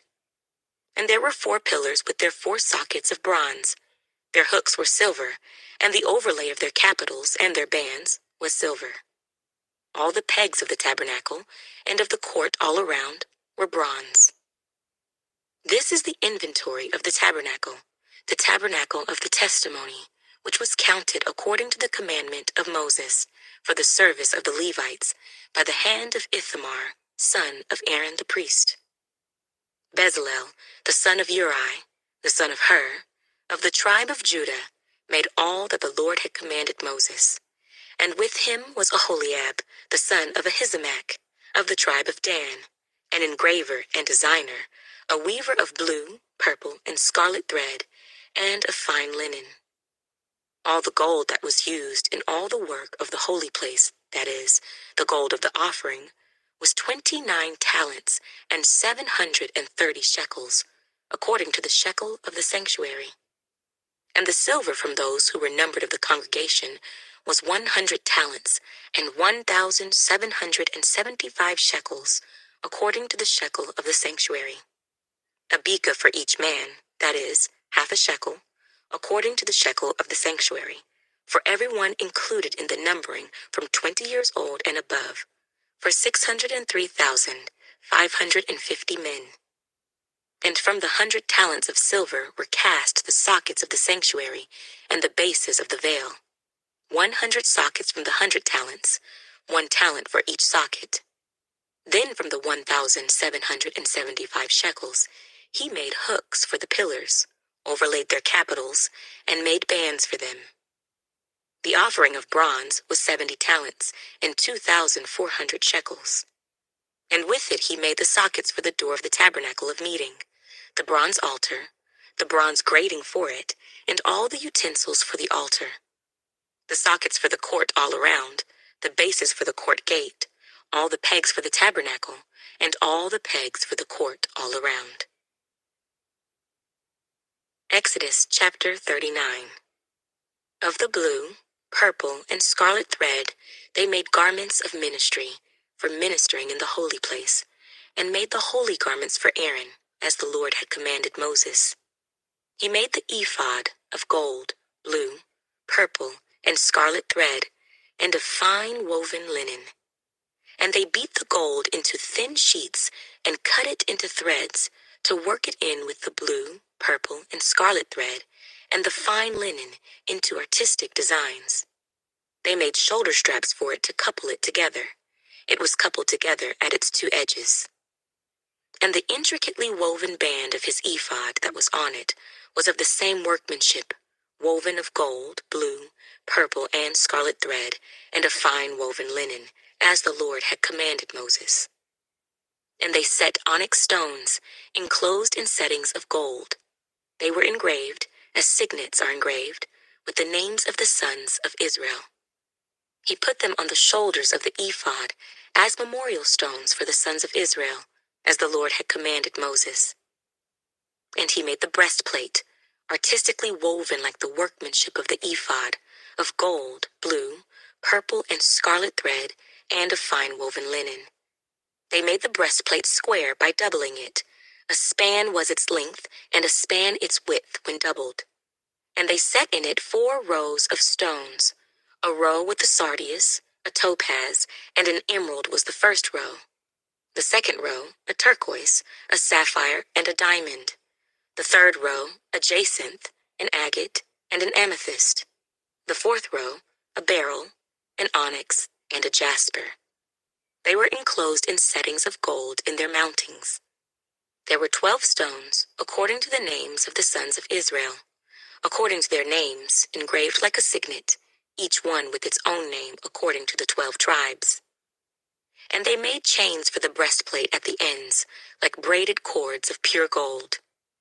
They also made 2 settings of gold and 2 gold rings, and put the 2 rings on the 2 ends of the breastplate. And they put the 2 braided chains of gold in the 2 rings on the ends of the breastplate. The 2 ends of the 2 braided chains they fastened in the 2 settings, and put them on the shoulder straps of the ephod in the front. And they made 2 rings of gold, and put them on the 2 ends of the breastplate, on the edge of it, which was on the inward side of the ephod. They made 2 other gold rings, and put them on the 2 shoulder straps, underneath the ephod toward its front, right at the seam above the intricately woven band of the ephod. And they bound the breastplate by means of its rings to the rings of the ephod with a blue cord, so that it would be above the intricately woven band of the ephod, and that the breastplate would not come loose from the ephod, as the Lord had commanded Moses. He made the robe of the ephod of woven work, all of blue. And there was an opening in the middle of the robe, like the opening in a coat of mail, with a woven binding all around the opening, so that it would not tear. They made on the hem of the robe pomegranates of blue, purple, and scarlet, and of fine woven linen.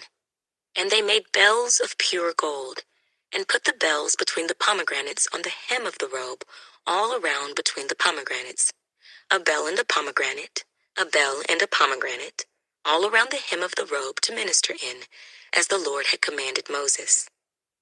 They made tunics, artistically woven of fine linen, for Aaron and his sons, a turban of fine linen, exquisite hats of fine linen, short trousers of fine woven linen, and a sash of fine woven linen with blue, purple, and scarlet thread made by a weaver, as the Lord had commanded Moses. Then they made the plate of the holy crown of pure gold, and wrote on it an inscription like the engraving of a signet, Holiness to the Lord. And they tied to it a blue cord to fasten it above on the turban, as the Lord had commanded Moses. Thus all the work of the tabernacle of the tent of meeting was finished. And the children of Israel did according to all that the Lord had commanded Moses, so they did.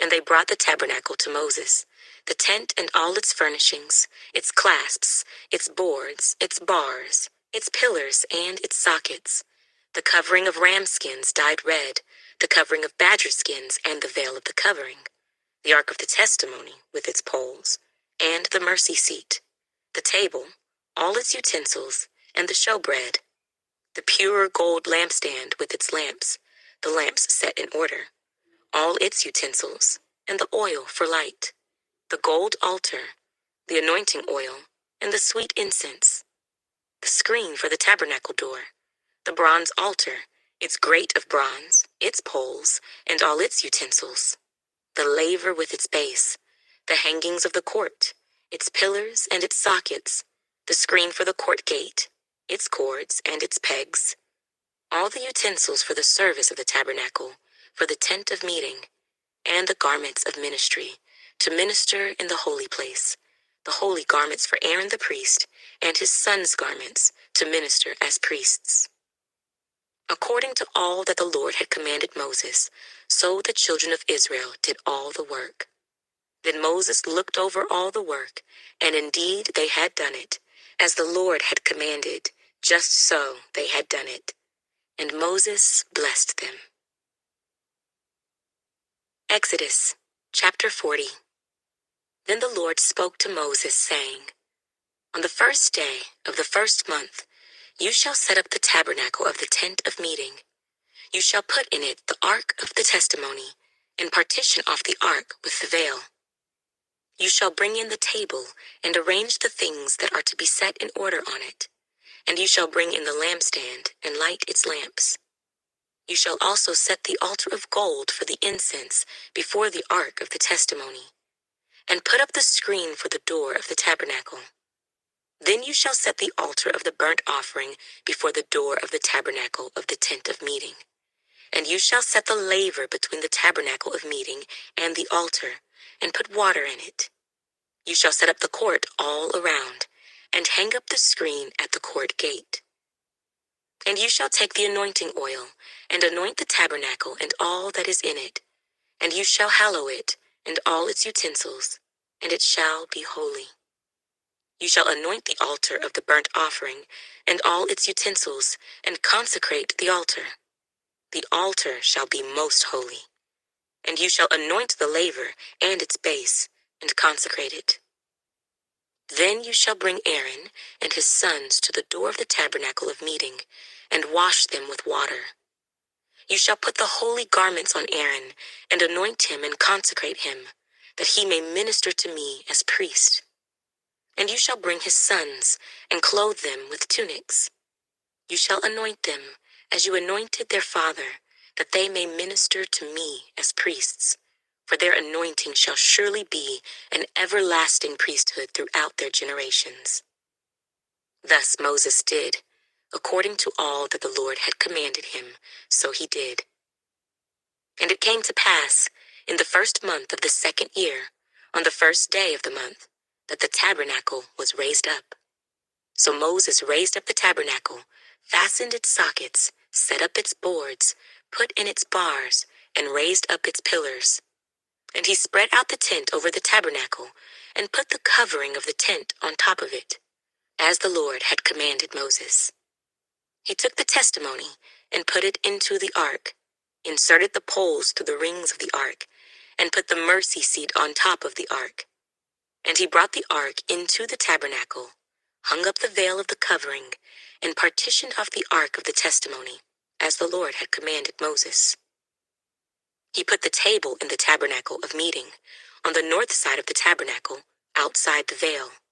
And he set the bread in order upon it before the Lord, as the Lord had commanded Moses. He put the lampstand in the tabernacle of meeting, across from the table, on the south side of the tabernacle. And he lit the lamps before the Lord, as the Lord had commanded Moses. He put the gold altar in the tabernacle of meeting, in front of the veil. And he burned sweet incense on it, as the Lord had commanded Moses. He hung up the screen at the door of the tabernacle.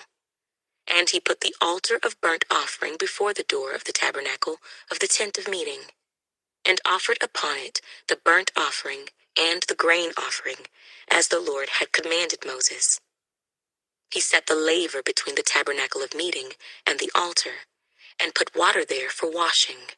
And Moses, Aaron, and his sons would wash their hands and their feet with water from it. Whenever they went into the tabernacle of meeting, and when they came near the altar, they washed, as the Lord had commanded Moses. And he raised up the court all around the tabernacle and the altar, and hung up the screen of the court gate, so Moses finished the work. Then the cloud covered the tabernacle of meeting, and the glory of the Lord filled the tabernacle. And Moses was not able to enter the tabernacle of meeting, because the cloud rested above it, and the glory of the Lord filled the tabernacle. Whenever the cloud was taken up from above the tabernacle, the children of Israel would go onward in all their journeys. But if the cloud was not taken up, then they did not journey till the day that it was taken up. For the cloud of the Lord was above the tabernacle by day, and fire was over it by night, in the sight of all the house of Israel throughout all their journeys. The third book of Moses, called Leviticus. Chapter 1. Now the Lord called to Moses, and spoke to him from the tabernacle of meeting, saying, Speak to the children of Israel, and say to them, When any one of you brings an offering to the Lord, you shall bring your offering of the livestock, of the herd and of the flock. If his offering is a burnt sacrifice of the herd, let him offer a male without blemish. He shall offer it of his own free will at the door of the tabernacle of meeting before the Lord. Then he shall put his hand on the head of the burnt offering, and it will be accepted on his behalf to make atonement for him. He shall kill the bull before the Lord, and the priests, Aaron's sons, shall bring the blood and sprinkle the blood all around on the altar that is by the door of the tabernacle of meeting. And he shall skin the burnt offering and cut it into its pieces. The sons of Aaron the priest shall put fire on the altar and lay the wood in order on the fire. Then the priests, Aaron's sons, shall lay the parts, the head, and the fat in order on the wood that is on the fire upon the altar. But he shall wash its entrails and its legs with water. And the priest shall burn all on the altar as a burnt sacrifice, an offering made by fire, a sweet aroma to the Lord. If his offering is of the flocks, of the sheep or of the goats, as a burnt sacrifice, he shall bring a male without blemish. He shall kill it on the north side of the altar before the Lord, and the priests, Aaron's sons, shall sprinkle its blood all around on the altar. And he shall cut it into its pieces, with its head and its fat, and the priest shall lay them in order on the wood that is on the fire upon the altar. But he shall wash the entrails and the legs with water. Then the priest shall bring it all, and burn it on the altar. It is a burnt sacrifice, an offering made by fire, a sweet aroma to the Lord. And if the burnt sacrifice of his offering to the Lord is of birds, then he shall bring his offering of turtle doves or young pigeons. The priest shall bring it to the altar, wring off its head, and burn it on the altar. Its blood shall be drained out at the side of the altar, and he shall remove its crop with its feathers, and cast it beside the altar on the east side, into the place for ashes. Then he shall split it at its wings, but shall not divide it completely. And the priest shall burn it on the altar, on the wood that is on the fire. It is a burnt sacrifice, an offering made by fire, a sweet aroma to the Lord. Leviticus chapter 2. When anyone offers a grain offering to the Lord, his offering shall be of fine flour, and he shall pour oil on it, and put frankincense on it. He shall bring it to Aaron's sons, the priests, one of whom shall take from it his handful of fine flour and oil, with all the frankincense. And the priest shall burn it as a memorial on the altar, an offering made by fire, a sweet aroma to the Lord. The rest of the grain offering shall be Aaron's and his sons. It is most holy of the offerings to the Lord made by fire. And if you bring as an offering a grain offering baked in the oven, it shall be unleavened cakes of fine flour mixed with oil, or unleavened wafers anointed with oil.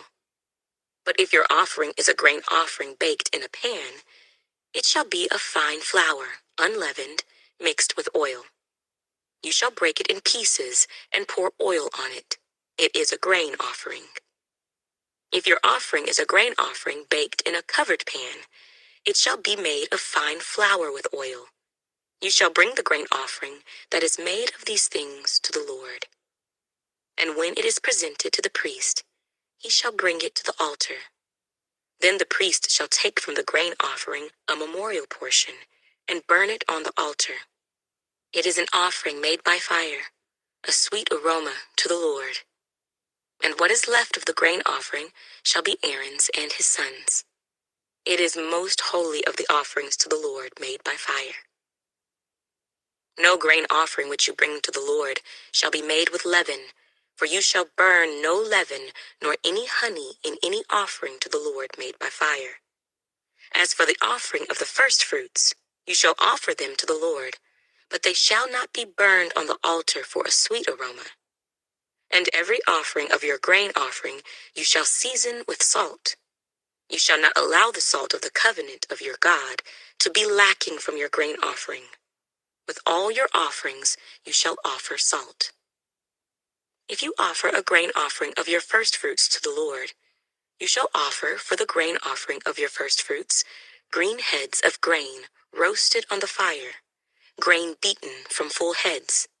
And you shall put oil on it, and lay frankincense on it. It is a grain offering.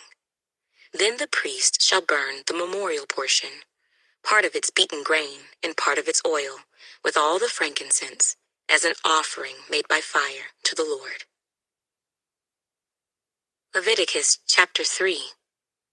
When his offering is a sacrifice of a peace offering, if he offers it of the herd, whether male or female, he shall offer it without blemish before the Lord.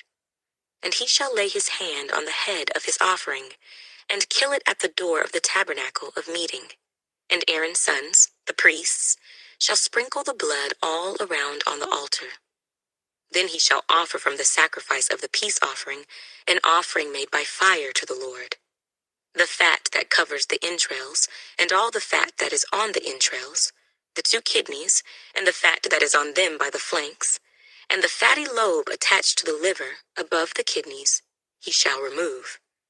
And Aaron's sons shall burn it on the altar upon the burnt sacrifice, which is on the wood that is on the fire, as an offering made by fire, a sweet aroma to the Lord. If his offering as a sacrifice of a peace offering to the Lord is of the flock, whether male or female, he shall offer it without blemish.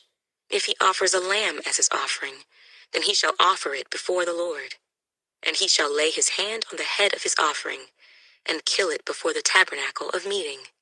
And Aaron's sons shall sprinkle its blood all around on the altar. Then he shall offer from the sacrifice of the peace offering as an offering made by fire to the Lord, its fat, and the whole fat tail which he shall remove close to the backbone, and the fat that covers the entrails, and all the fat that is on the entrails, the 2 kidneys, and the fat that is on them by the flanks, and the fatty lobe attached to the liver, above the kidneys, he shall remove. And the priest shall burn them on the altar as food, an offering made by fire to the Lord. And if his offering is a goat, then he shall offer it before the Lord. He shall lay his hand on its head, and kill it before the tabernacle of meeting. And the sons of Aaron shall sprinkle its blood all around on the altar. Then he shall offer from it his offering, as an offering made by fire to the Lord. The fat that covers the entrails, and all the fat that is on the entrails, the 2 kidneys, and the fat that is on them by the flanks, and the fatty lobe attached to the liver, above the kidneys, he shall remove. And the priest shall burn them on the altar as food, an offering made by fire for a sweet aroma. All the fat is the Lord's. This shall be a perpetual statute throughout your generations in all your dwellings. You shall eat neither fat nor blood. Leviticus chapter 4. Now the Lord spoke to Moses, saying, Speak to the children of Israel, saying, If a person sins unintentionally against any of the commandments of the Lord, in anything which ought not to be done, and does any of them, if the anointed priest sins, bringing guilt on the people, then let him offer to the Lord for his sin which he has sinned a young bull without blemish as a sin offering. He shall bring the bull to the door of the tabernacle of meeting before the Lord, lay his hand on the bull's head, and kill the bull before the Lord. Then the anointed priest shall take some of the bull's blood and bring it to the tabernacle of meeting. The priest shall dip his finger in the blood and sprinkle some of the blood 7 times before the Lord in front of the veil of the sanctuary. And the priest shall put some of the blood on the horns of the altar of sweet incense before the Lord, which is in the tabernacle of meeting. And he shall pour the remaining blood of the bull at the base of the altar of the burnt offering, which is at the door of the tabernacle of meeting. He shall take from it all the fat of the bull as the sin offering, the fat that covers the entrails, and all the fat which is on the entrails, the 2 kidneys, and the fat that is on them by the flanks, and the fatty lobe attached to the liver above the kidneys, he shall remove, as it was taken from the bull of the sacrifice of the peace offering, and the priest shall burn them on the altar of the burnt offering. But the bull's hide and all its flesh, with its head and legs, its entrails and offal, the whole bull he shall carry outside the camp to a clean place, where the ashes are poured out, and burn it on wood with fire. Where the ashes are poured out, it shall be burned. Now if the whole congregation of Israel sins unintentionally, and the thing is hidden from the eyes of the assembly, and they have done something against any of the commandments of the Lord in anything which should not be done, and are guilty, when the sin which they have committed becomes known, then the assembly shall offer a young bull for the sin, and bring it before the tabernacle of meeting. And the elders of the congregation shall lay their hands on the head of the bull before the Lord. Then the bull shall be killed before the Lord. The anointed priest shall bring some of the bull's blood to the tabernacle of meeting. Then the priest shall dip his finger in the blood and sprinkle it 7 times before the Lord in front of the veil. And he shall put some of the blood on the horns of the altar, which is before the Lord, which is in the tabernacle of meeting. And he shall pour the remaining blood at the base of the altar of burnt offering, which is at the door of the tabernacle of meeting. He shall take all the fat from it and burn it on the altar. And he shall do with the bull as he did with the bull as a sin offering. Thus he shall do with it. So the priest shall make atonement for them, and it shall be forgiven them. Then he shall carry the bull outside the camp, and burn it as he burned the first bull. It is a sin offering for the assembly. When a ruler has sinned, and done something unintentionally against any of the commandments of the Lord his God, in anything which should not be done, and is guilty, or if his sin which he has committed comes to his knowledge, he shall bring as his offering a kid of the goats, a male without blemish, and he shall lay his hand on the head of the goat, and kill it at the place where they killed the burnt offering before the Lord. It is a sin offering. The priest shall take some of the blood of the sin offering with his finger, put it on the horns of the altar of burnt offering, and pour its blood at the base of the altar of burnt offering. And he shall burn all its fat on the altar, like the fat of the sacrifice of the peace offering. So the priest shall make atonement for him concerning his sin, and it shall be forgiven him. If any one of the common people sins unintentionally by doing something against any of the commandments of the Lord in anything which ought not to be done, and is guilty, or if his sin, which he has committed, comes to his knowledge, then he shall bring as his offering a kid of the goats, a female without blemish, for his sin which he has committed. And he shall lay his hand on the head of the sin offering, and kill the sin offering at the place of the burnt offering. Then the priest shall take some of its blood with his finger, put it on the horns of the altar of burnt offering, and pour all the remaining blood at the base of the altar. He shall remove all its fat, as fat is removed from the sacrifice of the peace offering. And the priest shall burn it on the altar for a sweet aroma to the Lord. So the priest shall make atonement for him, and it shall be forgiven him.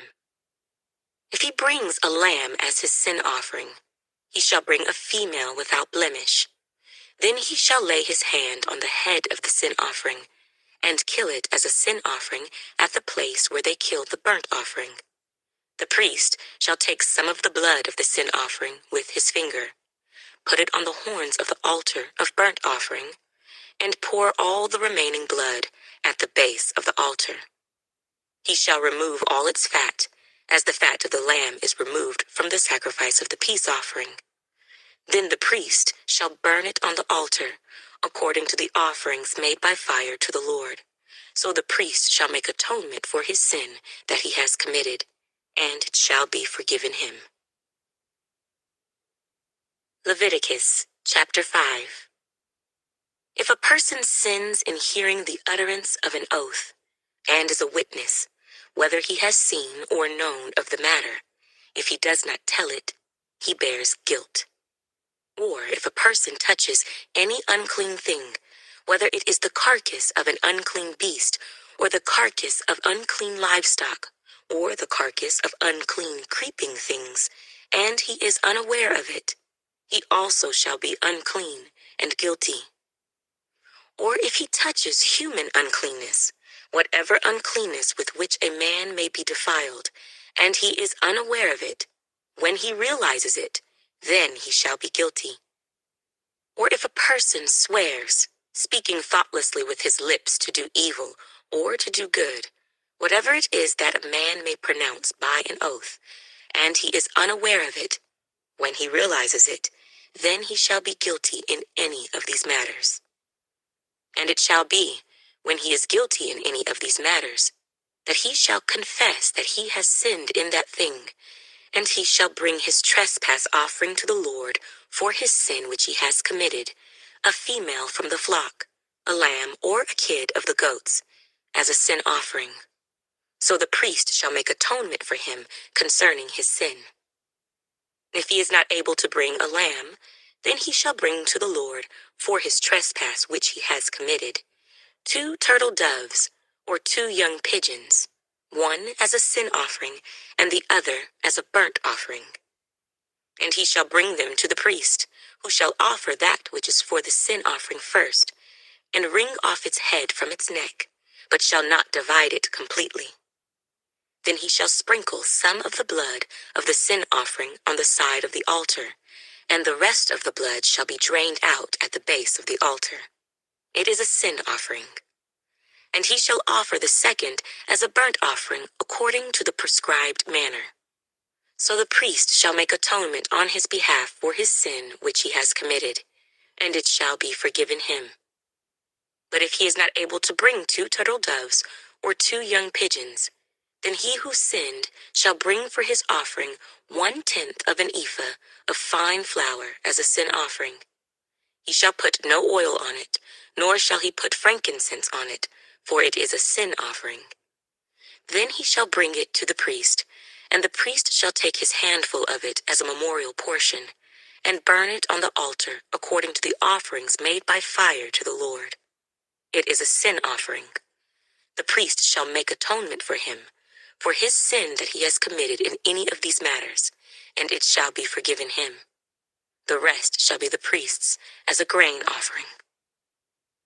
Then the Lord spoke to Moses, saying, If a person commits a trespass and sins unintentionally in regard to the holy things of the Lord, then he shall bring to the Lord as his trespass offering a ram without blemish from the flocks, with your valuation in shekels of silver according to the shekel of the sanctuary, as a trespass offering. And he shall make restitution for the harm that he has done in regard to the holy thing, and shall add 1/5 to it, and give it to the priest. So the priest shall make atonement for him with the ram of the trespass offering, and it shall be forgiven him. If a person sins and commits any of these things which are forbidden to be done by the commandments of the Lord, though he does not know it, yet he is guilty and shall bear his iniquity. And he shall bring to the priest a ram without blemish from the flock, with your valuation, as a trespass offering. So the priest shall make atonement for him regarding his ignorance in which he erred and did not know it, and it shall be forgiven him. It is a trespass offering. He has certainly trespassed against the Lord. Leviticus chapter 6. And the Lord spoke to Moses, saying, If a person sins and commits a trespass against the Lord by lying to his neighbor about what was delivered to him for safekeeping, or about a pledge, or about a robbery, or if he has extorted from his neighbor, or if he has found what was lost and lies concerning it, and swears falsely, in any one of these things that a man may do in which he sins, then it shall be, because he has sinned and is guilty, that he shall restore what he has stolen, or the thing which he has extorted, or what was delivered to him for safekeeping, or the lost thing which he found, or all that about which he has sworn falsely. He shall restore its full value, Add 1/5 more to it, and give it to whomever it belongs on the day of his trespass offering. And he shall bring his trespass offering to the Lord, a ram without blemish from the flock, with your valuation, as a trespass offering to the priest. So the priest shall make atonement for him before the Lord, and he shall be forgiven for any one of these things that he may have done in which he trespasses. Then the Lord spoke to Moses, saying, Command Aaron and his sons, saying, This is the law of the burnt offering. The burnt offering shall be on the hearth upon the altar all night until morning, and the fire of the altar shall be kept burning on it.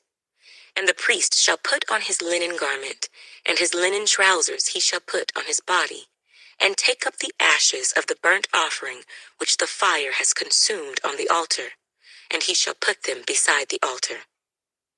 Then he shall take off his garments, put on other garments, and carry the ashes outside the camp to a clean place.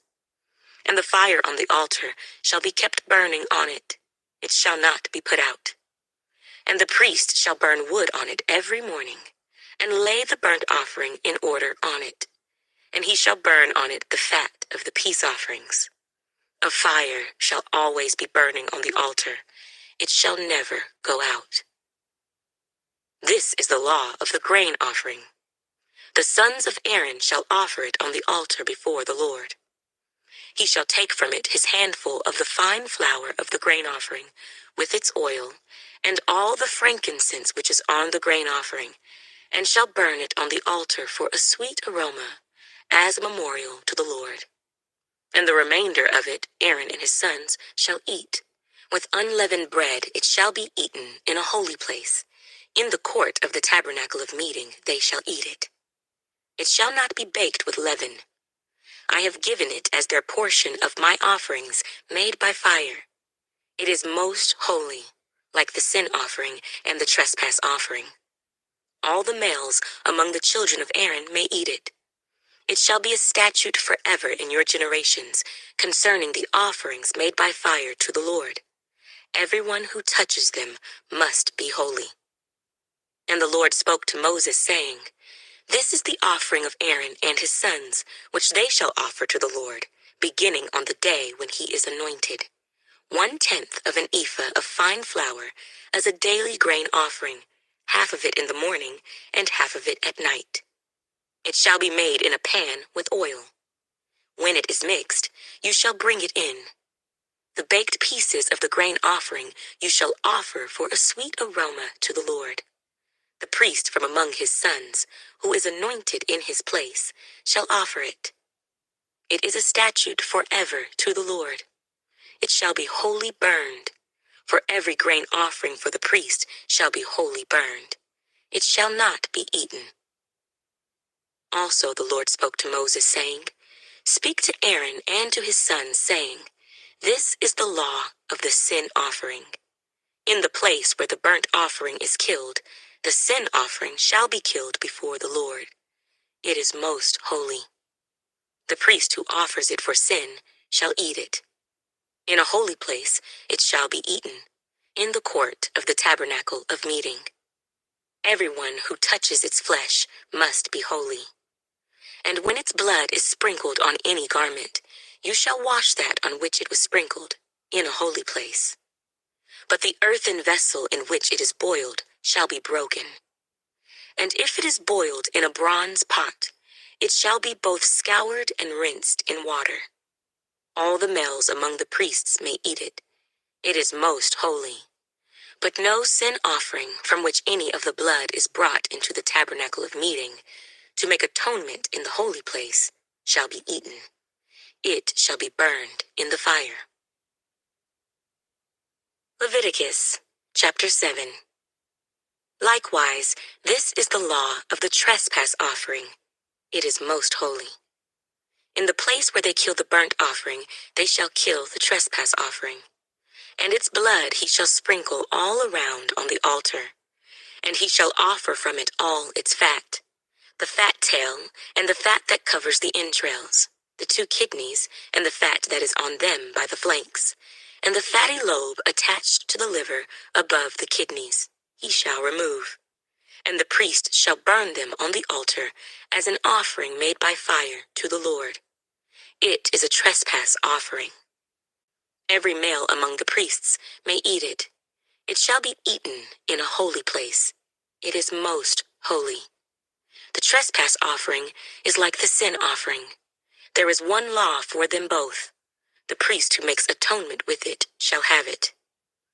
And the priest who offers anyone's burnt offering, that priest shall have for himself the skin of the burnt offering which he has offered. Also, every grain offering that is baked in the oven, and all that is prepared in the covered pan, or in a pan, shall be the priest's who offers it. Every grain offering, whether mixed with oil or dry, shall belong to all the sons of Aaron, to one as much as the other. This is the law of the sacrifice of peace offerings, which he shall offer to the Lord. If he offers it for a thanksgiving, then he shall offer, with the sacrifice of thanksgiving, unleavened cakes mixed with oil, unleavened wafers anointed with oil, or cakes of blended flour mixed with oil. Besides the cakes, as his offering, he shall offer leavened bread with the sacrifice of thanksgiving of his peace offering. And from it he shall offer one cake from each offering as a heave offering to the Lord. It shall belong to the priest who sprinkles the blood of the peace offering. The flesh of the sacrifice of his peace offering for thanksgiving shall be eaten the same day it is offered. He shall not leave any of it until morning. But if the sacrifice of his offering is a vow or a voluntary offering, it shall be eaten the same day that he offers his sacrifice. But on the next day, the remainder of it also may be eaten. The remainder of the flesh of the sacrifice on the third day must be burned with fire. And if any of the flesh of the sacrifice of his peace offering is eaten at all on the third day, it shall not be accepted, nor shall it be imputed to him. It shall be an abomination to him who offers it, and the person who eats of it shall bear guilt. The flesh that touches any unclean thing shall not be eaten. It shall be burned with fire. And as for the clean flesh, all who are clean may eat of it. But the person who eats the flesh of the sacrifice of the peace offering that belongs to the Lord, while he is unclean, that person shall be cut off from his people. Moreover, the person who touches any unclean thing, such as human uncleanness, an unclean animal, or any abominable unclean thing, and who eats the flesh of the sacrifice of the peace offering that belongs to the Lord, that person shall be cut off from his people. And the Lord spoke to Moses, saying, Speak to the children of Israel, saying, You shall not eat any fat of ox or sheep or goat, and the fat of an animal that dies naturally, and the fat of what is torn by wild beasts, may be used in any other way, but you shall by no means eat it. For whoever eats the fat of the animal of which men offer an offering made by fire to the Lord, the person who eats it shall be cut off from his people. Moreover, you shall not eat any blood in any of your dwellings, whether of bird or beast. Whoever eats any blood, that person shall be cut off from his people. Then the Lord spoke to Moses, saying, Speak to the children of Israel, saying, He who offers the sacrifice of his peace offering to the Lord shall bring his offering to the Lord from the sacrifice of his peace offering. His own hands shall bring the offerings made by fire to the Lord. The fat with the breast he shall bring, that the breast may be waved as a wave offering before the Lord. And the priest shall burn the fat on the altar, but the breast shall be Aaron's and his sons'. Also, the right thigh you shall give to the priest as a heave offering from the sacrifices of your peace offerings. He among the sons of Aaron, who offers the blood of the peace offering and the fat, shall have the right thigh for his part. For the breast of the wave offering and the thigh of the heave offering I have taken from the children of Israel, from the sacrifices of their peace offerings, and I have given them to Aaron the priest and to his sons from the children of Israel by a statute forever. This is the consecrated portion for Aaron and his sons from the offerings made by fire to the Lord on the day when Moses presented them to minister to the Lord as priests. The Lord commanded this to be given to them by the children of Israel on the day that he anointed them by a statute forever throughout their generations. This is the law of the burnt offering, the grain offering, the sin offering, the trespass offering, the consecrations, and the sacrifice of the peace offering, which the Lord commanded Moses on Mount Sinai on the day when he commanded the children of Israel to offer their offerings to the Lord in the wilderness of Sinai. Leviticus chapter 8. And the Lord spoke to Moses, saying, Take Aaron and his sons with him, and the garments, the anointing oil, a bull as the sin offering, 2 rams, and a basket of unleavened bread, and gather all the congregation together at the door of the tabernacle of meeting. So Moses did as the Lord commanded him, and the congregation was gathered together at the door of the tabernacle of meeting. And Moses said to the congregation, This is what the Lord commanded to be done. Then Moses brought Aaron and his sons and washed them with water. And he put the tunic on him, girded him with the sash, clothed him with the robe, and put the ephod on him. And he girded him with the intricately woven band of the ephod, and with it tied the ephod on him.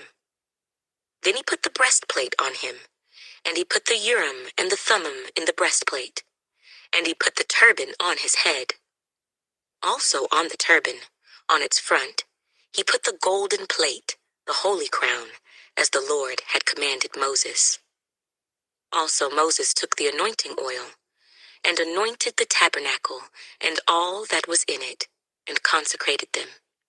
He sprinkled some of it on the altar 7 times, anointed the altar and all its utensils, and the laver and its base, to consecrate them. And he poured some of the anointing oil on Aaron's head, and anointed him, to consecrate him. Then Moses brought Aaron's sons, and put tunics on them, girded them with sashes, and put hats on them, as the Lord had commanded Moses. And he brought the bull for the sin offering. Then Aaron and his sons laid their hands on the head of the bull for the sin offering, and Moses killed it. Then he took the blood, and put some on the horns of the altar all around with his finger, and purified the altar. And he poured the blood at the base of the altar, and consecrated it, to make atonement for it. Then he took all the fat that was on the entrails, the fatty lobe attached to the liver, and the 2 kidneys with their fat, and Moses burned them on the altar. But the bull, its hide, its flesh, and its offal, he burned with fire outside the camp, as the Lord had commanded Moses. Then he brought the ram as the burnt offering, and Aaron and his sons laid their hands on the head of the ram, and Moses killed it. Then he sprinkled the blood all around on the altar, and he cut the ram into pieces, and Moses burned the head, the pieces, and the fat. Then he washed the entrails and the legs in water, and Moses burned the whole ram on the altar. It was a burnt sacrifice for a sweet aroma, an offering made by fire to the Lord, as the Lord had commanded Moses. And he brought the second ram, the ram of consecration. Then Aaron and his sons laid their hands on the head of the ram, and Moses killed it. Also he took some of its blood, and put it on the tip of Aaron's right ear, on the thumb of his right hand, and on the big toe of his right foot. Then he brought Aaron's sons, and Moses put some of the blood on the tips of their right ears, on the thumbs of their right hands, and on the big toes of their right feet. And Moses sprinkled the blood all around on the altar. Then he took the fat, and the fat tail, all the fat that was on the entrails, the fatty lobe attached to the liver, the 2 kidneys and their fat, and the right thigh, and from the basket of unleavened bread that was before the Lord, He took 1 unleavened cake, a cake of bread anointed with oil, and 1 wafer, and put them on the fat and on the right thigh. And he put all these in Aaron's hands and in his son's hands, and waved them as a wave offering before the Lord. Then Moses took them from their hands and burned them on the altar, on the burnt offering. They were consecration offerings for a sweet aroma. That was an offering made by fire to the Lord. And Moses took the breast and waved it as a wave offering before the Lord. It was Moses' part of the ram of consecration, as the Lord had commanded Moses. Then Moses took some of the anointing oil and some of the blood which was on the altar, and sprinkled it on Aaron, on his garments, on his sons, and on the garments of his sons with him. And he consecrated Aaron, his garments, his sons, and the garments of his sons with him. And Moses said to Aaron and his sons, "Boil the flesh at the door of the tabernacle of meeting, and eat it there with the bread that is in the basket of consecration offerings, as I commanded, saying, Aaron and his sons shall eat it. What remains of the flesh and of the bread you shall burn with fire. And you shall not go outside the door of the tabernacle of meeting for 7 days, until the days of your consecration are ended. For 7 days he shall consecrate you. As he has done this day, so the Lord has commanded to do, to make atonement for you. Therefore you shall stay at the door of the tabernacle of meeting day and night for 7 days, and keep the charge of the Lord, so that you may not die, for so I have been commanded." So Aaron and his sons did all the things that the Lord had commanded by the hand of Moses. Leviticus chapter 9. It came to pass on the 8th day that Moses called Aaron and his sons and the elders of Israel. And he said to Aaron, "Take for yourself a young bull as a sin offering, and a ram as a burnt offering, without blemish, and offer them before the Lord. And to the children of Israel you shall speak, saying, Take a kid of the goats as a sin offering, and a calf and a lamb, both of the first year, without blemish, as a burnt offering. Also a bull and a ram as peace offerings, to sacrifice before the Lord, and a grain offering mixed with oil. For today the Lord will appear to you." So they brought what Moses commanded before the tabernacle of meeting. And all the congregation drew near and stood before the Lord. Then Moses said, "This is the thing which the Lord commanded you to do, and the glory of the Lord will appear to you." And Moses said to Aaron, "Go to the altar, offer your sin offering and your burnt offering, and make atonement for yourself and for the people. Offer the offering of the people, and make atonement for them, as the Lord commanded." Aaron therefore went to the altar, and killed the calf of the sin offering, which was for himself. Then the sons of Aaron brought the blood to him. And he dipped his finger in the blood, put it on the horns of the altar, and poured the blood at the base of the altar. But the fat, the kidneys, and the fatty lobe from the liver of the sin offering he burned on the altar, as the Lord had commanded Moses. The flesh and the hide he burned with fire outside the camp. And he killed the burnt offering, and Aaron's sons presented to him the blood, which he sprinkled all around on the altar. Then they presented the burnt offering to him, with its pieces and head, and he burned them on the altar. And he washed the entrails and the legs, and burned them with the burnt offering on the altar.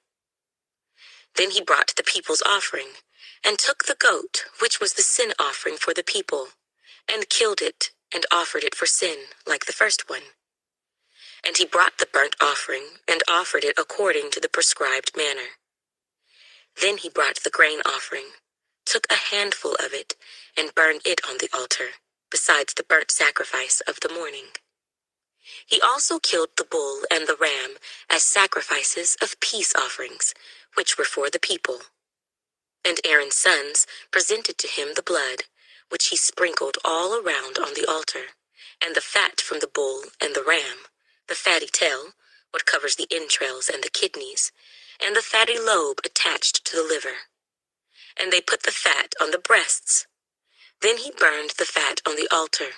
But the breasts and the right thigh Aaron waved as a wave offering before the Lord, as Moses had commanded. Then Aaron lifted his hand toward the people, blessed them, and came down from offering the sin offering, the burnt offering, and peace offerings. And Moses and Aaron went into the tabernacle of meeting, and came out and blessed the people. Then the glory of the Lord appeared to all the people, and fire came out from before the Lord, and consumed the burnt offering and the fat on the altar. When all the people saw it, they shouted and fell on their faces. Leviticus chapter 10. Then Nadab and Abihu, the sons of Aaron, each took his censer and put fire in it, put incense on it, and offered profane fire before the Lord, which he had not commanded them. So fire went out from the Lord and devoured them, and they died before the Lord. And Moses said to Aaron, "This is what the Lord spoke, saying, By those who come near me I must be regarded as holy, and before all the people I must be glorified." So Aaron held his peace. Then Moses called Mishael and Elzaphan, the sons of Uzziel, the uncle of Aaron, and said to them, "Come near, carry your brethren from before the sanctuary out of the camp." So they went near and carried them by their tunics out of the camp, as Moses had said. And Moses said to Aaron and to Eleazar and Ithamar, his sons, "Do not uncover your heads, nor tear your clothes, lest you die, and wrath come upon all the people. But let your brethren, the whole house of Israel, bewail the burning which the Lord has kindled. You shall not go out from the door of the tabernacle of meeting, lest you die, for the anointing oil of the Lord is upon you." And they did according to the word of Moses. Then the Lord spoke to Aaron, saying, "Do not drink wine or intoxicating drink, you, nor your sons with you, when you go into the tabernacle of meeting, lest you die. It shall be a statute forever throughout your generations, that you may distinguish between holy and unholy, and between unclean and clean, and that you may teach the children of Israel all the statutes which the Lord has spoken to them by the hand of Moses." And Moses spoke to Aaron and to Eleazar and Ithamar, his sons who were left, "Take the grain offering that remains of the offerings made by fire to the Lord, and eat it without leaven beside the altar, for it is most holy. You shall eat it in a holy place, because it is your due and your son's due of the sacrifices made by fire to the Lord, for so I have been commanded. The breast of the wave offering and the thigh of the heave offering you shall eat in a clean place, you, your sons, and your daughters with you, for they are your due and your sons' due, which are given from the sacrifices of peace offerings of the children of Israel. The thigh of the heave offering and the breast of the wave offering they shall bring with the offerings of fat made by fire, to offer as a wave offering before the Lord. And it shall be yours and your sons with you, by a statute forever, as the Lord has commanded." Then Moses made careful inquiry about the goat of the sin offering, and there it was, burned up. And he was angry with Eleazar and Ithamar, the sons of Aaron who were left, saying, "Why have you not eaten the sin offering in a holy place, since it is most holy, and God has given it to you to bear the guilt of the congregation, to make atonement for them before the Lord? See, its blood was not brought inside the holy place. Indeed, you should have eaten it in a holy place, as I commanded." And Aaron said to Moses, "Look, this day they have offered their sin offering and their burnt offering before the Lord, and such things have befallen me. If I had eaten the sin offering today, would it have been accepted in the sight of the Lord?" So when Moses heard that, he was content. Leviticus chapter 11. Now the Lord spoke to Moses and Aaron, saying to them, "Speak to the children of Israel, saying, These are the animals which you may eat among all the animals that are on the earth. Among the animals, whatever divides the hoof, having cloven hooves and chewing the cud, that you may eat. Nevertheless, these you shall not eat among those that chew the cud or those that have cloven hooves. The camel, because it chews the cud but does not have cloven hooves, is unclean to you.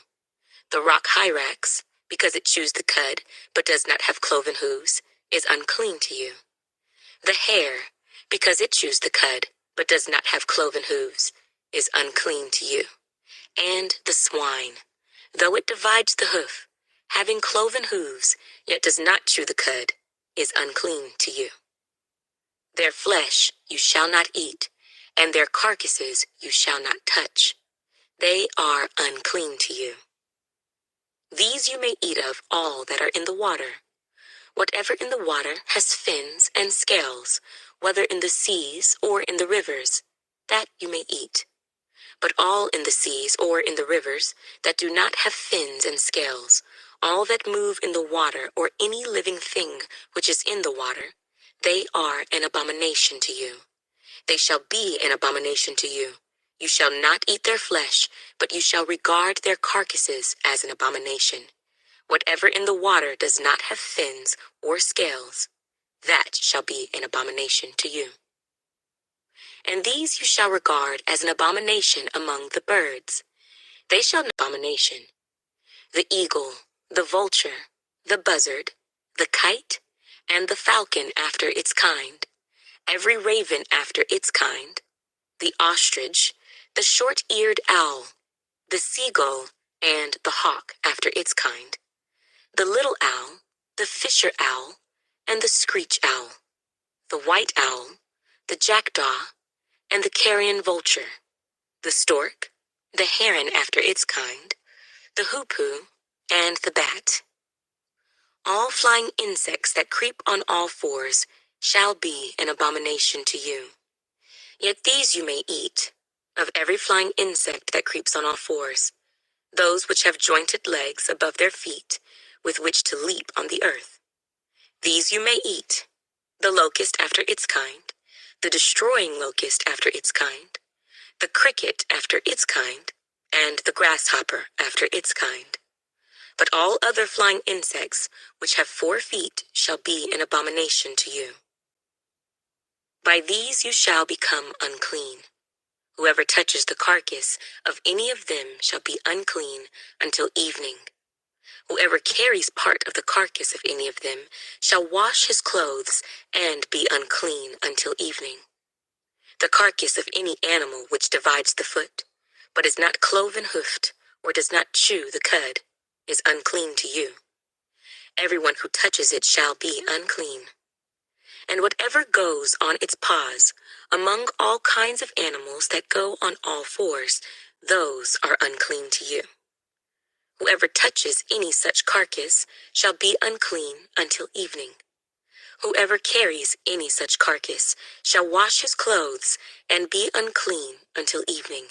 It is unclean to you.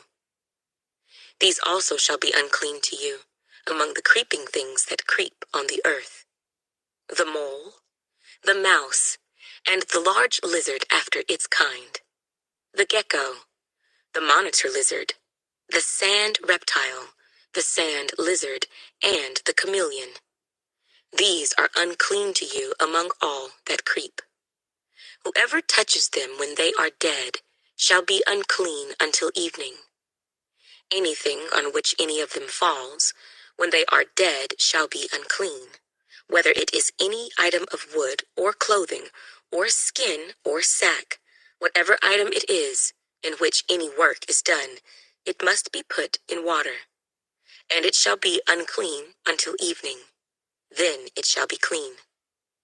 Any earthen vessel into which any of them falls, you shall break. and whatever is in it shall be unclean. In such a vessel, any edible food upon which water falls becomes unclean, and any drink that may be drunk from it becomes unclean. And everything on which a part of any such carcass falls shall be unclean. Whether it is an oven or cooking stove, it shall be broken down, for they are unclean, and shall be unclean to you. Nevertheless, a spring or a cistern in which there is plenty of water shall be clean. But whatever touches any such carcass becomes unclean. And if a part of any such carcass falls on any planting seed which is to be sown, it remains clean. But if water is put on the seed, and if a part of any such carcass falls on it, it becomes unclean to you.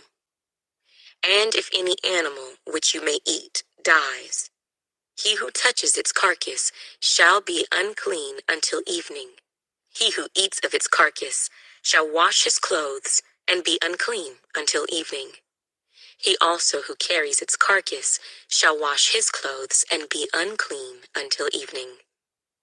And every creeping thing that creeps on the earth shall be an abomination. It shall not be eaten. Whatever crawls on its belly, whatever goes on all fours, or whatever has many feet among all creeping things that creep on the earth, these you shall not eat, for they are an abomination. You shall not make yourselves abominable with any creeping thing that creeps, nor shall you make yourselves unclean with them, lest you be defiled by them. For I am the Lord your God. You shall therefore consecrate yourselves, and you shall be holy, for I am holy. Neither shall you defile yourselves with any creeping thing that creeps on the earth. For I am the Lord who brings you up out of the land of Egypt, to be your God. You shall therefore be holy, for I am holy. This is the law of the animals, and the birds, and every living creature that moves in the waters, and of every creature that creeps on the earth, to distinguish between the unclean and the clean, and between the animal that may be eaten, and the animal that may not be eaten. Leviticus chapter 12. Then the Lord spoke to Moses, saying, Speak to the children of Israel, saying, If a woman has conceived, and borne a male child, then she shall be unclean 7 days. As in the days of her customary impurity, she shall be unclean. And on the 8th day, the flesh of his foreskin shall be circumcised. She shall then continue in the blood of her purification 33 days. She shall not touch any hallowed thing, nor come into the sanctuary until the days of her purification are fulfilled. But if she bears a female child, then she shall be unclean 2 weeks, as in her customary impurity, and she shall continue in the blood of her purification 66 days. When the days of her purification are fulfilled, whether for a son or a daughter, she shall bring to the priest a lamb of the first year as a burnt offering, and a young pigeon or a turtle dove as a sin offering to the door of the tabernacle of meeting. Then he shall offer it before the Lord, and make atonement for her, and she shall be clean from the flow of her blood. This is the law for her who has borne a male or a female. And if she is not able to bring a lamb, then she may bring 2 turtle doves or 2 young pigeons, one as a burnt offering, and the other as a sin offering.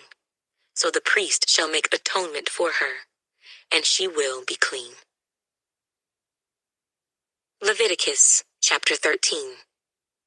And the Lord spoke to Moses and Aaron, saying, When a man has on the skin of his body a swelling, a scab, or a bright spot, and it becomes on the skin of his body like a leprous sore, then he shall be brought to Aaron the priest, or to one of his sons the priests. The priest shall examine the sore on the skin of the body, and if the hair on the sore has turned white, and the sore appears to be deeper than the skin of his body, it is a leprous sore. Then the priest shall examine him and pronounce him unclean. But if the bright spot is white on the skin of his body, and does not appear to be deeper than the skin, and its hair has not turned white, then the priest shall isolate the one who has the sore 7 days. And the priest shall examine him on the 7th day. And indeed, if the sore appears to be as it was, and the sore has not spread on the skin, then the priest shall isolate him another 7 days. Then the priest shall examine him again on the 7th day. And indeed, if the sore has faded, and the sore has not spread on the skin, then the priest shall pronounce him clean. It is only a scab, and he shall wash his clothes and be clean. But if the scab should at all spread over the skin after he has been seen by the priest for his cleansing, he shall be seen by the priest again. And if the priest sees that the scab has indeed spread on the skin, then the priest shall pronounce him unclean. It is leprosy. When the leprous sore is on a person, then he shall be brought to the priest, and the priest shall examine him. And indeed, if the swelling on the skin is white, and it has turned the hair white, and there is a spot of raw flesh in the swelling, it is an old leprosy on the skin of his body. The priest shall pronounce him unclean, and shall not isolate him, for he is unclean. And if leprosy breaks out all over the skin, and the leprosy covers all the skin of the one who has the sore, from his head to his foot, wherever the priest looks, then the priest shall consider, and indeed, if the leprosy has covered all his body, he shall pronounce him clean who has the sore. It has all turned white. He is clean. But when raw flesh appears on him, he shall be unclean. And the priest shall examine the raw flesh and pronounce him to be unclean. For the raw flesh is unclean. It is leprosy.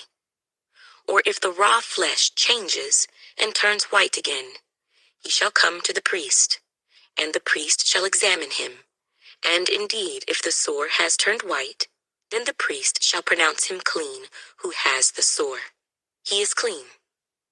If the body develops a boil in the skin, and it is healed, and in the place of the boil there comes a white swelling or a bright spot, reddish white, then it shall be shown to the priest.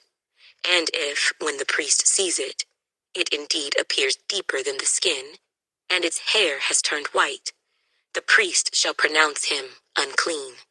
It is a leprous sore which has broken out of the boil.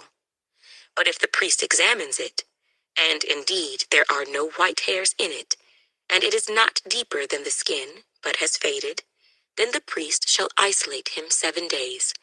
And if it should at all spread over the skin, then the priest shall pronounce him unclean. It is a leprous sore. But if the bright spot stays in one place, and has not spread, it is the scar of the boil, and the priest shall pronounce him clean. Or if the body receives a burn on its skin by fire, and the raw flesh of the burn becomes a bright spot, reddish white or white, then the priest shall examine it. And indeed, if the hair of the bright spot has turned white, and it appears deeper than the skin, it is leprosy broken out in the burn. Therefore the priest shall pronounce him unclean. It is a leprous sore. But if the priest examines it, and indeed there are no white hairs in the bright spot, and it is not deeper than the skin, but has faded, then the priest shall isolate him 7 days. And the priest shall examine him on the 7th day. If it has at all spread over the skin, then the priest shall pronounce him unclean. It is a leprous sore. But if the bright spot stays in one place, and has not spread on the skin, but has faded, it is a swelling from the burn. The priest shall pronounce him clean, for it is the scar from the burn. If a man or woman has a sore on the head or the beard, then the priest shall examine the sore, And indeed, if it appears deeper than the skin, and there is in it thin yellow hair, then the priest shall pronounce him unclean. It is a scaly leprosy of the head or beard. But if the priest examines the scaly sore, and indeed it does not appear deeper than the skin, and there is no black hair in it, then the priest shall isolate the one who has the scale 7 days. And on the 7th day, the priest shall examine the sore.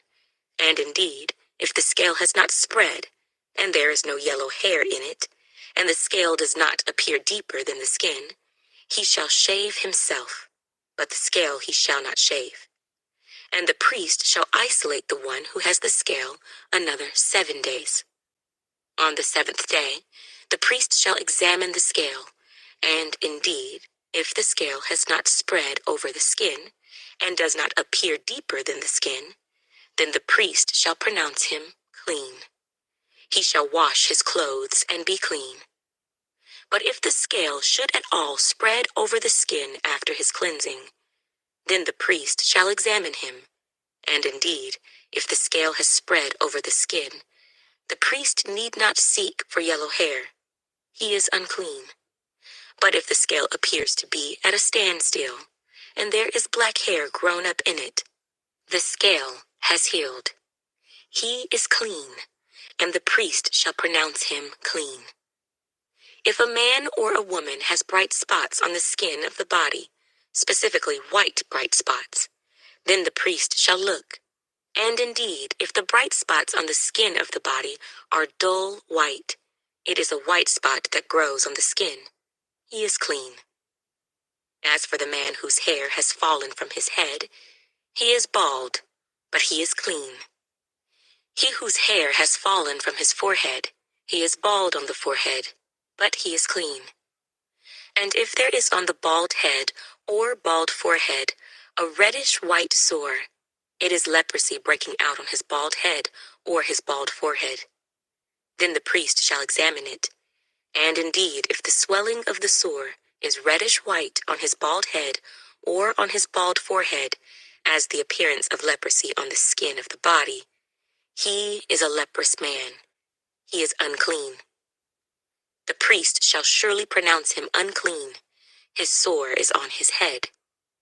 Now the leper on whom the sore is, his clothes shall be torn and his head bare. And he shall cover his mustache and cry, "Unclean, unclean." He shall be unclean. All the days he has the sore, he shall be unclean. He is unclean, and he shall dwell alone. His dwelling shall be outside the camp. Also, if a garment has a leprous plague in it, whether it is a woolen garment or a linen garment, whether it is in the warp or woof of linen or wool, whether in leather or in anything made of leather, and if the plague is greenish or reddish in the garment or in the leather, whether in the warp or in the woof, or in anything made of leather, it is a leprous plague and shall be shown to the priest. The priest shall examine the plague and isolate that which has the plague 7 days, and he shall examine the plague on the 7th day. If the plague has spread in the garment, either in the warp or in the woof, in the leather or in anything made of leather, the plague is an active leprosy. It is unclean. He shall therefore burn that garment in which is the plague, whether warp or woof, in wool or in linen, or anything of leather, for it is an active leprosy. The garment shall be burned in the fire.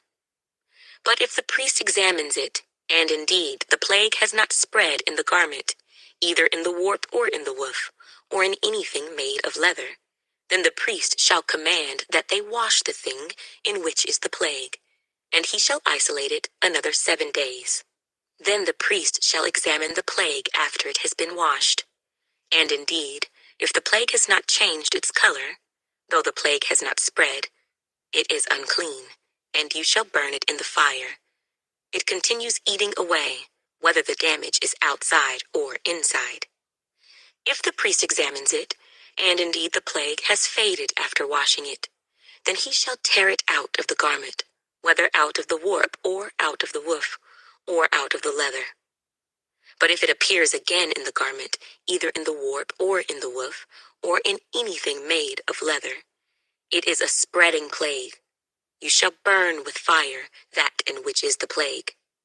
And if you wash the garment, either warp or woof, or whatever is made of leather, if the plague has disappeared from it, then it shall be washed a second time, and shall be clean.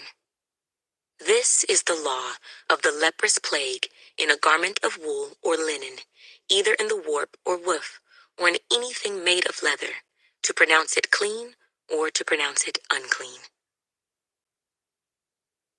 Leviticus chapter 14. Then the Lord spoke to Moses, saying, This shall be the law of the leper for the day of his cleansing. He shall be brought to the priest. And the priest shall go out of the camp, and the priest shall examine him. And indeed, if the leprosy is healed in the leper, then the priest shall command to take for him who is to be cleansed 2 living and clean birds, cedar wood, scarlet, and hyssop. And the priest shall command that one of the birds be killed in an earthen vessel over running water. As for the living bird, he shall take it, the cedar wood, and the scarlet, and the hyssop, and dip them and the living bird in the blood of the bird that was killed over the running water. And he shall sprinkle it 7 times on him who is to be cleansed from the leprosy, and shall pronounce him clean, and shall let the living bird loose in the open field. He who is to be cleansed shall wash his clothes, shave off all his hair, and wash himself in water, that he may be clean. After that he shall come into the camp, and shall stay outside his tent 7 days. But on the 7th day he shall shave all the hair off his head, and his beard, and his eyebrows, all his hair he shall shave off. He shall wash his clothes, and wash his body in water, and he shall be clean. And on the 8th day he shall take 2 male lambs without blemish, 1 ewe lamb of the 1st year without blemish, 3/10 of an ephah of fine flour mixed with oil as a grain offering, and 1 log of oil. Then the priest who makes him clean shall present the man who is to be made clean, and those things, before the Lord, at the door of the tabernacle of meeting. And the priest shall take 1 male lamb, and offer it as a trespass offering, and the log of oil, and wave them as a wave offering before the Lord. Then he shall kill the lamb in the place where he kills the sin offering and the burnt offering, in a holy place. For as the sin offering is the priest's, so is the trespass offering. It is most holy. The priest shall take some of the blood of the trespass offering, and the priest shall put it on the tip of the right ear of him who is to be cleansed, on the thumb of his right hand, and on the big toe of his right foot. And the priest shall take some of the log of oil, and pour it into the palm of his own left hand. Then the priest shall dip his right finger in the oil that is in his left hand, and shall sprinkle some of the oil with his finger 7 times before the Lord. And of the rest of the oil in his hand, the priest shall put some on the tip of the right ear of him who is to be cleansed, on the thumb of his right hand, and on the big toe of his right foot, on the blood of the trespass offering.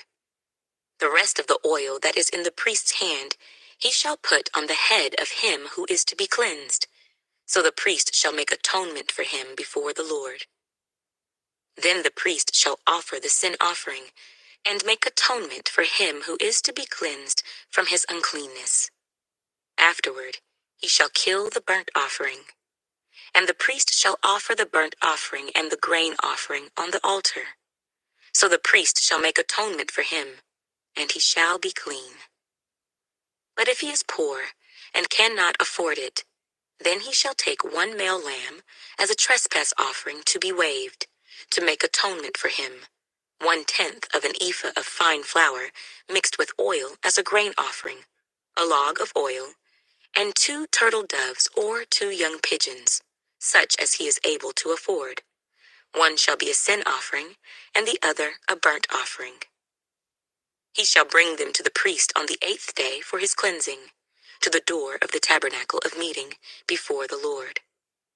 And the priest shall take the lamb of the trespass offering and the log of oil, and the priest shall wave them as a wave offering before the Lord.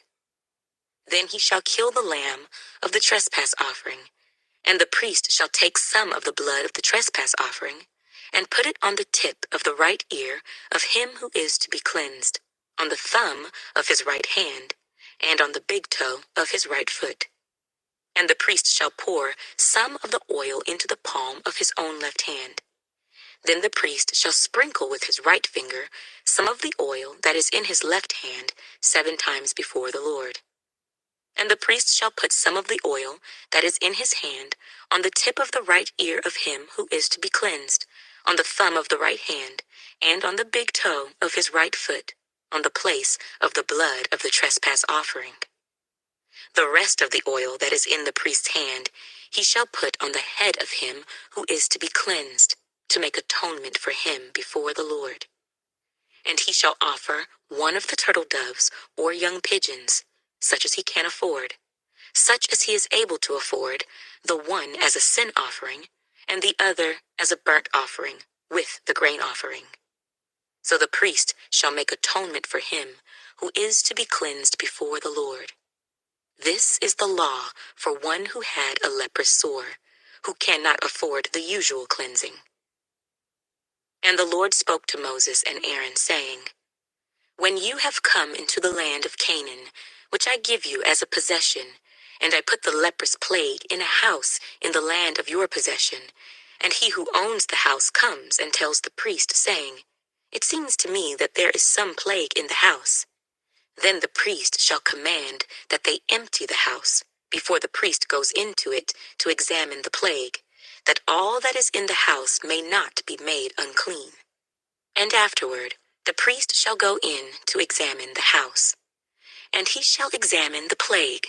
And indeed, if the plague is on the walls of the house, with ingrained streaks, greenish or reddish, which appear to be deep in the wall, then the priest shall go out of the house, to the door of the house, and shut up the house 7 days. And the priest shall come again on the 7th day, and look. And indeed, if the plague has spread on the walls of the house, then the priest shall command that they take away the stones in which is the plague, and they shall cast them into an unclean place outside the city. And he shall cause the house to be scraped inside, all around, and the dust that they scrape off they shall pour out in an unclean place outside the city. Then they shall take other stones, and put them in the place of those stones, and he shall take other mortar and plaster the house. Now if the plague comes back and breaks out in the house, after he has taken away the stones, after he has scraped the house, and after it is plastered, then the priest shall come and look. And indeed, if the plague has spread in the house, it is an active leprosy in the house. It is unclean. And he shall break down the house, its stones, its timber, and all the plaster of the house, and he shall carry them outside the city to an unclean place. Moreover, he who goes into the house at all, while it is shut up, shall be unclean until evening. And he who lies down in the house shall wash his clothes, and he who eats in the house shall wash his clothes.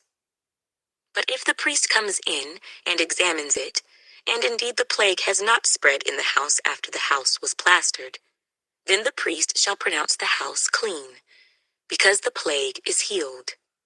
And he shall take, to cleanse the house, 2 birds, cedar wood, scarlet, and hyssop. Then he shall kill one of the birds in an earthen vessel over running water. And he shall take the cedar wood, the hyssop, the scarlet, and the living bird, and dip them in the blood of the slain bird and in the running water, and sprinkle the house 7 times. And he shall cleanse the house with the blood of the bird, and the running water, and the living bird, with the cedar wood, the hyssop, and the scarlet. Then he shall let the living bird loose outside the city in the open field, and make atonement for the house, and it shall be clean.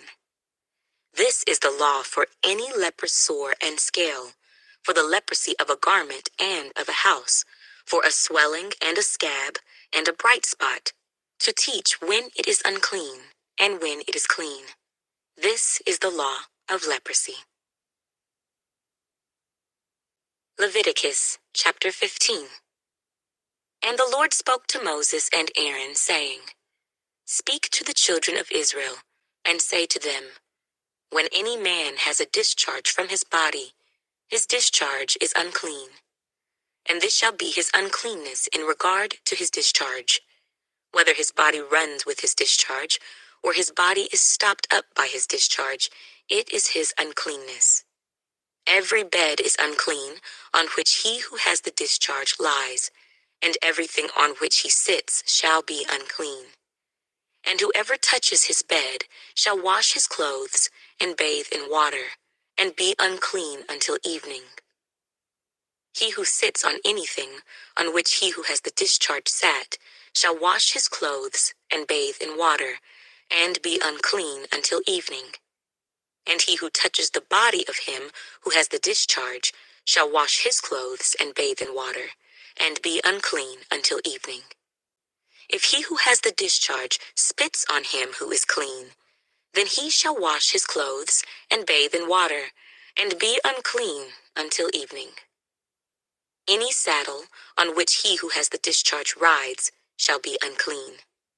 Whoever touches anything that was under him shall be unclean until evening. He who carries any of those things shall wash his clothes and bathe in water, and be unclean until evening. And whomever the one who has the discharge touches, and has not rinsed his hands in water, he shall wash his clothes and bathe in water, and be unclean until evening. The vessel of earth that he who has the discharge touches shall be broken, and every vessel of wood shall be rinsed in water. And when he who has a discharge is cleansed of his discharge, then he shall count for himself 7 days for his cleansing, wash his clothes, and bathe his body in running water. Then he shall be clean. On the 8th day he shall take for himself 2 turtle doves or 2 young pigeons, and come before the Lord to the door of the tabernacle of meeting, and give them to the priest. Then the priest shall offer them, the one as a sin offering, and the other as a burnt offering. So the priest shall make atonement for him before the Lord because of his discharge. If any man has an emission of semen, then he shall wash all his body in water, and be unclean until evening. And any garment and any leather on which there is semen, it shall be washed with water, and be unclean until evening. Also, when a woman lies with a man, and there is an emission of semen, they shall bathe in water, and be unclean until evening. If a woman has a discharge, and the discharge from her body is blood, she shall be set apart 7 days, and whoever touches her shall be unclean until evening. Everything that she lies on during her impurity shall be unclean. Also everything that she sits on shall be unclean. Whoever touches her bed shall wash his clothes and bathe in water, and be unclean until evening. And whoever touches anything that she sat on shall wash his clothes and bathe in water, and be unclean until evening. If anything is on her bed, or on anything on which she sits, when he touches it, he shall be unclean until evening. And if any man lies with her at all, so that her impurity is on him, he shall be unclean 7 days, and every bed on which he lies shall be unclean. If a woman has a discharge of blood for many days, other than at the time of her customary impurity, or if it runs beyond her usual time of impurity, all the days of her unclean discharge shall be as the days of her customary impurity. She shall be unclean. Every bed on which she lies, all the days of her discharge,